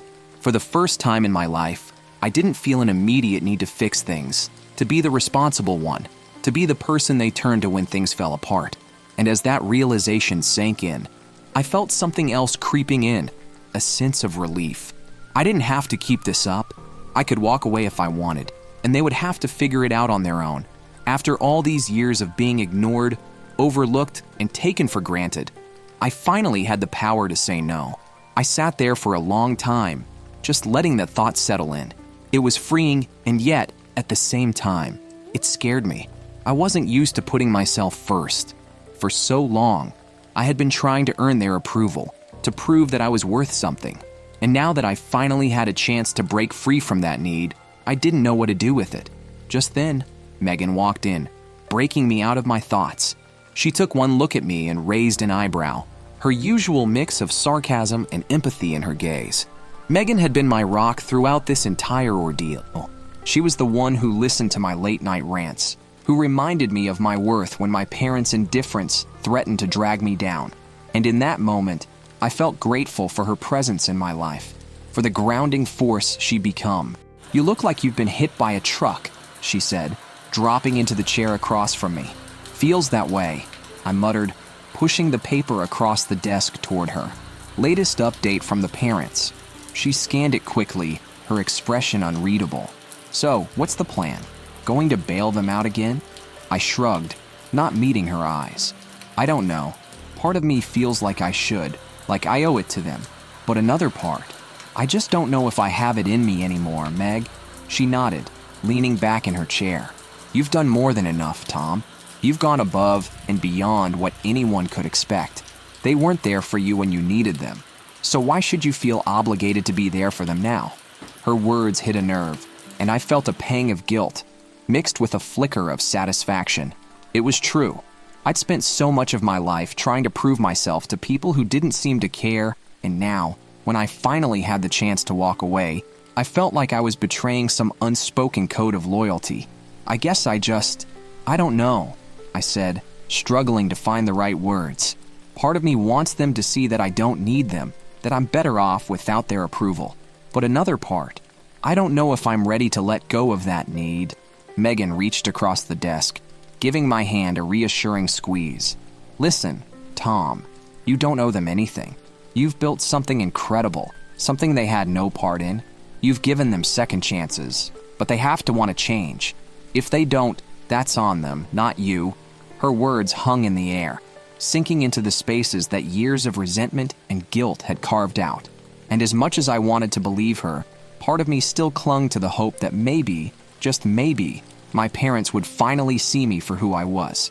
But deep down, I knew that wasn't likely. People didn't change overnight, and my parents, well, they were set in their ways. I decided not to give them an answer right away. I needed time to think, to figure out what I really wanted, not what they expected of me. So, I sent them a brief message, saying that I needed some time to process everything. It wasn't a lie. I genuinely did need time. But more than that, I wanted to see if they would respect my boundaries for once, if they would let me have this space without pushing for more. Days turned into weeks, and for the first time in years, my phone was blissfully silent. No desperate calls, no guilt-ridden messages, just silence. And in that silence, I found something I hadn't felt in a long time: peace. In the meantime, I threw myself into my work, focusing on the projects and clients that had become my lifeline. Megan and I took on new challenges, pushing the business to new heights. We landed a major contract with a national brand, and the satisfaction of that success was sweeter than I could have ever imagined. For once, I was living my life on my own terms, free from the weight of my family's expectations. But just when I thought I'd finally escaped the cycle, I received an unexpected call from my mom. Her voice was different, softer, almost hesitant, and for a moment, I felt a pang of concern.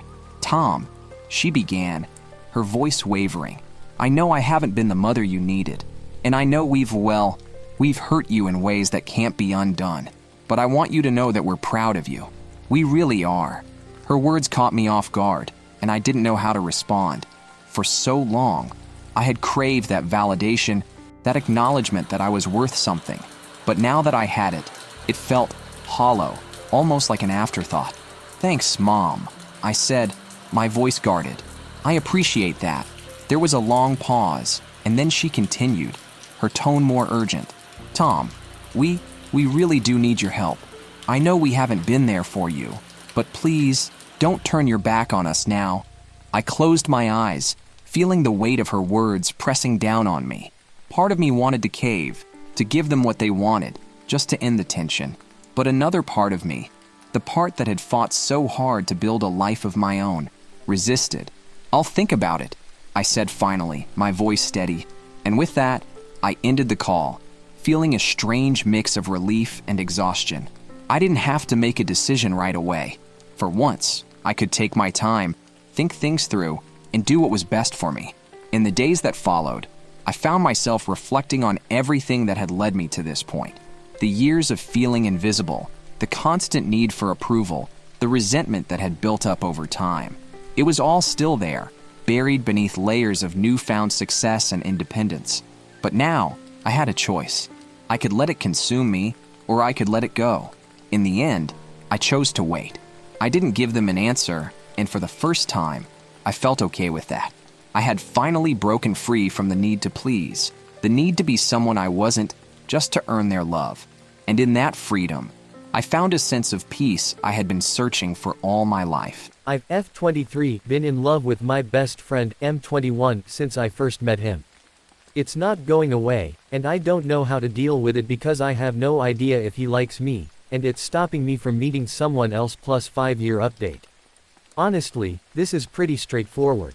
We met about 2 years ago and I instantly crushed on the guy. I honestly thought our first few nights out were dates, up until the point he went on a rant about a girl he had a crush on after a few beers. At that point, my thought process was pretty much, okay, not dates, got it, and moved on with the intent of friendship. Except, funny thing, turns out he checks all my boxes. I've never gotten along with anyone this well. People are shocked to find out, or well, not anymore, but up until about a year after we became friends, we haven't known each other for years and years. We have the same humor, like the same games and TV shows, agree on politics, want the same things in life, all well enough to get along, but still with enough differences that we can have conversations about it. We discover bands together, we help each other with work and writing papers, I call him when I'm sad and we both think it feels weird to not see each other for a week. Problem is, I'm completely head over fucking heels in love with the man and it is starting to get to the point where I don't know what to do. I thought it'd go away, but every time I meet him it's like I'm falling all over again. My friends have gone from teasing me about it to shooting me pitying looks whenever his name is brought up. My sister wants me to just stop seeing him. I go a week without talking to him and I think I'm starting to get over it, but whenever I see him again, it all comes rushing back. I don't know what to do. It hurts and it's not fun anymore. I've been on dates with some amazing guys who like me, but my feelings for my friend is stopping me from falling for someone else. It's starting to feel pathetic and at this point I see no good option. He's my best friend, the best I've ever had, and I just don't want to lose him. At this point I think asking him out would achieve that, since it's been so long since we met. I know the only way, for me personally, to get over someone is to stop seeing them, but I don't want to lose my best friend. The finishing touch keeping me on the hook are these looks he gives me. I've had other friends confirm he does this, because I was honest to God starting to think I was losing my fucking mind. Whenever we're out in a group, at a party or the pub, whenever I look over at him, it seems he's always looking at me. And these eye contacts last way too long to be normal. Like, a good 6-7 seconds of us just looking at each other across the table, or the room, or the bar. And he does this little smile. I've never seen it on him in any other situation. I don't know what it means. I have no idea why we do this or how it came to be, but it's the final fucking nail in this coffin of hopelessness I'm buried in right now. I don't know if I'm crazy and over-interpreting things, which is very likely, or if I should just give it a shot and ask him out, even though it might ruin the friendship, or just stop seeing him, or to just carry on and hope this feeling goes away at some point of the distant future. I'm so frustrated I want to cry. And have cried. A lot. I just don't know what to do here. TLDR, I'm in love with my best friend. It has become a huge problem in my life. When we've been drinking, he keeps looking at me in a way I'd describe as smitten, if it were any other person. I don't know what to do to get out of this hole of constant heartbreak and misery, and how to be able to move on to other guys. Update November 13, 2024, 5.5 years later. So, hello. Little over 5 years ago I made a post on this subreddit looking for advice on how to handle my incredibly painful unrequited love for my best friend. I'd honestly forgotten about this until making a password reset on another account, and saw Tobs 13 inches among my email search results. But as I read through the post, I remember how very comforting and terrifying the responses to my post was, being a more or less unanimous, ask him out, that scared my ass to death. Sorry that this isn't really a happy update, but I don't know. It felt weird seeing something I wrote in what feels like a different life, and the people who responded seemed so genuinely kind and trying to help. I feel like I weirdly owe some kind of update. Especially for that one, dear, sweet commenter whose account is now deleted.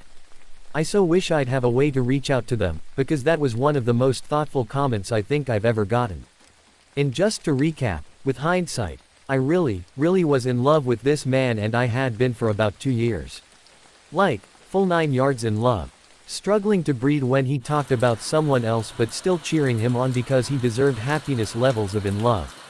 If that sounds a bit like obsession to you, then that's because it probably was. The thing about unrequited love, the thing that really sucks about it, is that it's incredibly hard to move on from. But until you do move on, your brain keeps obsessing about it to the point where it can be impossible to get anything done. It had been 2 years of that when I made that post, 2 years of pining and pain and an ever-growing pile of crushed hopes, and I think I was going a little bit insane, constantly swinging between butterflies and love highs when I was with my friend, and the crushing feeling of rejection every time he'd say goodbye. And the obsession over things like how long he'd look at me, how long he'd let a hug last, how fast he'd respond to my texts, things which could either make or break my entire day depending on what the answer was. On to the actual update, after that primer. About a month and a half or so after I made that post, still trying to hype myself up to actually ask this man out, I accidentally became a head organizer for an event at the university I was studying at for the moment. Long story short, the person managing me was not kind. I was extremely overworked from the event on top of writing a thesis. I was equally stressed out in my private life due to the whole situation with my best friend, and I ended up going through a pretty severe case of burnout.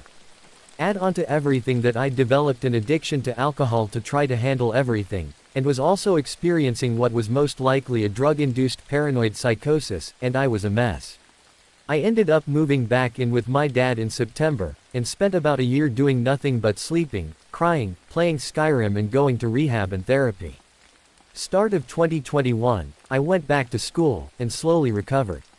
I've been sober since 2020, the paranoia hasn't completely gone away but it's more manageable. I used to think my landlord listened to me through a radon measurement device, and at least that's over, and I think I've got a work-life balance figured out that helps me not overwork myself or go into free-time lethargy because I've got too much time off. It was long, and painful, but I did it.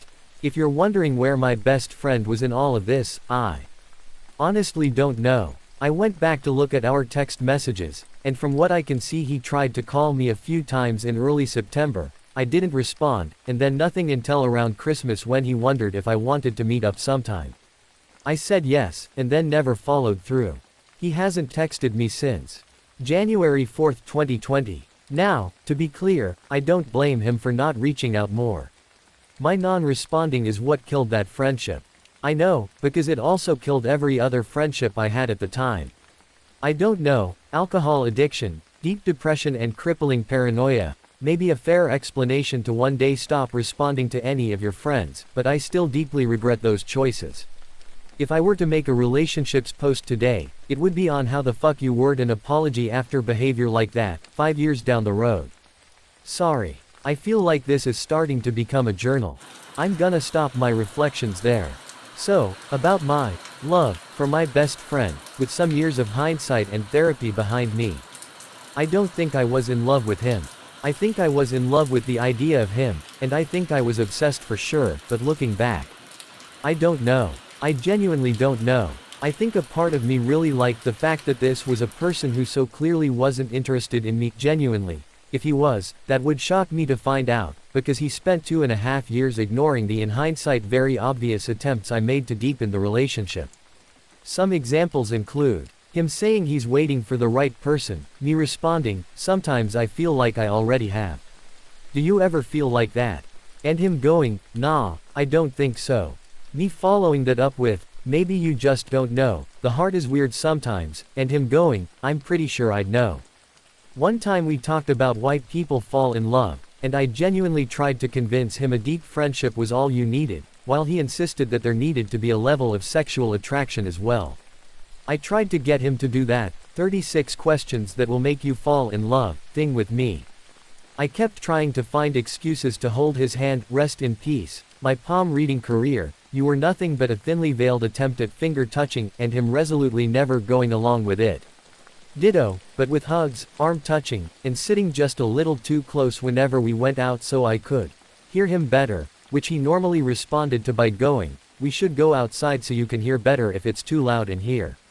Very thoughtful, but very much not what the goal was. One night, when we were alone in my apartment after a club event, after a particularly long shared look, I asked him what he was thinking about in that kind of, I don't want to break the illusion, soft voice you put on when you're really fucking close to someone you like, and his response was, I don't know if I agree that Geertz's metaphor about blinking makes that much sense, actually. For context, we bickered about that earlier in the night, since we'd just read some article about it in class. I did not expect it to make a comeback at that point.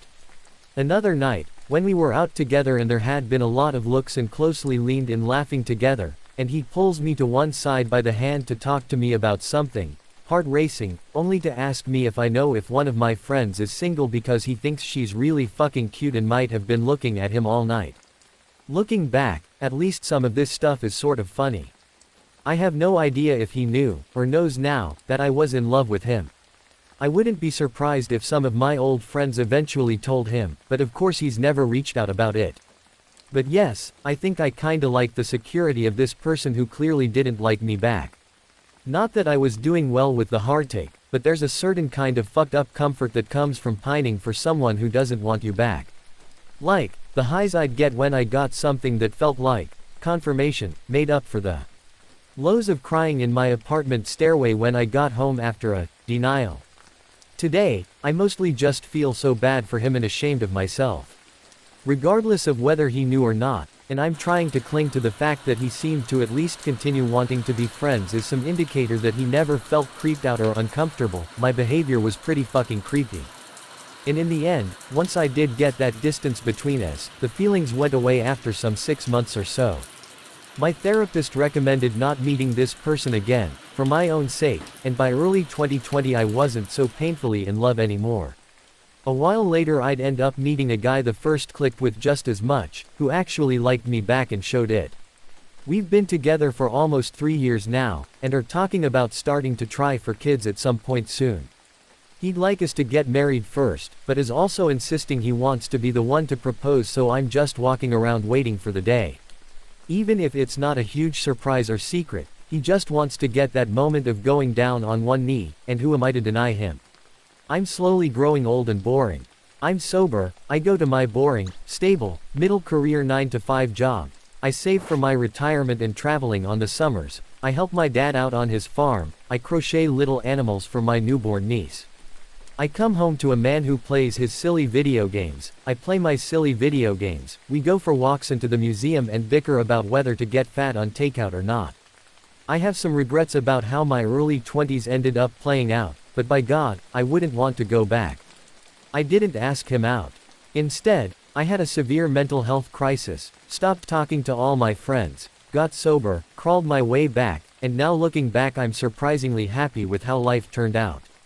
Oh, and I genuinely did not exaggerate those looks, I remember them very clearly and once had a mutual friend comment on it. I still have no idea what was up with those. He doesn't strike me as a person who would try to keep someone on the hook or anything, more like he was just painfully socially oblivious. But I still wonder so much about those goddamn looks, man.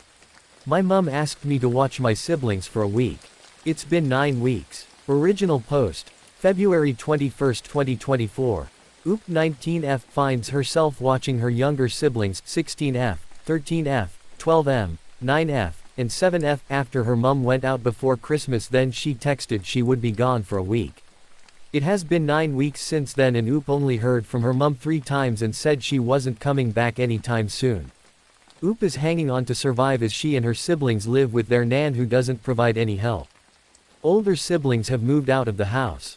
Oop asked if it was a legal issue for social services to get involved, and with her mum being gone for that long. Update number 1. February 29, 2024. Oop spoke with her mum on phone, asking for custody. Mum refused to return home, and Oop is done with her shit. Next step, Oop spoke with a lawyer regarding younger siblings, and she should be able to receive legal guardianship through court. Older brother, 22, said he will move back home to help Oop with their siblings on one condition: their mum does not come back home. Brother is no contact with their mum. Oop gets things in order and rhythm with younger siblings as they needed healthy routines to keep their lives balanced at home and schools. Priorly, things were in chaos, and nothing has been getting done. Oop explained her father's whereabouts and why he wasn't stepping up to take care of the family. He left the family 5 years prior because older siblings confirmed he was abusing them. Oop mentions her father has done his disappearing and returning acts many times. This time, no one knows where he is at the moment after walking out. Update number 2, March 14, 2024. Oop updated on the family situation after receiving BORU support. After reviewing options available from Redditors, she goes forward with kinship as it was better for the family financially than legal guardianship. OOP's older brother, 22, returned home and works remotely. OOP's older sister has gotten in contact and informed she will send some money to help. Other oldest sister is working but will try to help on her weeks off but can't guarantee until things are stable. Oop shared updates on each sibling with acceptance and struggles to the new reality and routines with older brother in charge. He is helping Oop get the handle of their new lives with healthy routines. Youngest sibling is taking the changes harder. Middle siblings are adjusting okay. Other siblings are doing fine with brother being there. Moving forward, Oop focuses on helping siblings adjust to new changes. Update number 3, April 4, 2024. Oop and older brother are approved for kinship on younger siblings. Mum hasn't contacted Oop except to complain about her missing their dad so much. That was the main point for Mum to ruin everyone's moods, especially Oop's. Siblings, Nan is still not helping with the family. She left to stay with their siblings, and while can't stand to be around children. Giving updates on each sibling. Still having struggles with siblings who are not adjusting well to new changes from older siblings. 7-year-old sister takes this the hardest. Oop is trying to find solutions to help youngest sibling, especially with breakdowns because they have no parents now. Slowly, the youngest consider Oop and older brother as her parents, after feeling more stable with life changes. Brother is trying to find best ways to keep his young siblings in check. He had past childhood trauma scars from their father's punishments of using an electric cord as a whip onto his bottom. Oop is getting all younger siblings to doctors to make sure they are healthy. Making great food choices for the entire family was the goal so youngest siblings can catch up with their peers on health. Therapy and other appointments are added to the list, so everyone's mental health can get back in good positions. Siblings are blessed to have oldest brother and Oop around with support and love. Things are looking up. Feeling like shit. Parenting is kind of hell. RN. April 14, 2024. OOP has own struggles on parenting 5 younger siblings, but having her older brother there helps so much. Oop was not happy with her 16-year-old sister for videoing their 7-year-old sister having a breakdown regarding parents' abandonment. Taking away 16-year-old's phone, Oop discovers she has been messaging their mum without her knowledge. The sister was begging their mum to come home to no response. Oop is upset because her sister hid it from her. Mum tells 16 years old she had better things to do than raising the children altogether. OOP's older sister, sister number 2, calls in to check with her and the siblings to make sure things are okay and sending money. Still angry at mum for replacing her with the youngest sister who is now 7, Oop tells her that it's not her fault. OOP's oldest sister, sister number 1, wanted to bring Oop to live with her because she is trying to shield Oop from family problems. Oop tells oldest sister she will be okay. She needs to be there for their younger siblings. Oop and her brother are still working on getting therapy for all involved. Update number 4, May 20, 2024. Oop shares news on her family. Older sister, number 2, is able to make a visit soon to check in with Oop and their siblings. Sister's relationship with oldest brother, 22, is strained due to past childhood trauma altogether when they and their oldest sister, number 1, were younger. Oop understood why her 3 older siblings moved out at 18 due to the family problems and mental health. Oop and her brother are looking into moving to a different city to have a fresh start with their younger siblings. Brother is still working remotely, and his job is working on helping him moving his family away from their current house.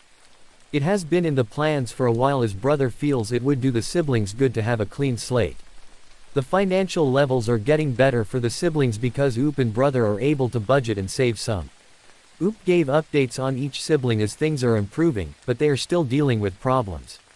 Therapy has started for a couple siblings while others are still resenting. Overall, all siblings are starting to accept the new reality. 16-year-old has not received any more messages from mom. The mom is no longer talking to the kids. 7 and 9 years old sisters are starting to see Oop as their mom now. Siblings, food diet is improving very much after they made life changes to get healthy. Oldest sister, number 1, is still having trouble on dealing with the family trauma, still wants to move Oop with her.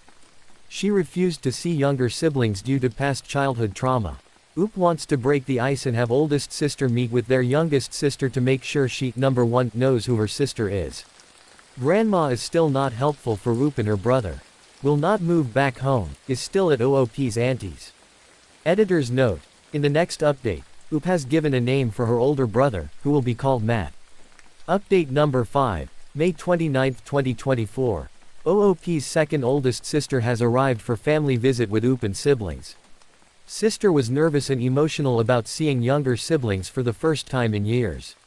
Things have calmed into the next few days of the visit. The siblings have been hanging out and enjoying their sister's company. Oop shared updates on each sibling and how they are reacting to their sister's presence. Each sibling had their own opinion when seeing their sister for the first time, but all have warmed up to her since then. Oop got a chance to spend one-on-one with her sister, which was nice. They were able to discuss about the issues with their father to clear up the air. Sister had lots of issues against dad, doing well for herself and is happier after moved out. She confirmed with Oop that oldest sister, number 1, had guilt issues for moving out and leaving Oop behind. Oop was sad but acknowledged that oldest sister still wanted her to move in with her to get away from family problems. Sister number 2 shared details on how Matt, oldest brother, and oldest sister, number 1, had guilt issues after arguments over family issues prior to moving out.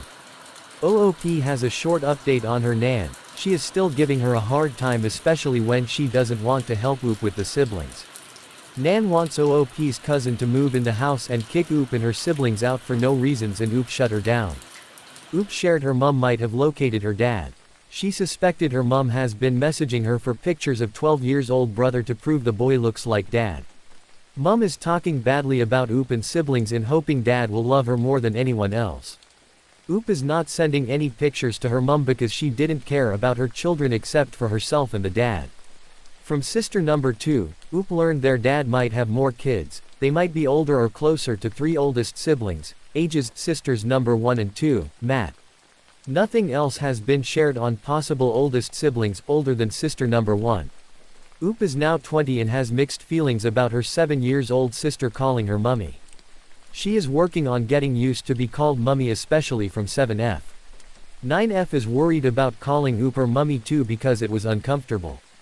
OOP has given the comfort to 9F that she can call Oop if she wants to. On to Matt. Oop is concerned about 7F calling him dad because the youngest sister wants a father figure in her life. It might or might not trigger the other siblings who are not happy with their absent father. Oop confirmed lots of trials and errors on figuring life changes. With Matt in charge, it helps Oop and him with figuring what works and what doesn't. Oop received concerns about her 7F sister about the possibility of being autistic. She has cleared with the doctor and therapist. It appears 7F was dealing with anxiety and abandonment issues, but she is starting to improve. Matt has been home and in charge, things are getting better. He is not the same like the parents at all when disciplining. When Matt is upset, he steps away to calm down and not reacting badly in front of siblings.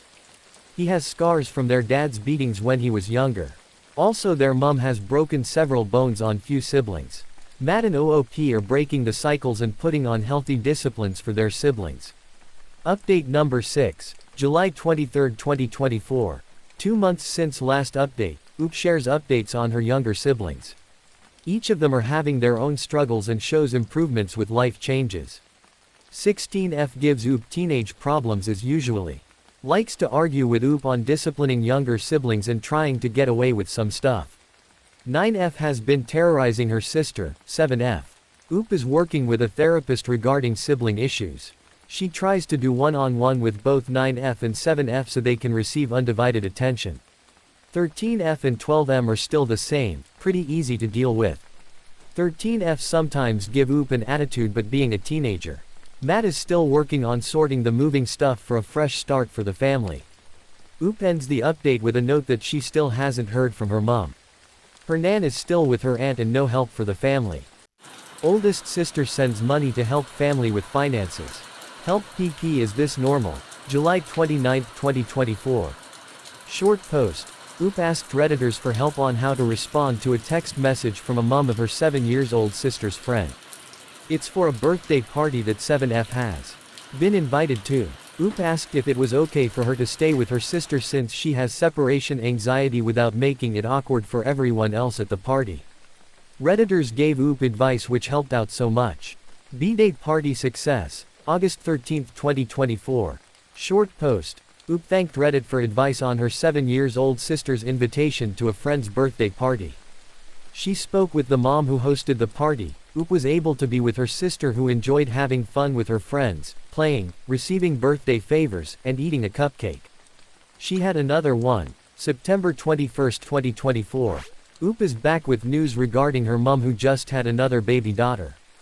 Oop is in shock because she is still angry with her mom for abandoning her and her siblings, and then for them to find out about the baby girl after being admitted to the hospital for meningitis. Oop shares her thoughts on the timeline regarding the baby. She believes it was at Christmas time when her mom left her and her siblings. Mom might have found OOP's dad. The timing seems to match the dates because the newest baby sister is preemie. The question remains on if both parents are together or not. Details surrounding the baby's birth, such as when she was born, and where, are vague because Oop had no answers from her mom. OOP has been in the talks with her oldest brother, Matt, about next steps regarding their baby sister. Giving her up for adoption or bringing her home to the family was the question. Oop doesn't want the baby to go into foster care because she had been in there for some time, and it was horrible.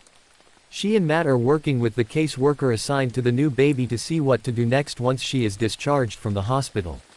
Matt and Oop realize they will be okay financially because they are receiving support from the kinship program they are in for the younger siblings.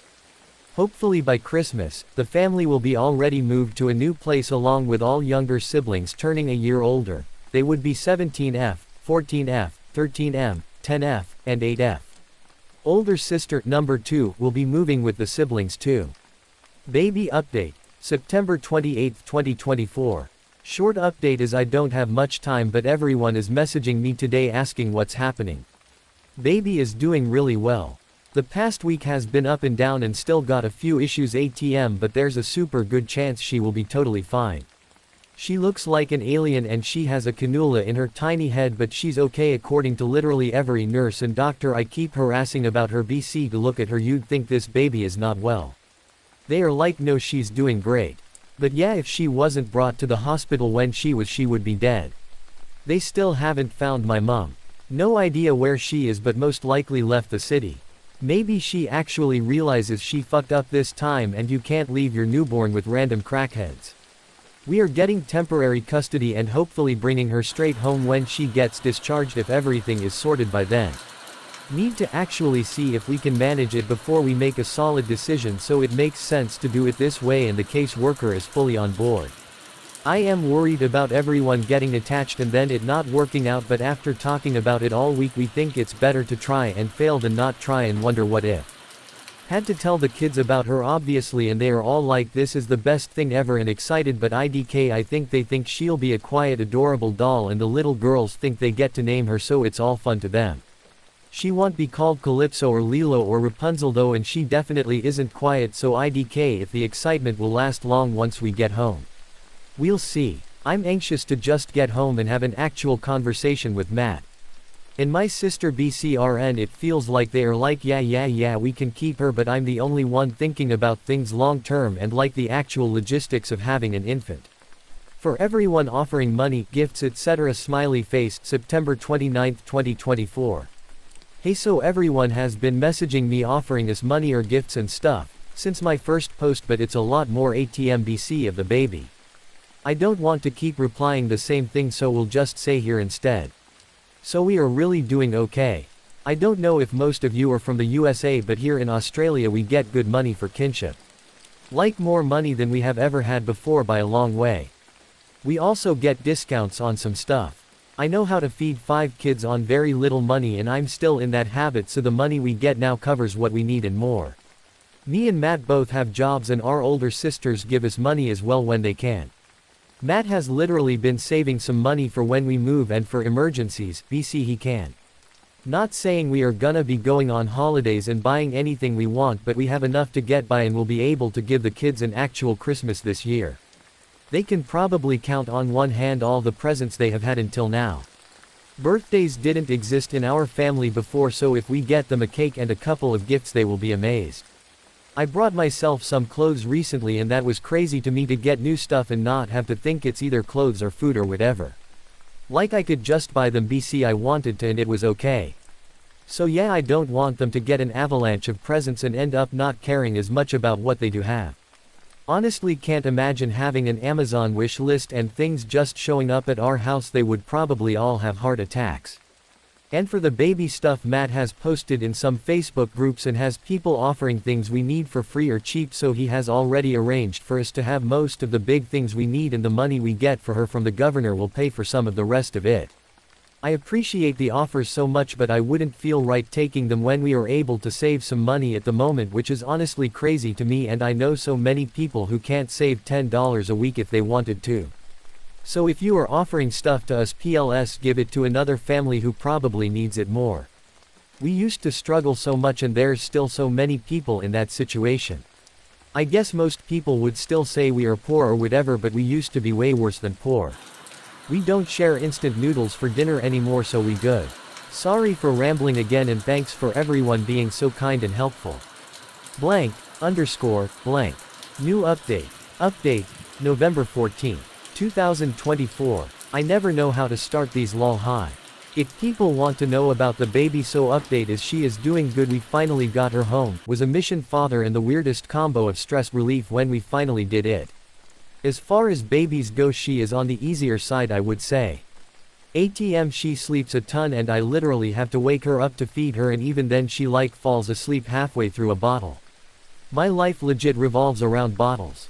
Cleaning bottles, sterilizing bottles, making bottles, logging how much she drank, tracking how long until the bottles expire, getting confused which bottle is which, so making them again. BC, I'm paranoid I'm gonna give her an expired one. It never ends. So funny that there's that whole debate about how bottle feeding is like lazy or whatever, and the easy way out. BC, I swear I wish I gave birth to this kid so I could just feed her from my tits and be done with it. Dealing with bottles is so time consuming. But NGL, the baby herself is not a huge deal, it's the addition of the baby too. The existing chaos that's like kind of fucked because they all have such different needs already. Like I thought the 7 to 13 gap was huge and a pain in the ass to keep them all happy, but now it's like let's entertain you all and remember the feeding schedule of an infant. On the upside, I don't have to do many nappy changes. ATM, BC, all the kids want to help with the baby all the time, so as soon as I say she needs to be changed they are all fighting over whose turn it is, which is hilarious and I hope it lasts. Don't want to talk about my mum TBH except to say the baby is a full sibling, so she is my dad's. I knew she was anyway, but we got DNA done to confirm, as PPL have asked. Had a convo with my mum that I honestly want to delete. BC, it's so bad but I can't, so yeah. Hoping she just gets locked up. ATP, I am so fucking done, but doesn't seem like any efforts being made to actually find her, like they don't give a fuck. Sounds like they will do something if she walks into the station like, hey, arrest me. Obviously I'm sleep deprived, which is actually more from 7 years old than from the baby, and stressed out, but I was already both of those things before, so TBH it doesn't feel crazy. Why different right now? I'm just more sleep deprived and more stressed. But like, okay, what else is new? I just have a tiny baby monkey asleep somewhere near me at all times. The kids are doing well, have had a couple jealousy issues with the younger ones, but mostly they have been really great, not expecting that to last once the novelty of the baby wears off. 7 years old is up and down on how happy she is about sharing me, but it's not been too bad. BC there are enough ppl that someone can usually hold the baby so I can focus on 7 or 9 or whoever. I've given up trying to get them to be quiet around the baby. BC they want, and so far she sleeps through everything anyway. 17 years old, had her birthday, the first b-day we have properly celebrated like ever. Can't wait for the others to have their b-days now, has been literally amazing. I'm like WHO or you. Compared to the total pain in my ass she was before, she's been so good. Helps me out a lot even though I tell her she doesn't have to. Won't go into it all here. BC it's her private business, not for me to share, but she's had some huge breakthroughs with therapy, and seems like since the baby she has realized our mum is beyond fucked and she's shifted her anger off me and onto her. She's full in protective mode over the baby, which is crazy for me to see. BC she normally couldn't give a shit about the younger kids. Not saying everything is perfect there, we still have some issues going on, but she is so helpful ATM and just like thoughtful. IDK it's nice, I think maybe we will end up being friends. My oldest sister not so much, she's hell pissed me off. BC she is so against me taking the baby and has been going on rants about me being an enabler and how I need more therapy. BC I can't keep cleaning up our mum's mess. Like okay, firstly guess she hasn't noticed our mum couldn't give a fuck, and if she wants to have 10 more babies she would, whether I took this one or gave her away. I could send the baby to outer space, my mum still wouldn't care and would have another one if she thought it would get my dad's attention. And yeah, I am not really here for her calling the baby it, and acting like I should literally give her away like she's an unwanted toy or whatever. So I am not speaking to her ATM. It makes me upset. BC I love her, but I can't mentally deal with her RN if she's gonna be like that. Had to name the baby, so I called her the name I have always wanted to call my own kid. BC who knows if I will have one, and I thought it would help me bond with her. BC I have an emotional attachment to that name, like I have loved it forever. But I can't stop calling her the baby. BC she doesn't suit having an actual name yet. Lol, she's like too little I guess. I am trying to ease into calling her her name by using a nickname, but I legit sit there in the middle of the night speaking to her and trying to call her her name and just end up being like, nope, you are just a baby. Rambling again, so I'll wrap it up. BC IDK who has time to read this shit, but we are all set to move as well. A bit later than planned, but whatever. Matt flew over for a few days to sort out the house, and my older sister is going to go over a week before we move to get everything fully ready, which is defo needed now we have the baby. She's complicated things a lot, but we are figuring it out. It's costing a shit ton to move, but once it's done I think everything will be so much better. No dealing with our nan, and will be less cramped, and my sister will be living with us, so we will have 3 adults and the new and improved version of 17 years old, which means it's 3.5 against 2 teenagers, 2 kids and a newborn. Which isn't so awful. Wait for me to take that back, but it will all be okay and feel easier. And our parents won't know where we are, so Matt will finally chill out and stop having daily heart attacks about kids being here, there and everywhere around town, or me being home alone or whatever. That's all I can be bothered to write, and again I've written this in 3 different sittings this week, so if it doesn't make sense PLS just excuse my tired rambling brain. Lol. I have made a huge mess of my life and don't know what to do. I 19/F started dating my 23/M boyfriend 3 years ago. When we first started dating we didn't tell anyone because he said they wouldn't want us together. Eventually my sister, who a year older than me, found out. I begged her to not tell our parents. They eventually found out and were extremely mad. It caused a lot of arguments, and my boyfriend told me to stand up for myself, tell them to make a choice to accept me with him or never talk to me again. Me and my parents never really go along much, and let's just say in the last argument I left and went to my sister's, who moved out a couple weeks before. I stayed with her for about a week, and then my boyfriend told me to move in with him. He said it'd make more sense and that I wouldn't be a burden to my sister by staying at her place. I agreed and thought it was a good idea.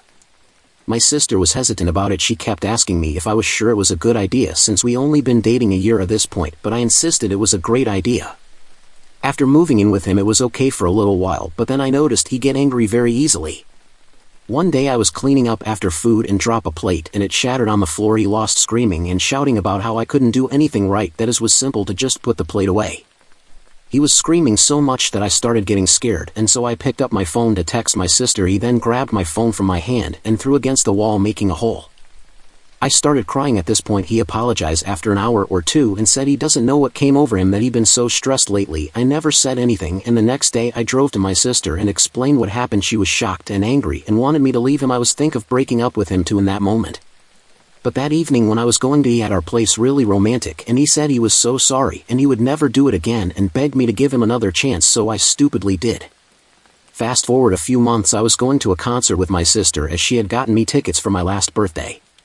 It was a singer my boyfriend hated, so I didn't go with him.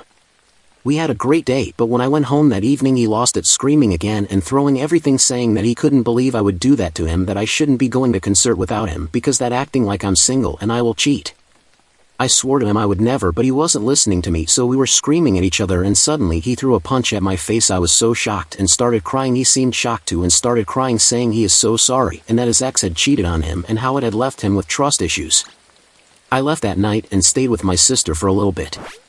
She didn't want me to go back, but he came over and begged me to come back, and I did. A few months passed and he said he got a job offer a few hours away and he had to move. He asked to come with him. I didn't want to leave because all my family and friends are all here, but he said we'd be so much happy if we moved away from everyone and got a fresh start. I mentioned all this to my sister and she told me she didn't think it was a good idea, that it was too much a risk if I left, because if we ever got into a disagreement I have nowhere to go. I told her it'd been months since anything like that happened and I think he'd gotten over, but she still thought I shouldn't go. That evening when I came home, my boyfriend asked me why I always ran to my sister about our business. I said I didn't, but he said every time we disagree about something I was always going to her, that we need to have private discussions and I couldn't always be running to her. I apologized for making him feel like I was doing that and said I try not to as much. We did end up moving away, and that when everything went bad. About 2 weeks after moving I was looking for a job, but he told me I didn't need one, that he will make enough money for the both of us. I told him I need a job to occupy myself. He got angry, saying it looked like he couldn't take care of me if I got a job, and after a lot of arguing I eventually gave up the idea. Another day after, in disagreement because of something stupid, he punched me in the stomach and slammed my head against a wall. I rang my sister. I hadn't seen her as much since we left, but we were still close. My boyfriend saw I was calling and lost it. He had grabbed my phone and smashed it on the floor.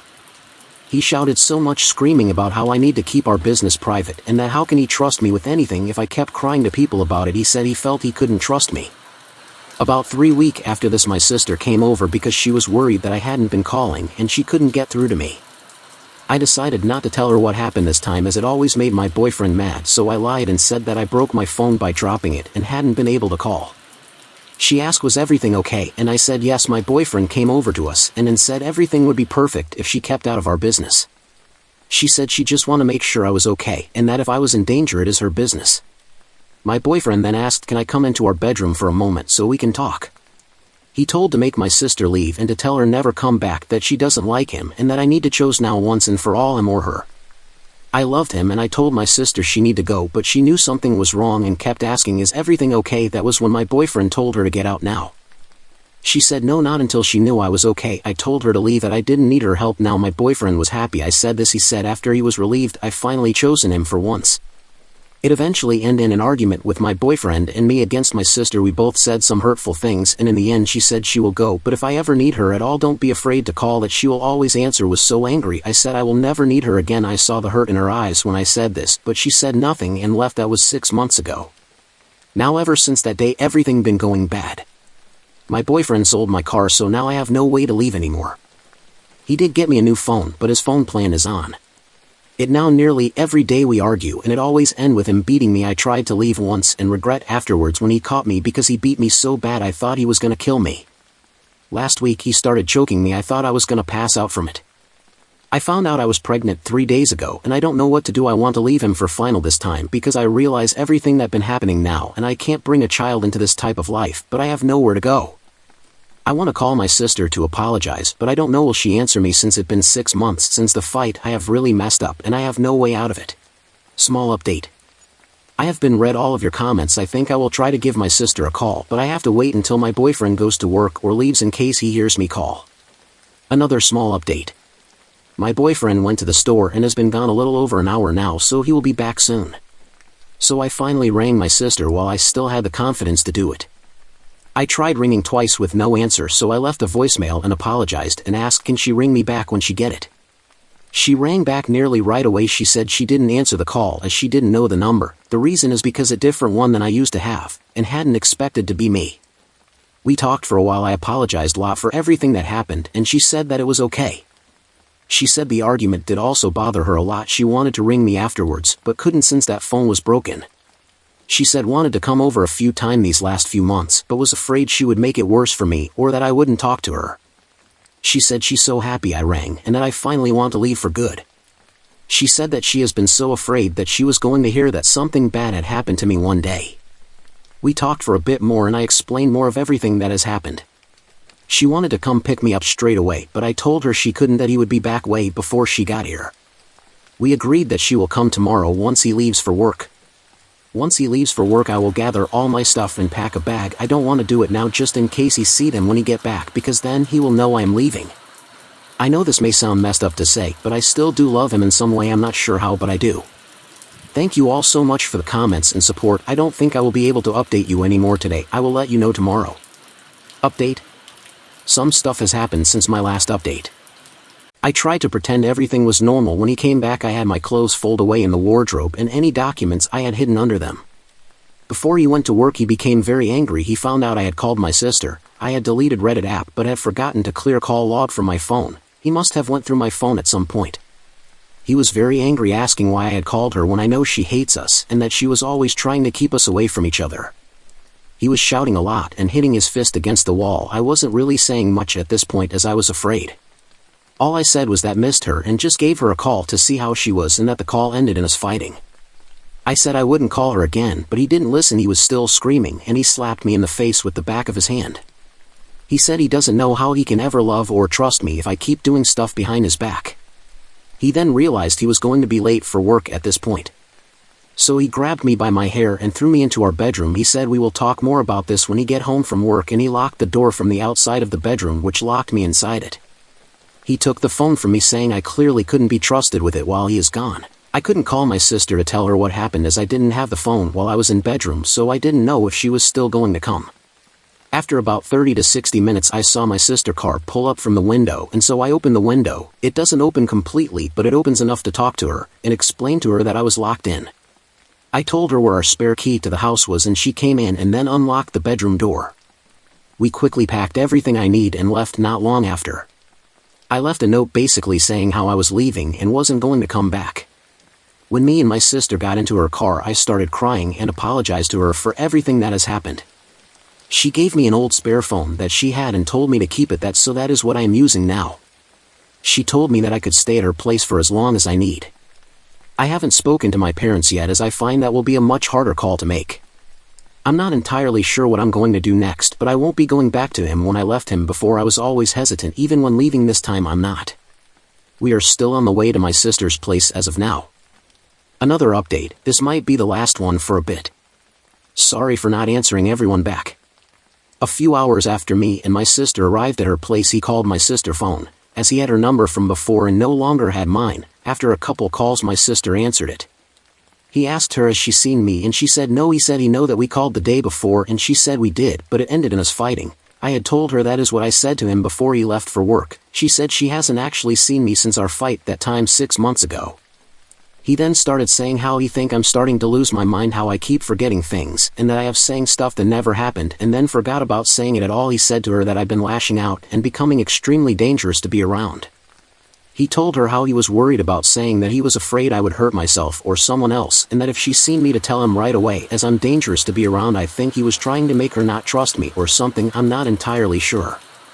My sister obviously didn't believe a word he said, but just played along as if she did and said he would let him know if anything came up. He then went quiet and hung up the phone. We now not sure if it was a good idea for her to say that, as it seems weird that she was so against him before and now suddenly was saying she would tell. Earlier today my ex showed up to my sister's place. He knocked on the door. My sister answered the door but didn't unlock it fully. She kept chain on door. She told me not to come near the door as he didn't need to know I was here. He started saying can he come in when my sister said no. He said he know I am here and need to talk to me, that it is very important. My sister said I wasn't here and she hasn't seen me. He got angry by this, saying he know that I am here or that she know where I am. He said that she been trying to pull us apart since the start and if she mind her business we wow. LD be happy. he started trying to get the door open, but I didn't since the chain was still on. He kept shouting open the door. He had his foot between the door so it couldn't close. He was cursing and shouting lots at my sister, so I was going to walk over to the door and tell him to go away. My sister just shook her head no, so I stay back. After a bit of my sister trying to make him leave the door, she said she calling the police if he didn't leave, and when he still didn't leave she picked up her phone to do it. He then left before she actually called. He said before he left that she going to regret coming between us. When he left I asked her not to call as I wasn't ready to talk to them yet. She really wanted to, but I told her that I will report him today, but I wanted to try and talk to our parents first. So we gave them a call and we plan to meet up later today. After that I'm going to report him as I don't want my sister to be in danger or get hurt because of me. I wanted to leave my sister place as I was afraid of putting her in danger in case he came back, but she didn't want me to leave. She insisted me for me to stay and that she would be okay. I think I may terminate my pregnancy as I'm not sure if I am ready yet and I don't want him to find out about it. I'm still trying to decide. As I am planning to report him today, I'm not sure if I am going to be able to update you all as much, but once again thank you all so much for the support. My sister slept with my fiance's heartbroken and devastated. I can't move on. Mike 26F fiance 28M slept with my sister 32F. Heartbroken and devastated. I can't move on. Hi Reddit. I'm posting here in the hope that someone can give me some advice, share their experiences. I don't know. I'm just completely at a loss. I feel like my heart has been ripped out.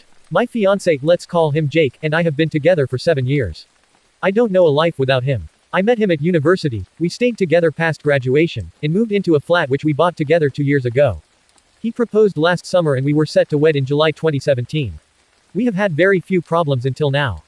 My sister, let's call her Sarah, is an extremely volatile person. Growing up, I doted on her completely, but she had a lot of personal issues that made our home life turbulent. Her childhood was very different to mine. My parents had very little money, they were on the brink of a divorce, my dad was physically violent on a number of occasions. Whilst things improved drastically in the years after I was born, she has an abundance of problems that stem back to this. My parents feel a lot of guilt about Sarah's upbringing, and used to let her get away with some shocking behavior. Sarah had the same boyfriend for as long as I can remember. They dated from when they were 16 and their relationship was toxic. They habitually broke up and got back together. When they were good, they were crazy in love. But more often than not, she would have these insane arguments, sometimes physical, with him, then take out her frustrations and despair on myself and my parents. I remember spending many nights lying by her side in bed while she cried so hard she would retch. After their arguments, she would throw plates and glasses at the wall, hit herself. Sometimes she would hit me and my parents too. It was like he was a drug to her, and she was emotionally stunted and didn't know how to see anything past their relationship. 2 months ago, her boyfriend called things off for good. I don't know what gave, but after nearly 2 decades together, he finally had enough. He booked a one-way ticket to another country, changed his number, deleted all social media profiles, and essentially disappeared from Sarah's life. To this day, she still won't explain what caused this, but it was long overdue. To say Sarah was devastated is an understatement. She moved out of their shared rented apartment, and in with my parents. I would visit her most days after work, where she would flit in between explosive rage to an almost catatonic silence, staring at the wall with tears streaming down her face. At one point, we were all extremely worried she might seriously harm herself and organized for her to see a therapist, something I had suggested for years. Of course, she backed out days before her appointment, and there were no consequences. She is, after all, a grown woman. She just hasn't changed emotionally in the entire time I've known her, and still acts like a teenager. 2 days ago, I went to visit Sarah, who was in bed in her darkened room. I let myself in and attempted to speak to her, telling her about my day at work. She immediately exploded, screaming at me, throwing her pillows across the room, crying uncontrollably. She told me life was unfair. That I had everything and she was left alone to rot. That everything wrong in her life was because she was a bad person. She hurt her boyfriend, she drove him away, she's ruined our family, she fucked Jake and didn't even feel guilty at the time. I initially thought I'd misheard her, but then she said it again. It was like she had poured a bucket of ice water over me. I silently left, shaking. When I got home, Jake was there watching TV. It came out of my mouth the second I saw him, and I could see in his eyes it was true. He broke down, and told me it had happened 3 years ago. Sarah had had another blazing row with her boyfriend and decided to drive round to Jake's looking for me. I was at our parents' at the time and Jake attempted to pacify Sarah. He comforted her while she sobbed in his arms, and one thing led to another. They had sex. I packed an overnight bag while he followed me from room to room, sobbing and telling me it was the worst mistake of his life, that he still has no idea how it happened. That he felt unbelievably guilty the second it was over, that it feels like it wasn't even real. I left him in the doorway begging me not to leave. I've checked into a hotel and have switched my phone off. I don't know what to do, who to tell, where to begin. I feel sick, like this is a bad dream. My heart feels like it's been ripped into a million pieces. For all of Sarah's faults, I love her more than anything. It's the two people who are more to me than anyone else in the world. How the fuck do I move on from this? I feel like I'm in a bubble. I don't know what's going on in the outside world. All I do is cry and sleep in this room. Someone please help me make sense of this. TLDR, my volatile sister recently went through a breakup after a 16-year relationship with the love of her life. She is severely depressed and almost catatonic. I went to visit her one day only for her to explode and tell me she slept with my fiancé 3 years ago. He admitted it was true and I haven't spoken to a soul since. I have locked myself in a hotel room with no plans of ever coming out. My heart is shattered into a million pieces and I don't know what to do. Update November 29, 2015. Hi everyone. I logged on this afternoon to find 300 plus replies and messages to my post. I am unbelievably touched by the all people who reached out to me, particularly you, Fractalphase incredible response which spoke to me on a level one didn't think possible from a stranger. I'd like to thank each and every single person who took the time out of their day for me. I was so overwhelmed that I've not responded to a single one as of yet, but it is truly appreciated. Now on to the update. It has only been a day or so since I made my post, but it feels like I'd been in that hotel room for weeks, crying in the dark buried under the covers. At some point this morning, I decided to draw the curtains open and let the sunlight in. I went and sat on the balcony and switched my phone on for the first time. It started ringing within 30 seconds. It was my mother, who burst into tears as soon as I answered. Her and my parents had obviously been desperately worried. This is the longest I have ever gone without contact, and had even contemplated calling the police had I failed to contact them by this evening. My mom informed me that as I was walking out of Sarah's room, down the stairs, and out the front door, Sarah was screaming and wailing that she's sorry. Funnily enough, I didn't hear this. I don't know how. I think I was in such a state of shock that I couldn't process anything around me. Honestly, I can't even remember the drive home. After I shut the door behind me, my mom, who was the only other person at home, rushed into Sarah's room to find her trashing her room and attempting to slash her wrists with a blunt lino cutter of all instruments. Sarah used to do a lot of art. Obviously, this barely caused a scratch but jump-started my mom into action. She drove Sarah to the hospital, where I understand she underwent some sort of assessment and was kept overnight. She has, incredibly, agreed to undergo treatment for whatever it is that is wrong with her. My mom was surprised she was so complacent on the drive down, willingly entering the car and saying nothing other than asking where I am. Sarah seems resigned and completely deflated. My mom spoke to me at length for the first time in my life about the hardships they had undergone during Sarah's childhood. I am unwilling to go into detail and am still in shock about some of the things I heard. Sarah is not devoid of responsibility. She has long surpassed the age where she can blame her childhood for her behavior, but my mom admitted through tears that not sending her to therapy at an early age was the biggest regret of her life so far. I asked my mom if she knew why I had left. She admitted that she had known since Sarah's ex left 2 months ago. At this point, I had to struggle not to hang up and I suddenly felt myself going back into that pit, but she begged me to listen. After her ex Harry, I am too drained to invent a name. Hi Harry, left, Sarah told my mom exactly what had happened. It was not the reason for Harry's departure, although he did know about it. Rather, he had had enough of being Sarah's carer, and years of begging her to seek help had fallen on deaf ears one too many times. When Sarah informed my mom told Sarah I have to know immediately. Sarah refused to tell me, and I still don't know why she changed her mind in that moment. My dad doesn't know for anyone wondering, and thinks I've left as I've also finally had enough of Sarah's behavior. Now here is where the home truths came out. I asked my mom if she knew the details. She was reluctant to tell me anything, stating that it had happened and that was all I needed to know. But I told her I refused to step foot in the house until I knew everything. She then proceeded to tell me that a few months before they slept together, Sarah and Jake had kissed at my dad's 60th birthday party. It was a large family gathering with a lot of alcohol involved. I remember Jake getting very drunk with my cousins. Sarah had a crying tantrum prior to arriving as her and Harry had an argument and he refused to come. She called me sobbing before she arrived. At some point during the night, Jake asked her if she was okay and hugged her, and once again, one thing led to another, and they shared a kiss in the kitchen. Sarah told my mom that they were both immediately remorseful and vowed never to speak of it again, but Sarah deliberately sought him out the night they slept together knowing he was unlikely to turn her down. She openly admitted she did it to get back at Harry, who had cheated on her during one of their many infamous breaks. I don't think I even entered her thoughts. At this point, I'd heard enough. We'd spoken on the phone for over 4 hours and I felt mentally drained and physically sick. Any hope I had of salvaging my relationship with Jake has completely gone. I feel the last 3 years have been tainted by their betrayal, and the many years before that I wonder, did he like Sarah this whole time? Part of me doesn't even want to know. It's worth noting he has made absolutely no attempt to contact me other than a single text stating, "I'm sorry." Take as long as you need. As if it's inevitable I will come back to him. Things are still up in the air. I don't feel ready to check out of the hotel as I don't know where I'm going to go next. I feel my relationship with my mom has been rocked by these revelations.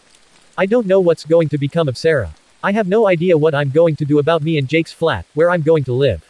I don't even know if I have a job anymore. I just haven't showed up to work. But I know the truth and the smallest part of me is grateful for that. The rest of me is consumed by a pain I never imagined possible. I guess there's nothing else to do now except wait and see how things unfold. But reading through your comments and messages have been more help than you can imagine. Thank you, thank you, thank you. And for anyone who have ever experienced symptoms like Sarah's, or has been around someone who is so visibly troubled, I beg of you, seek help before it's too late. TLDR, I had a 4-hour conversation with my mom, who not only knew about Sarah and Jake, but informed me that they had shared a kiss a few months prior to the event. I am still in the hotel, still heartbroken, and have no idea what to do next. The only saving grace is that Sarah has agreed to treatment and will not be in my life for the foreseeable future. Final update December 26, 2015. Hi everyone. I thought I would make a final update to my original post and update, as I received a lot of messages over the last few days wondering how I am over the holiday period. Once again, I'd like to thank you all for the outpouring of support I've received over the last month.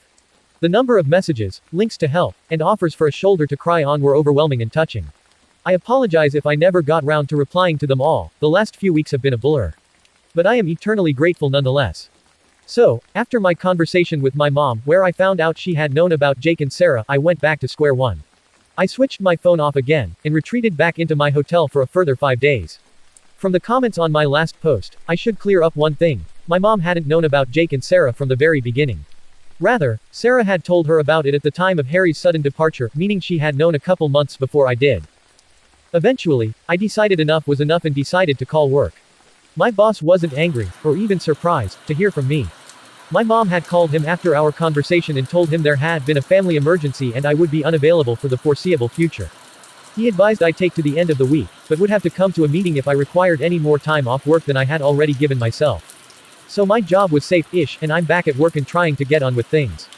After this, I went back to my parents. Sarah was also home but holed up in her room. I went in to see her and she was up painting. As a number of you guessed, it is likely she has BPD, although my parents are waiting on a second opinion. She is going to counseling weekly, and seems slightly better. She broke down in tears when she saw me and we had a long talk, where she spoke to me in depth about how truly consumed she was by her and Harry's toxic relationship. She understands it's for the best that it's over, but she describes the pain as unrelenting. It hurt when he was with me, and it hurts now he's gone. I know a lot of you will feel disappointed that I haven't cut her or my mom out of my life for good. I still feel resentment in the pit of my stomach when I think about it, but truly, I blame Jake more than anyone else. Jake was with me for long enough to see some of Sarah's behavior. She's not well and he still chose to do what he did. It is a slow process, but she's my sister and I can't cut them out of my life forever. It will never be the same again, but maybe that's a good thing. My dad, who had been newly informed on the proceedings, drove to my apartment and gathered some clothes and an overnight bag. Jake was not home, and my parents have not heard from him since I left. I have no idea where he is, and neither he nor his family have attempted any contact with me since this came out. His social media profiles have disappeared, and I have not attempted any contact with him, his family, or his friends. I began the slow process of telling my friends last week. I did not explain what happened, other than to say Jake was not the person I thought he was. They have all assumed cheating, but there is no reason for them to know who was involved. I have switched back and forth between staying with my parents and sleeping at my apartment. I sleep on the sofa bed as the memories are too painful at the moment. I am in the process of looking into selling the place, however, this means contacting Jake at some point in the near future as the apartment is joint owned. I will cross that bridge when I feel a bit stronger. Christmas Day was a strange and sad one for both myself and Sarah. But we spent it as a family, and for the few hours we were sat around eating and watching movies the pain was dulled even a small bit. As we were flicking through the various movies and TV episodes we'd recorded, I came across a scene that stuck with me, a scene that ended with the words, La familia es todo. I still spend most days with a hole in my heart. It hurts more than anything I've ever felt in my life, but it's getting better. I know I've got a long way to go, but for the first time I'm confident I'll get there. Thank you for reading and here's to 2016. I 35M cheated on my wife 36F. She left without telling me anything. How can I get her back? I know, I'm aware of my faults, I know I screwed up.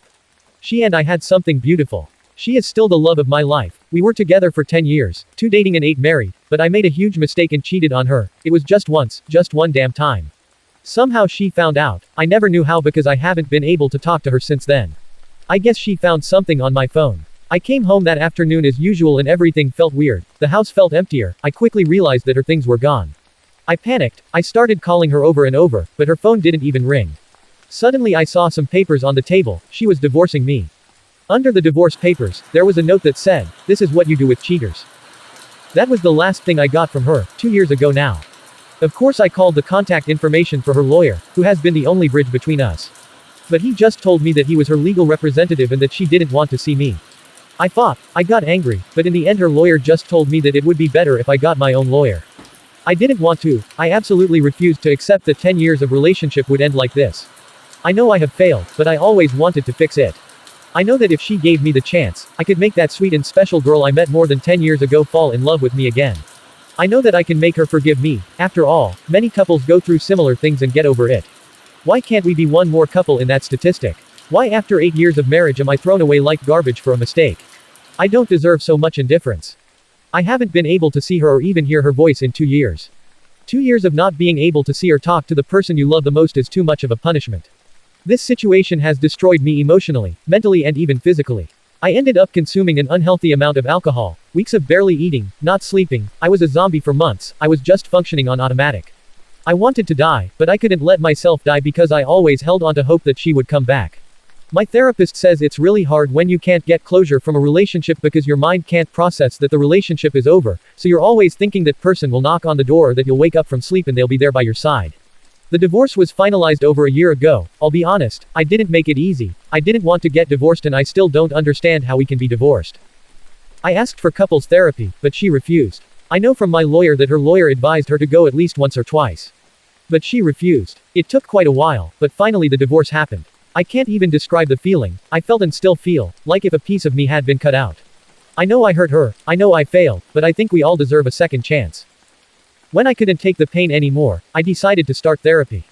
My therapist doesn't give me advice to get her back, he only focuses on me moving on with my life, encouraging me to meet new people and go out on dates, but I don't want to. At this point I'm not even interested in sex anymore.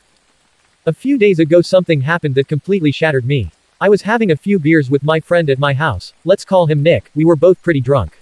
I started talking about my wife. And he said to me, "You should put more effort into getting over her, she's over you and is happy having a life away from you, you should do the same, you can't live in this self-pity all your life."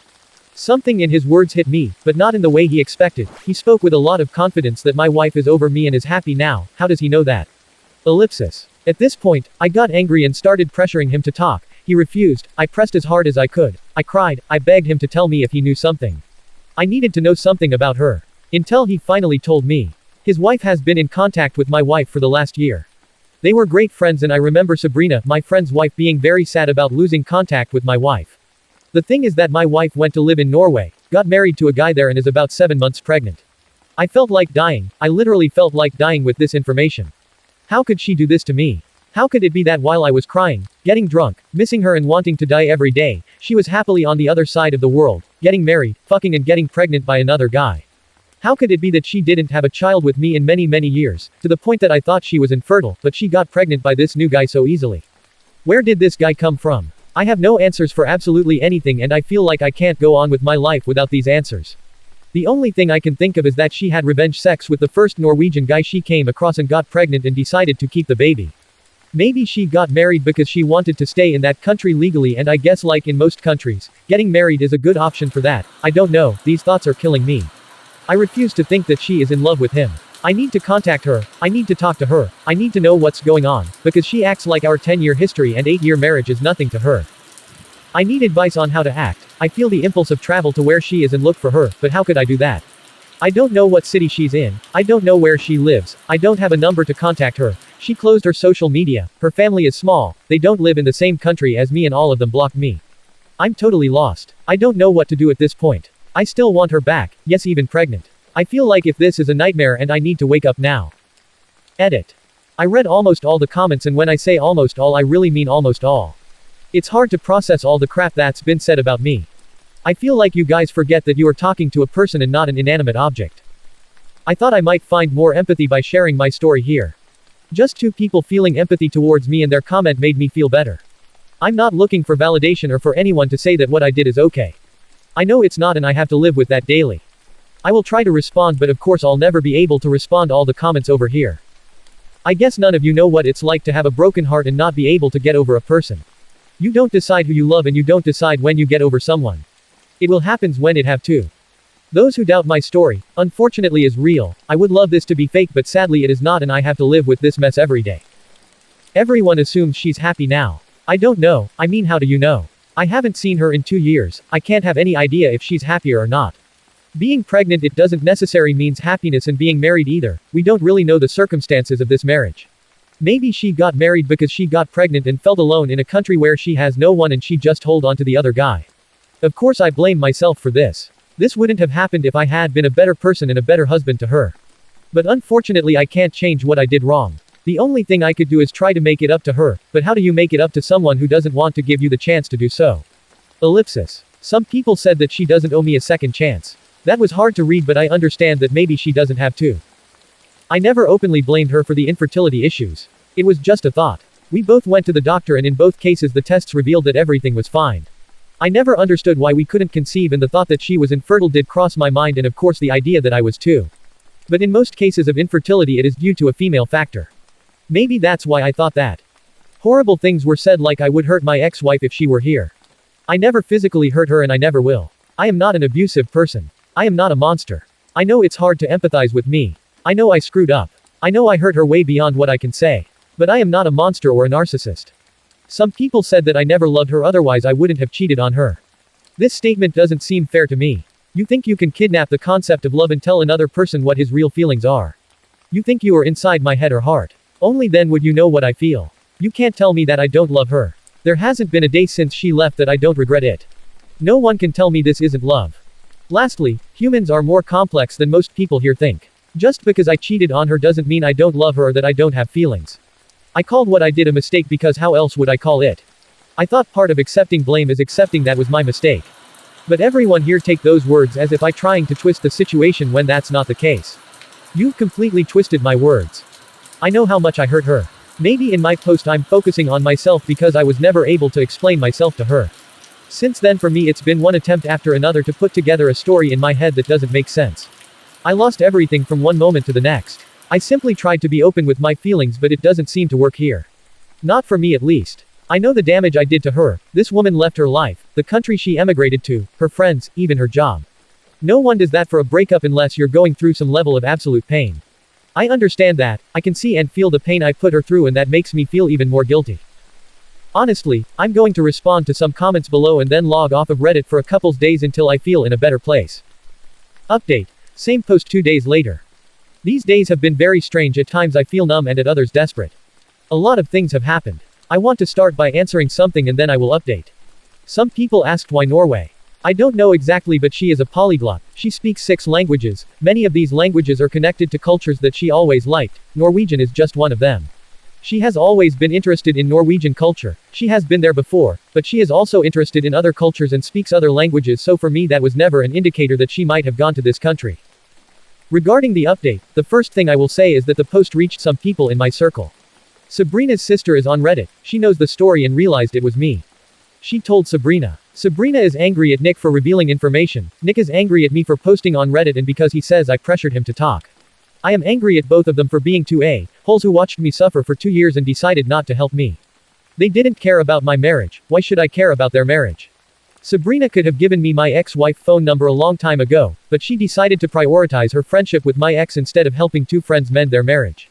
Meanwhile, no one cared about my feelings. I am done with them at this point. Regarding to my ex-wife, I've been thinking a lot, she can't just disappear. I convinced myself that if I searched hard enough I could find something related to her. I follow some of her relatives from a fake Instagram account but I never found anything related to her. I searched a lot, really a lot and found a name that I had seen before but that hadn't caught my attention until then. It was a lady with a name that is not typical in the United States or my wife's country, she is not American, and a very strange last name. I went to her Instagram profile and she had no pictures or anything, just a small profile picture that you can barely see. I decided to look her up on Facebook and found the same lady with the same profile picture. Only her Facebook profile is quite open, she is indeed a lady from Norway. I checked everything I could on this profile, I was convinced that it had something to do with my wife. How else would a relative of hers have this woman in their friends? I saw a lot of pictures, people, plants, mountains, gardens, lakes, flowers, typical things that an older lady posts. Until I came across a picture where my ex was dressed as a bride hugging a guy. I had to translate the text. The lady was congratulating her son on his wedding. There were a few more pictures, not many. There were even some members of my ex's family in the wedding pictures. The dates of the pictures were from a year ago. A year ago she married this guy. I don't understand, how could it happen so fast? When did she meet him? I honestly thought she got married after she got pregnant, not before. This baffles me even more. After that I found another picture. It was a group picture and she was far away, but of course I recognized her. The same guy was with his hands on her shoulders, hugging her. This picture was from February 2023. To be clear, she left in May 2022. How is she with someone in February 2023? Only 9 months and she's already in a stable enough relationship that he's introduced her to his family. What the hell is going on here? I feel like I have even more questions in my head now. I know I shouldn't be upset, but I am. I know I lost her because I was an idiot, but it's hard to get this feeling out of my head right now. Anyways, for those who had imagined this fantasy that my ex is with some kind of Norwegian Chris Hemsworth, let me tell you, it's not like that. This guy is too tall, too blonde, too pale, hair too long and kind of chunky, to be honest. He looks more like the old cartoon of Vikings and is definitely not a Chris Hemsworth. I managed to find his FB profile, but he has almost nothing there. His profile says he's an engineer. An engineer who wears metal band t-shirts at 38. I don't know how to take this because I'm an engineer myself, just in a different field. Why would she look for a man with the same profession as me? My wife has always liked heavy metal, which I always found nasty, but I never complained. After all, your partner doesn't have to have the same musical tastes as you. I mention this because maybe that was the way they connected. She used to connect easily with people who like the same type of music. I don't know, but I honestly look at it and think, where did she get this guy from? I meant he can definitely do better than this. The pregnancy thing still messes with my head. I try not to think about it. I can't understand it. I'm not infertile like the comments suggest. I've been to the doctor and I know I'm not. But God, it kills me to think that she's going to have another man's child. I don't get it. I feel like this is beyond anything I ever imagined. And no, I'm not going to go to Norway. I'm not going to try to contact her. I still want to see her and talk to her. But I obviously can't force her to do that. I have too much to deal with right now and too much to talk about in therapy. If by any chance this post reaches my ex, I want you to know that I still love you. You know where to contact me. If by any chance this post reaches the new dude, I want you to know the only reason you have a chance with this woman is because a big idiot halfway across the world completely ruined it. You most probably met a woman who was probably very broken from her divorce. You took advantage of her situation and trapped her with a baby. You don't know how to play fair. I 21 male. Just found out I ruined my sister's 27 female life by being the cause of her breakup with her long-term partner. 31 male. I feel like such a chain and a burden on her life. I have honestly never felt more like I just want to disappear. How can I talk her into focusing on her own life first? I am a disabled 21-year-old male. I live with my older sister, who is 27. I have been a paraplegic since I was a kid as a result of an accident.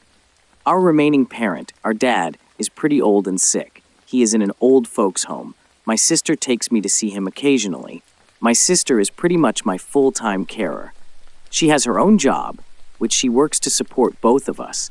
And when she is not on her job, she is usually taking care of me. She has had a very serious boyfriend for 9 years. They have been in a relationship since she was 18. It has always been a very serious relationship, as far as I can tell. He is a really good guy, and he has always been nice to me. He also has not shied away from offering financial help once in a while. I know my sister has always dreamt of marriage. We talk about it so much, me and her, ever since we were kids. We would play weddings. She would always imagine the day she would get married, spend hours looking at bridal dresses. Even as an adult, she would fantasize about getting married and spend a lot of the time looking at bridal dresses, talking about her dream wedding, what kind of house she would like to have. She had names picked out for the kids since she was a kid herself, and she has always stuck with those names. So yeah, she has always dreamed of getting married and having a family for a long time. Her current boyfriend has been with her for so long and has been so good to her. I figured he would always be the one to marry her. And I would be happy for her. Finally, she would have someone to take care of her instead of her having to take care of me all the time. Well, that all came crumbling down. She returned home one day a complete mess, crying and pouring her eyes out all over the place. She told me they had broken up. It was over. She was so sad, oh so sad, it was heartbreaking to see. It was like a dagger in my heart to see her crying and upset like that, and I felt so useless, because all I could offer were meaningless words. She would not tell me why. I figured she just did not want to talk about it. After a few days, she still did not want to talk about it. She was still incredibly upset and crying a lot. I told her I'm her brother. I may be physically disabled, but my heart and mind still work perfectly. She can talk to me about anything. Very reluctantly and with pushing, she opened up about it. She told me her boyfriend had proposed to her. I told her that is excellent. Why did they break up? She had always wanted to get married and had been waiting years for this. She told me they had talked about it and her boyfriend wanted her to move in with him.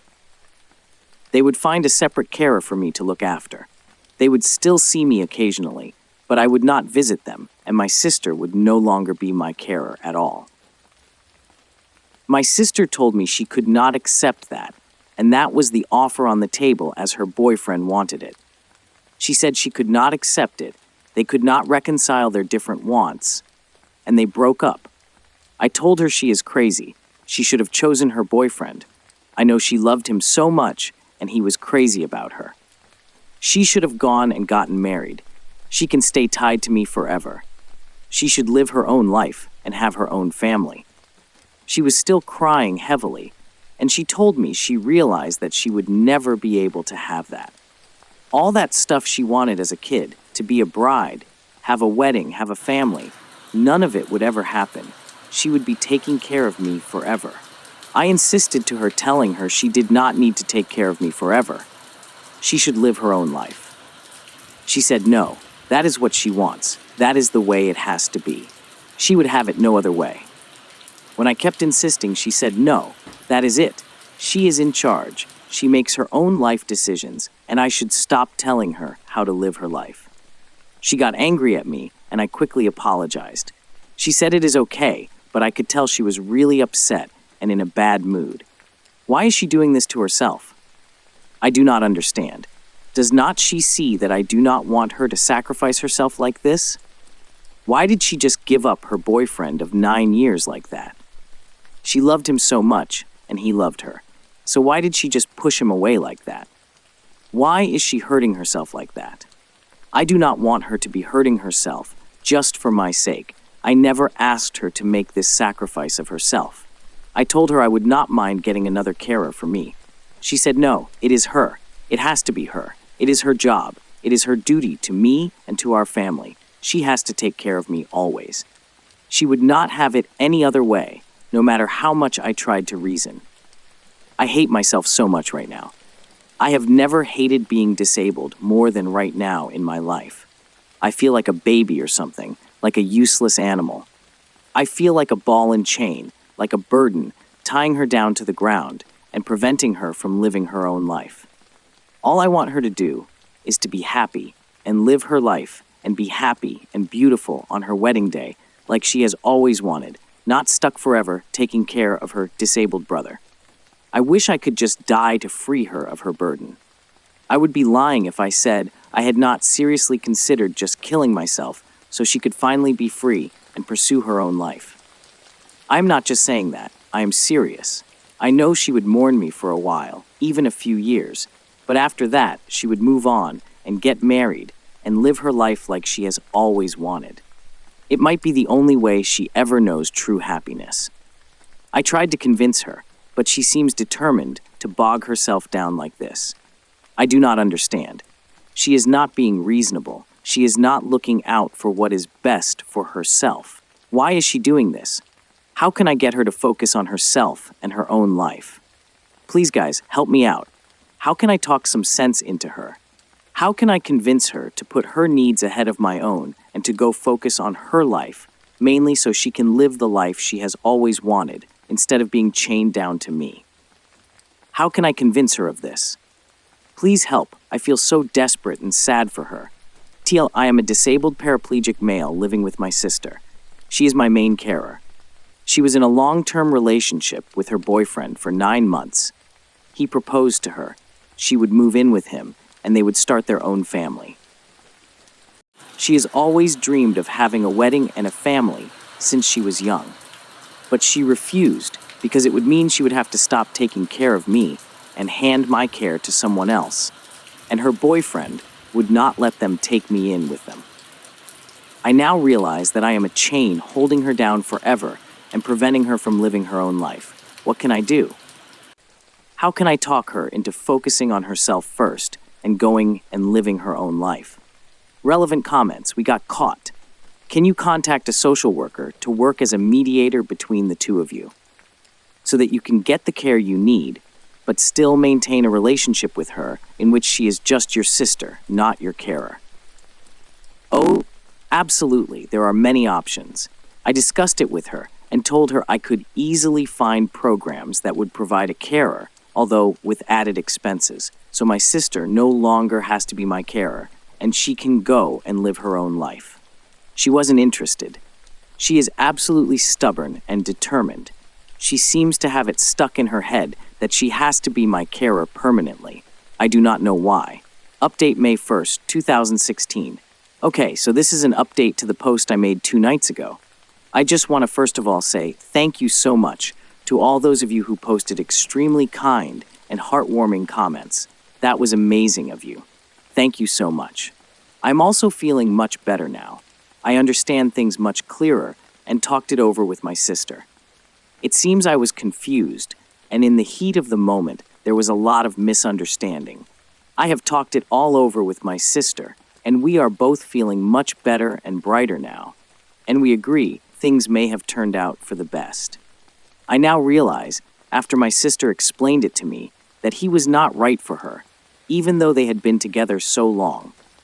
I guess the length of their relationship had left me with a false impression. Firstly, as my sister explained it, it seems he didn't say I couldn't visit at all, as I had thought she meant, but that I just couldn't visit whenever I wanted to. They had set times and schedules for when I could visit to ensure I was not over all the time interrupting and interfering with their lives. However, it seems my sister did not like this at all. She said she realized her boyfriend had a problem with me and wanted to place some distance between her and me, and she was not okay with that at all. I told her I thought she loved him. She said she thought she did too, but she knows her priorities in life, and she is old enough and mature enough to be able to decide what she wants from life and what her priorities are. I told her I thought she had always wanted to get married and have children and a family ever since she was young. She explained to me she still does to a certain extent, but only if the conditions are right. She said that she was a different person when she was younger. Now that she is older, her ideals and priorities have changed. She said that if she does get married, it is basically like what one commenter described as a package deal. I would have to be included in the family too, and I would have to live with them and be part of their family full-time. She said if any potential husband could not accept that, then he could get stuffed, and she did not want him. That's basically what she thinks of her now ex-boyfriend, and she said she feels much more positive about her future now that he is gone. She said while she was with him, she was always feeling unsure about what the future held in relation to her and me. But now that she has made her firm decision, she knows she will never let go of me. I asked her, what if this means that she will never get married? What if it means that she never ends up finding a guy who is okay with all this and is willing to settle down with her, with me in the fray? She said if that is the case, then so be it. As she explained it, she basically said, I am her family now. I exist, and I am the most important thing to her. She will not sacrifice me for a hypothetical husband and hypothetical children who do not yet exist but may one day. She said priority number 1 for her will always be me and taking care of me throughout my life and disability. She couldn't imagine living her life without it. I told her, but did not she feel she was severely limiting herself by chaining herself to me? Didn't she feel she was severely restricting her opportunities in life and what she could become? She explained that her years with me and taking care of me had helped form part of her identity. Taking care of me now is part of her identity and character. It is one of the things she lives for. I found that amazing, but she said she could have it no other way. I provide to her just as much as she provides to me, she said, and perhaps even more. I told her she was exaggerating, but she insisted it was absolutely true. She explained how the mere fact of her looking after me and her taking care of me day in, day out brings so much joy and happiness to her life. She does not know how she could ever live without it, and to her it is so much more important than the possibility of having a husband or children. I found it difficult to wrap my head around that. I joked that I really cannot imagine that it is always that fun, especially when she is, say, wiping feces from my behind or something. She just laughed and explained how sometimes something that can superficially seem gross, disgusting, or painful can still be beautiful and cherished when he looks at the love involved. She used the example of a mother giving birth. After 9 months of sickness and swollen body, she has her body ripped open. There is blood everywhere, screaming and crying, and it is the most intense physical pain of her life. But at the end of it all, it is still beautiful because it is an act of love, and she endures all that pain to bring to life someone whom she will love forever. So yes, even acts like wiping waste from my body, as gross and disgusting as it may seem to some, is in of itself an act of love and an example of how much she, as a sister, cherishes me as her brother, and the lengths she will go to as a result of that relationship. And that, I think, is beautiful and true love. So now I have a completely new outlook on her and our life. It is much more positive, and I no longer see myself as a burden or a chain. She helped me realize my own self-worth and value. I am not just some disabled guy in a wheelchair that needs help. I am a brother, and I provide love, friendship, and value to this amazing, beautiful, kind-hearted woman I am so proud to call my sister. I no longer have any thoughts about ending my life at all, because I realize how much I am worth to her, and how much I mean to her, and how much it would hurt her if I do that, and I could never bear to do that.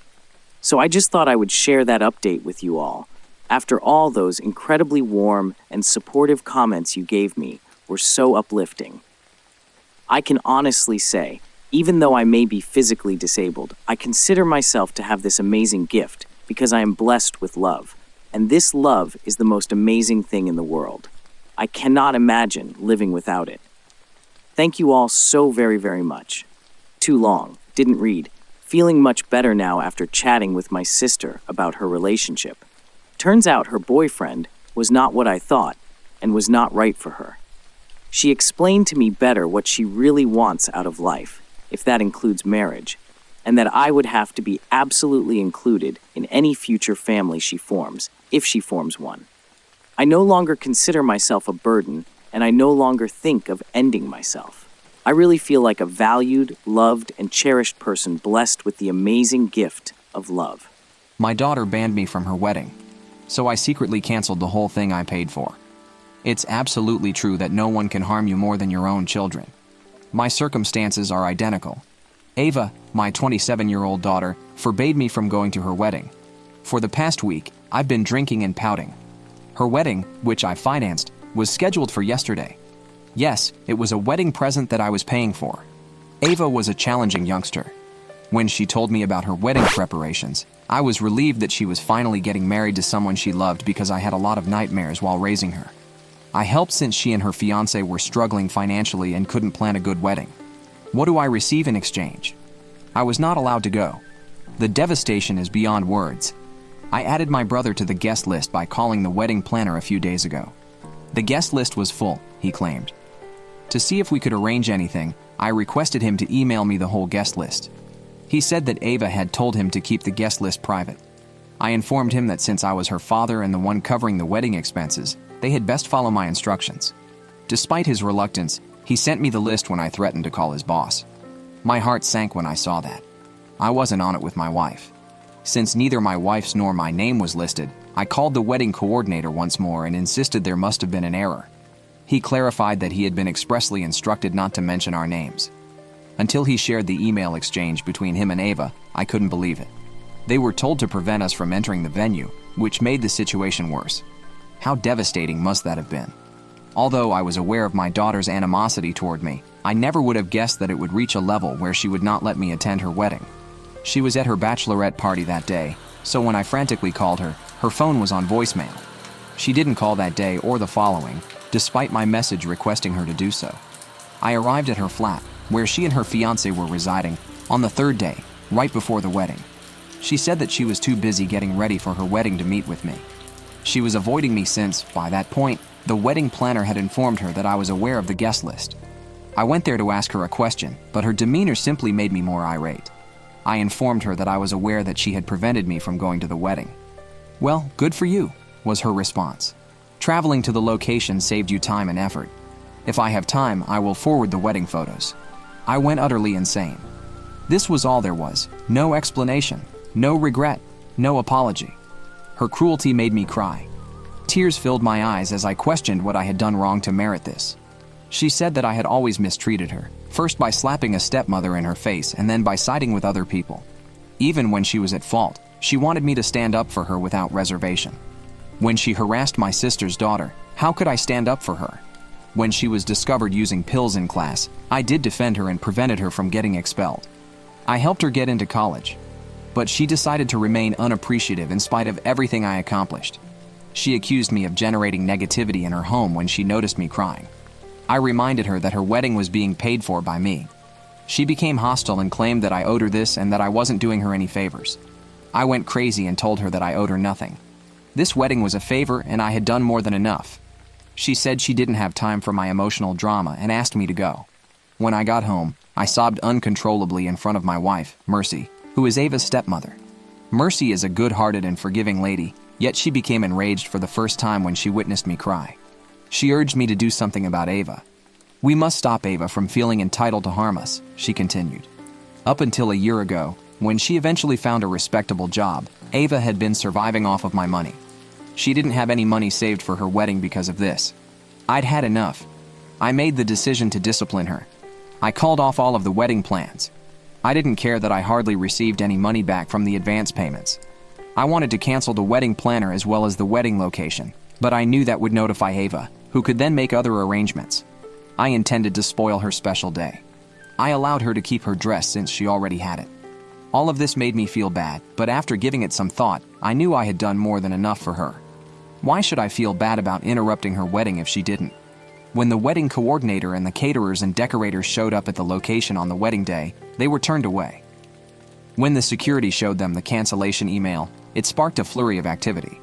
When the wedding planner called to ask for the last payment, I informed them that I was no longer concerned and that they could speak with Ava about it. They informed me that when the venue guards denied Ava access, she got into a fight with them.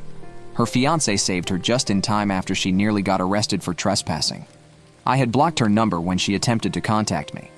I had denied her entry to the main gate when she arrived at my property. I desired tranquility, but I wasn't scared of her. Talking was pointless, dense. Like she did when I visited her home, her comments would just make me feel worse. She needed to take responsibility for her conduct. She could no longer be repeatedly forgiven as a child. Ava just wanted her friends to attend her wedding, not family. I honored her decision. Fortunately, she had to deal with her friends about the wedding cancellation, so I didn't have to tell them. My parents were the only ones who weren't thrilled with what I accomplished. They said that regardless of how terrible our kids are to us, we should never treat them cruelly. I informed them that Ava was the cause of this. All her life, she had been cruel and egotistical. No matter how hard I try to defend what I did, the guilt still remains. I pretend to be brave, but I secretly regret calling off my own daughter's wedding. My heart has been relieved by writing this down, even if I have no idea why I'm here. Update 1. I appreciate all of your moral support. I didn't think my acts would be praised by others. I was afraid I would be considered a fool for taking such a harsh stance against my own daughter. A few of you inquired as to Ava's history of animosity toward us. I apologize for missing that previously. Here are the specifics. I had no idea how this form had operated. My second wife is Mercy, a 45-year-old woman. My kid from my first marriage is named Ava. When Ava was 7 years old, I divorced her mother, my first wife. Ava's mother left me for him after finding someone else. I was granted custody of Ava because they were leaving for Europe and didn't want her. When Ava was 13, I remarried Mercy, and ever since, Mercy and I have had to deal with Ava's anger. Mercy is the object of her intense hatred. When she was a teenager, it made sense. It must have been difficult to watch someone take her mother's place. Mercy, a certified children's counselor and teacher, reassured me that Ava would be all right as an adult. She thought Ava would view me as more than simply her father. She would see me as a person in need of a companion. 5 years after the divorce, I got married in the hopes that Ava would value the fact that I had raised her by myself over those 5 years. Ava was disliked by both her mother and her new spouse. Regretfully, Ava showed absolutely no gratitude. Rather, Ava became increasingly hostile toward Mercy and me. In the hopes that Ava would find friendship there, I had to send her to live with my sister, who had a daughter of the same age, because things had gotten so horrible. After a few months of smooth sailing, my sister gave up less than a year later. Since it was their last year of school, my sister didn't want her daughter's grades to suffer as a result of the petty arguments that Ava and her daughter had. She informed me. I had to return Ava as a result. Ava lived with us until she graduated from high school, although she would spend her breaks with my parents.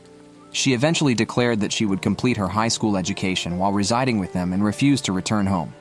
I made arrangements for carpooling because my parents' residence was far from her school.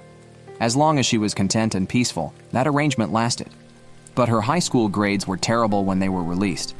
At that point, I discovered that she had joined the wrong crowd, students who were doing drugs. She wanted to live with my parents because she had a nasty boyfriend. After they went to bed, she would slip out and tour the city until after midnight. Her senior year of high school had to be repeated. Another nightmare was getting her through college. She wouldn't have been accepted any place else due to her bad grades and depressing attitude, so thank God I had some contacts who helped her get a spot at a respectable college. She once again surrounded herself with the wrong crowd and used drugs while she was a college student. She had to go to rehab because things got so out of hand. She finally graduated at age 25, but she had a relapse the year after, so I had to send her back to treatment for a few months. She truly has been a pain in the butt, so calling her such wouldn't be impolite. She has continuously caused me distress, embarrassment, and misery. I'm so grateful for Mercy, my understanding wife. She could have talked me out of leaving Ava if she had been any other lady, but instead she was the one who continually urged me to wait. Mercy has given so much of herself for Ava and me, and I'm so grateful for it. The fact that I got married again, and Mercy even more so, seems to be Ava's biggest grievance. Mercy isn't Native American, you see. The Middle East was the birthplace of her family. Her parents, who were immigrants in the United States, were unable to support their 5 children, so she grew up in an NGO. They came to the United States with nothing after fleeing a war-torn area. I was drawn to Mercy for that reason. Despite having a difficult upbringing and little money, she persevered, obtained a master's degree, found a lucrative teaching position, and established a successful life for herself. Despite being a self-made woman, Ava refers to her as a gold digger. Yes, we have some generational riches because my family has had a successful export company for 2 generations. Since this is my second marriage and her first, Ava thinks Mercy married me for financial gain. Ava argues that if it weren't for financial gain, Mercy wouldn't have married a single father who was 12 years her senior. Mercy is 45 and I'm 57. I don't know who gave Ava these thoughts, but that's why she called Mercy a gold digger. A few of you also inquired as to whether Ava's mother had anything to do with this. In actuality, she hasn't gotten in touch with either Ava or myself since our divorce.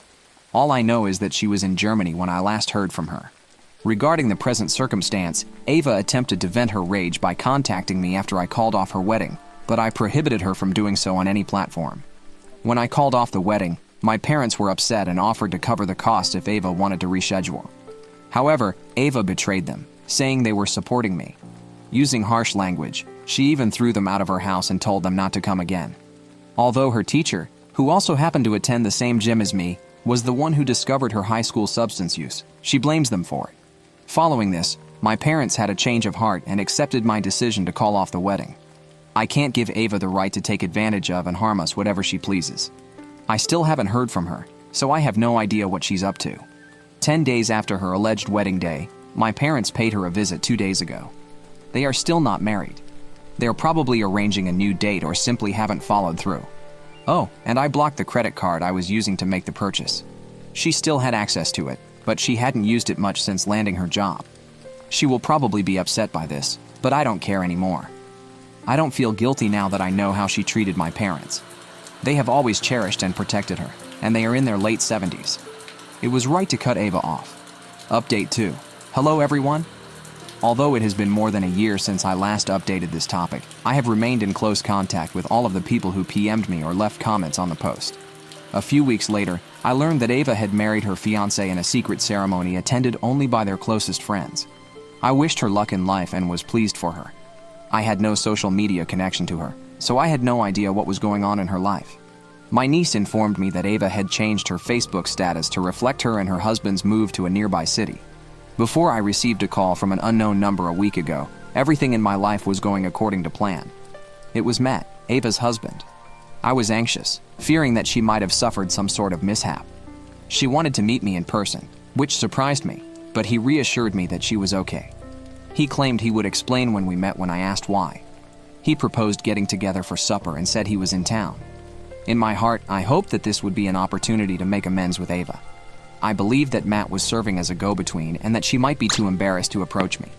I went to see him with great expectations, but to my disappointment, Matt arrived by himself. He said he had no idea where Ava was when I inquired about her. With a sinking heart, I inquired as to her whereabouts. Then he disclosed that they were no longer together.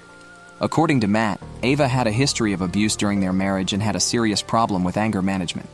Even over small disagreements, she would hurl objects and smash household objects. For as long as he could, he put up with it, but eventually it got to be too much, and they split up. Matt continued by saying that Ava had psychological problems and attributed any problems she encountered to other people. Because they had relocated to a new city for his work, she and he had many arguments. Ava was angry at him for removing her from her hometown, even though she had secured a comparable well-paying position there. That was only one of their numerous problems. Matt stated he wanted to apologize face-to-face. He acknowledged that he had seen Ava treat me, Mercy, and my parents cruelly, but he chose not to step in since Ava had used him against us all. He felt bad for ignoring the warning signs and causing himself suffering. I informed him that Ava was to blame and that he was not. I held myself partially responsible for not raising her well. I also expressed my regret to him for what he had endured with Ava. Then Matt asked me to do him a favor. He claimed that Ava was pleading with him to take her back since she had been upset by the breakup. But after experiencing her mistreatment, he had lost interest in her. He nevertheless sent her warm wishes and asked if I could help her during this trying period. Because of her rage, Ava had lost all of her true friends, and Matt felt I could help her by taking her to therapy. I informed him that although I hoped I could, Ava would not allow me to be close to her.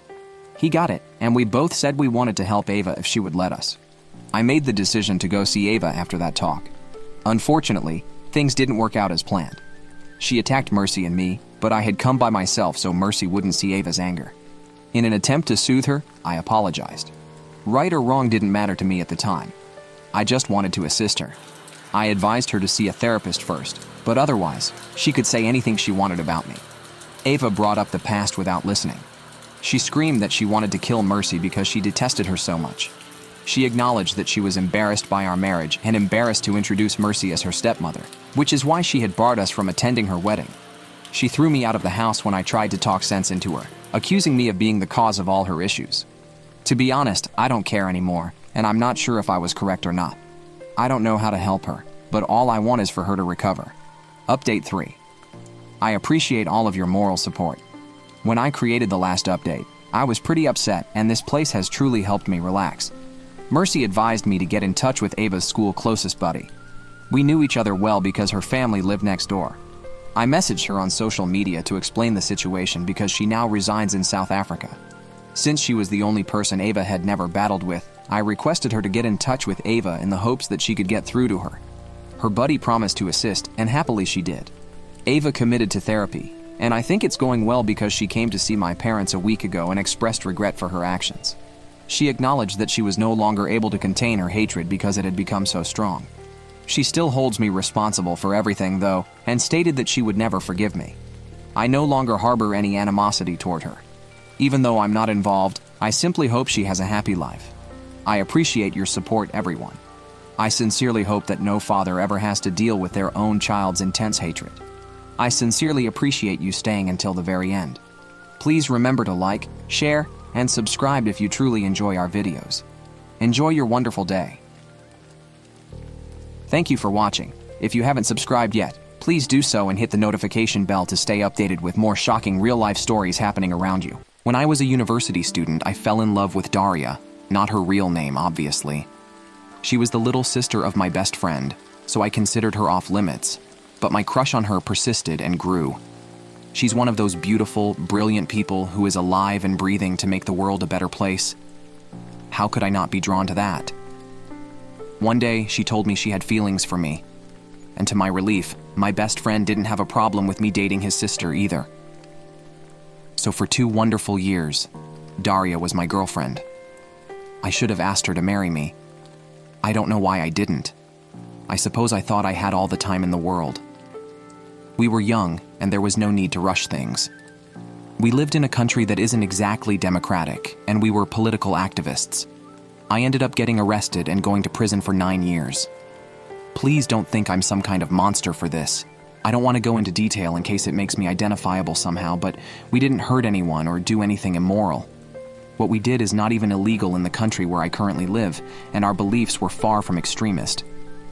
I haven't seen or spoken to Daria since the day I got arrested. My best friend died shortly after, and Daria left the country, partly due to the possibility that she'd be arrested too. There wasn't any way for her to contact me while I was in prison, though apparently she contacted my dad a few times in the beginning. Things got even worse in our country while I was incarcerated, so my dad and I emigrated when I was released. We've been living in Western Europe ever since, and life is pretty okay. I live with my dad, and I have a steady, if shitty, job. Months ago, I found Daria online. She lives in a neighboring country 7 hours away by rail. She doesn't use social media too much, but from what I've seen, there's no evidence of a partner or kids. And even if she's married, I'd be content just to be her friend, as I was for the first years we knew each other. Part of me desperately wants to reach out to her, and my dad has been encouraging me to do so, but I feel like it'd be too selfish. The circumstances of her brother's death were very traumatic for her, and I'm afraid that I'm just a living reminder of all the bad things that happened to us. And if she does have a partner, would my contacting her offend him and trouble their relationship? I don't want to cause her any more sadness. Time stood still for me while I was in prison, but I know it didn't for her or anyone else. She's done so well for herself. She's built a whole life, and I don't want to derail that life just because I feel entitled to a place in it. She might not even remember me at all. And even if she did invite me back into her life, I'd be nothing but a burden now, owing to my wrecked mental health. We've been apart twice as long as I knew her. Have I even the right to miss her as much as I do? For now, I've contented myself with Googling her name every so often and seeing that she's okay. It just hurts a lot, and I don't know how to make it not hurt. I still love her with everything I have. I probably always will. Should I reach out to her or leave her alone? If I do contact her, what should I even say? The short version is that I was wondering whether I should try to contact my former girlfriend after I went to prison for a long time. The consensus was that I should, and people gave very good advice on how to do that. First, I want to say thank you to everyone who offered advice or kind words. I had spent so long feeling ashamed about my situation and expecting most people to react very negatively if they knew. I had barely discussed it with anyone before, except my dad and people whose job it is to help me, lawyers, therapists, etc. And I was very surprised to be met with so much compassion from a bunch of complete strangers. Thank you truly. Several people asked for an update, and that's the least I can do in return. I sent Daria a message the evening after I made my post. It was something like, "I don't mean to intrude, but I wanted to say hello and thought I would give you my new contact information in case you ever felt like getting in touch. If not, that's completely fine too." I left her my mobile number and email address, wished her well, and that was that. I knew it might be a while before she responded, if she responded at all. So I tried to put it out of my mind. Early Monday morning, my phone rang. It was an unfamiliar number from the country where Daria lives. Who else would ever be calling me from there? I panicked a little bit, but I managed to answer in time. She asked a few times if it was really me, and I couldn't tell if she was laughing or crying. At first she called me by the very affectionate version of my name she used to, but then she quickly apologized and corrected herself, which broke my heart a little bit. It was an awkward phone call, but not in a bad way. I was extremely nervous, and it seemed like she was too, but happy also. Some of you mentioned that Daria would want to know that I was safe, and this was more true than I could have guessed. Because unrest in my country increased a lot during the last year I was in prison, she was afraid that they would decide to quietly kill me, rather than let me go. There are documented cases of other prisoners like me having met very suspicious ends in the months before my release, so it wasn't a totally unreasonable worry. She also said she repeatedly tried to send me parcels of supplies and put money on my commissary account, but her attempts were rejected without explanation. After my sentencing, I was not allowed to receive correspondence or to have a commissary account at all because of the classification of my crimes, so she was forced to give up. She told me this as an apology, as if I would have been disappointed with her for not helping me more. I had no idea she had done any of that. I do know that it was not a safe thing for her to do, and I feel terrible that she put herself at risk trying to make me a little more comfortable. She didn't seem to want to talk about what happened any more than that, and so we didn't. We changed the subject to more lighthearted things, our jobs, the cities where we live, how my dad is adapting to a new country, etc. When she arrived at work and had to end the phone call, she asked if I wanted to continue talking through a messaging app. Obviously, I said yes and downloaded it immediately. We sent messages throughout the day, and she even interrupted her commute home to send me a picture of a restaurant modeled after one of my favorite books, just because she thought I would like it. She told me that she thought of me every time she saw it, but unfortunately the restaurant itself was not so good. I was afraid she wouldn't remember me, but she even remembers the things I like to read. She remembers a lot of little things, even stuff I forgot. We have been sending messages back and forth ever since, and talking on the phone after I finish work at night, until she gets too sleepy. Sometimes it feels like I'm 24 and she's texting me from a few blocks away, as if the next thing she might ask is what's for dinner. Other times it seems like we're trying to will dead versions of ourselves back to life in order to avoid acknowledging what we've lost. She seems a lot more timid than she used to, more passive, which I suppose makes sense. Sometimes I worry about how much I've changed, and that maybe she won't find anything left in me that's worthy of her. But if I could express in words what it feels like to hear her laugh, I could explain that there's also a lot that we know very well. She hasn't lost her kindness, or her warmth, or her empathy. She still cares about me, and I still care about her. I know that rebuilding a friendship after all that's happened will take lots of patience, and I have plenty to spare. I'm just happy to have the chance to get to know her again. This morning, Daria asked if I want to have a video call sometime this weekend. I agreed, but I'm ashamed to admit that as much as I want to see her, I'm very nervous. I look so different than she would remember. My jaw is messed up, and I have the teeth of a hockey player. Fortunately, I will qualify for healthcare insurance soon and be able to have it fixed. I lost weight that I haven't put back on, and I see an old man in the mirror. I'm also worried that I will get very emotional when I see her, and embarrass myself that way. I don't really cry in front of people. I'm not used to it, and this doesn't seem like a good occasion to start. Aside from not wanting to appear pitiful, I don't want her to feel forced to comfort me. If anyone has some advice on how to handle this, it would be much appreciated. Overall, this week could not have gone better, and I am extremely grateful to everyone who gave me the little push of courage I needed to send her that message. 1,000 times thank you. I've had a lot of people ask for an update, so here it is. The last 2 months have gone by very fast. I told Daria that I was nervous about the video call, and she insisted on having it right away so that I could get it over with and stop worrying. Seeing her made everything feel real in a way it hadn't before. She still looks like herself, or even more beautiful, different only in the sense that she is fully an adult now. The place she lives is very different from our home country, with a distinct culture to which she has assimilated. That she had time to adapt and feel completely at home in this place broke the illusion that no time had passed. In hindsight, that was probably the real reason I had been so nervous. Because I could no longer occasionally forget myself and pretend that nothing had changed. The hardest part was not being able to reach through the screen and put my arms around her. Sitting there and watching someone you love cry from a distance is not easy.